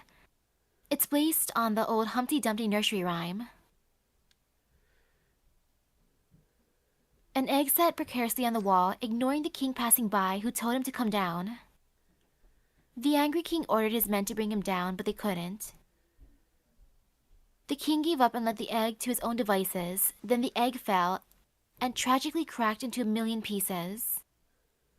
No matter how hard they tried, all the king's horses and all the king's men couldn't put Humpty together again. Basically, it's a fable saying that you can't fix something that's broken. I find it irritating. By the way, Humpty only became an egg in the 19th century. Let's see. Face of the target and sing a song praising its owner. Song ends, the door opens.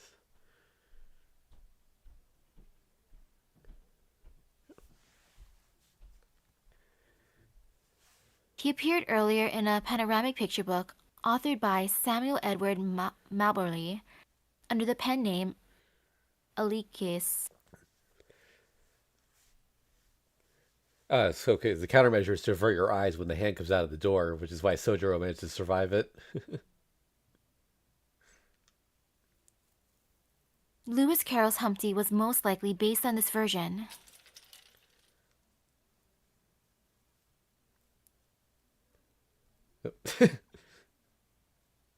Delicious air. Looks like they're all sold out. Check, please.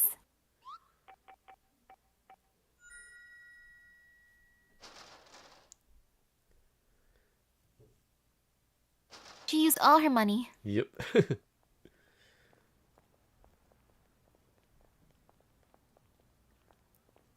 Next time, I'm going to eat all that fatty tuna this place has.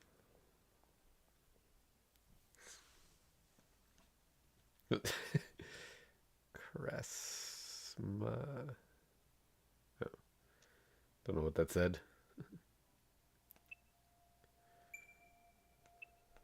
Alright, this will be the last one for today.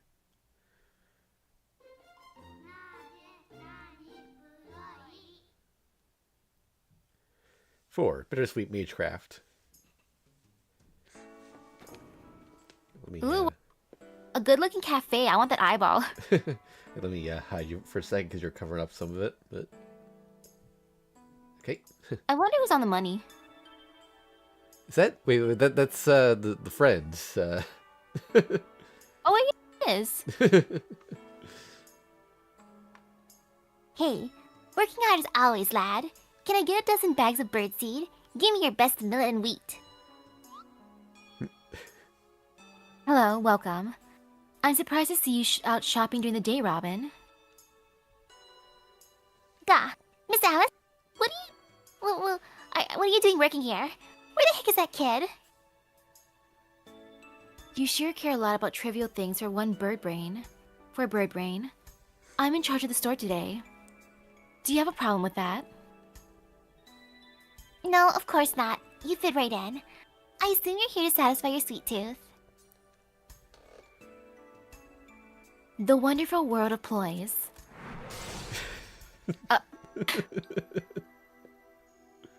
Today, we're gonna talk about a relatively safe ploy. Okay, Robin, pick your favorite. Would you, Yvette? This bakery is a ploy Kisha black market. Misaki's positively mental.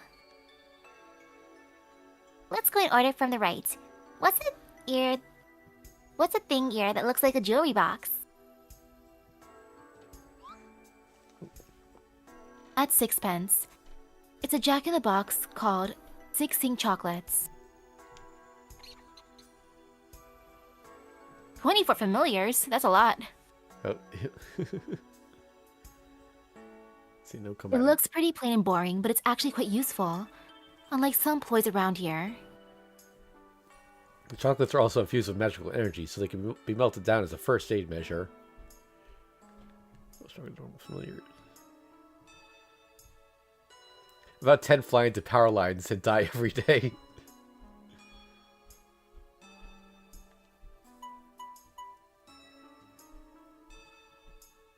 Oh, and isn't that the chocolate that they've been eating too? Yep. Like that one scene be like, someone ate some chocolate. Yeah. Well, of course. A bird's a capable and elegant familiar. And that's precisely why I know that old sixpence bit, you know, because of that bird connection. Sing a song of sixpence, a pocket full of rye, 4 and 20 blackbirds baked in a pie. Oh, jeepers, who murdered innocent birds for no reason? Don't Continentals love a Richard III. Anyway, the king was on his counting house, counting out his money. The queen was in the parlor eating bread and honey. That's the second verse. You know, I have not heard of that nursery rhyme. Yeah, I've heard it once. When I was a kid, there was this point-and-click adventure game called Mixed Up Mother Goose that I think included that song. Like, you kind of just go around this little town and you gotta pick up items and give them to the right people for the nursery rhymes. And God, I haven't thought about that game since I was a kid. Jeez, I gotta see if we still have that somewhere. From that point onward, the song seems to turn to a bit of a political satire. No, sounds like a day in the Kuonji mansion to me. It's It's not a king that's counting his money. It's a queen, and she's wearing a blue sweater. Begone, Robin. What's next? Can't you say, are you okay or I love you? Guess not. No problem me. Tough love is still love.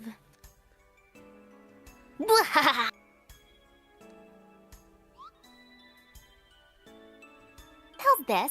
Talk about fugly. A face only a mother could love. That's you. Me? Yeah, your true form. It says Lost Robin Rond on the tag. The name's wasted on you. Like it was chiseled by Michelangelo's himself. I knew from the moment I came through the door that this be the treasure of the store. I mean it. No detailed info needed for this one. You already got your time in the limelight in the main story. It's based on an old funeral song. It tells a story of a robin that was killed. The song asks, who killed the robin? The funeral goers each respond with, I did. It's a song about finding the culprit. It was a hugely popular Mother Goose rhyme, along with The Marriage of Cock Robin and Jerry Wren, which was a prequel. Yeah, this one I've never heard of. Same. Yeah. Well, actually, are you familiar with a YouTuber named Cat Icarus? No. He mostly does like funny video game reviews, but one time he was reviewing a nursery rhyme video, and that one came up there.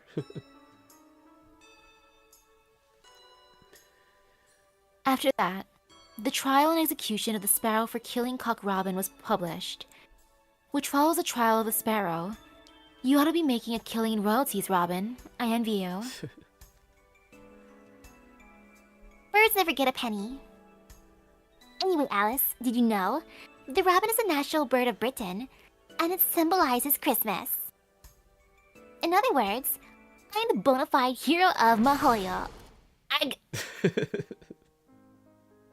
Oh. Well. Wow, he's still going. Poor Robin. Is he going all the way back home? Yep.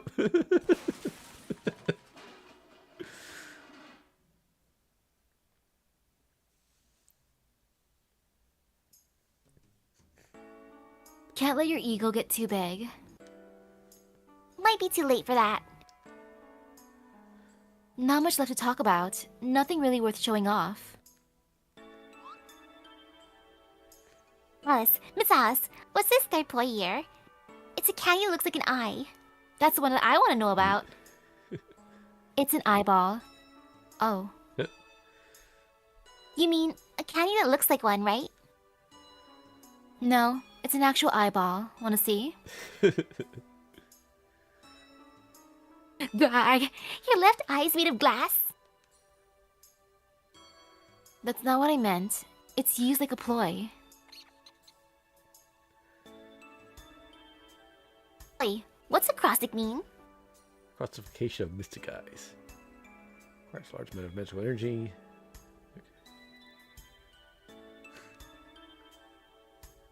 Words have many meanings, like the many portmanteaus Portmanteau. Lewis Carroll used. That's when you combine two words to make one word. And through the looking glass, Alice asks Humpty, what does the word slithy mean?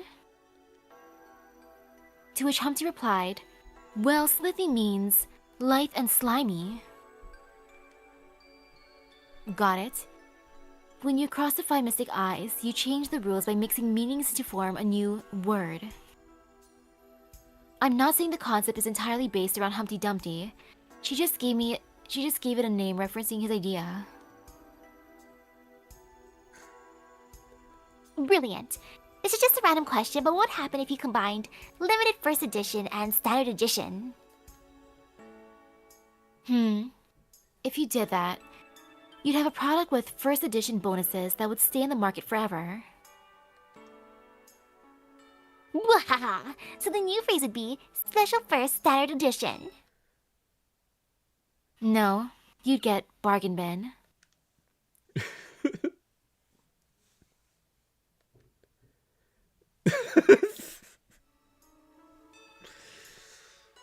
Ahem.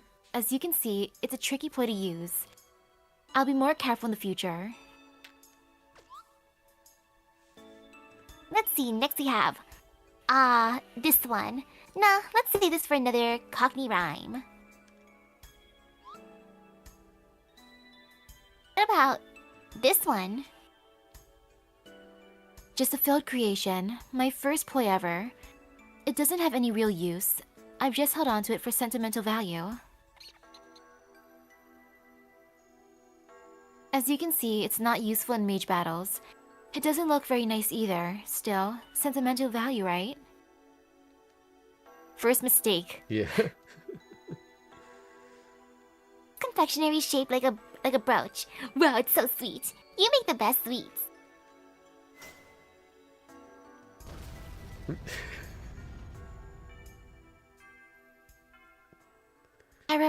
That wraps up today's lesson. I'm heading home. You can clean up.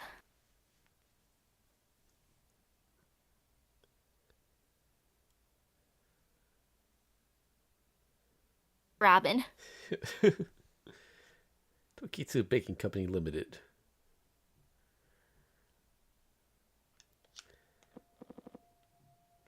Alright, so...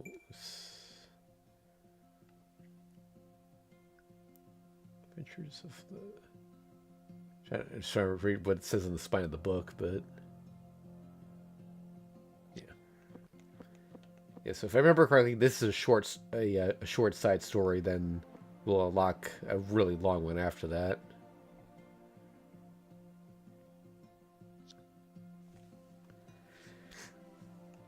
Alright, yep, so that'll be it for today. Thanks for watching, everyone. We'll be back on tomorrow at 1 p.m. Eastern Standard Time.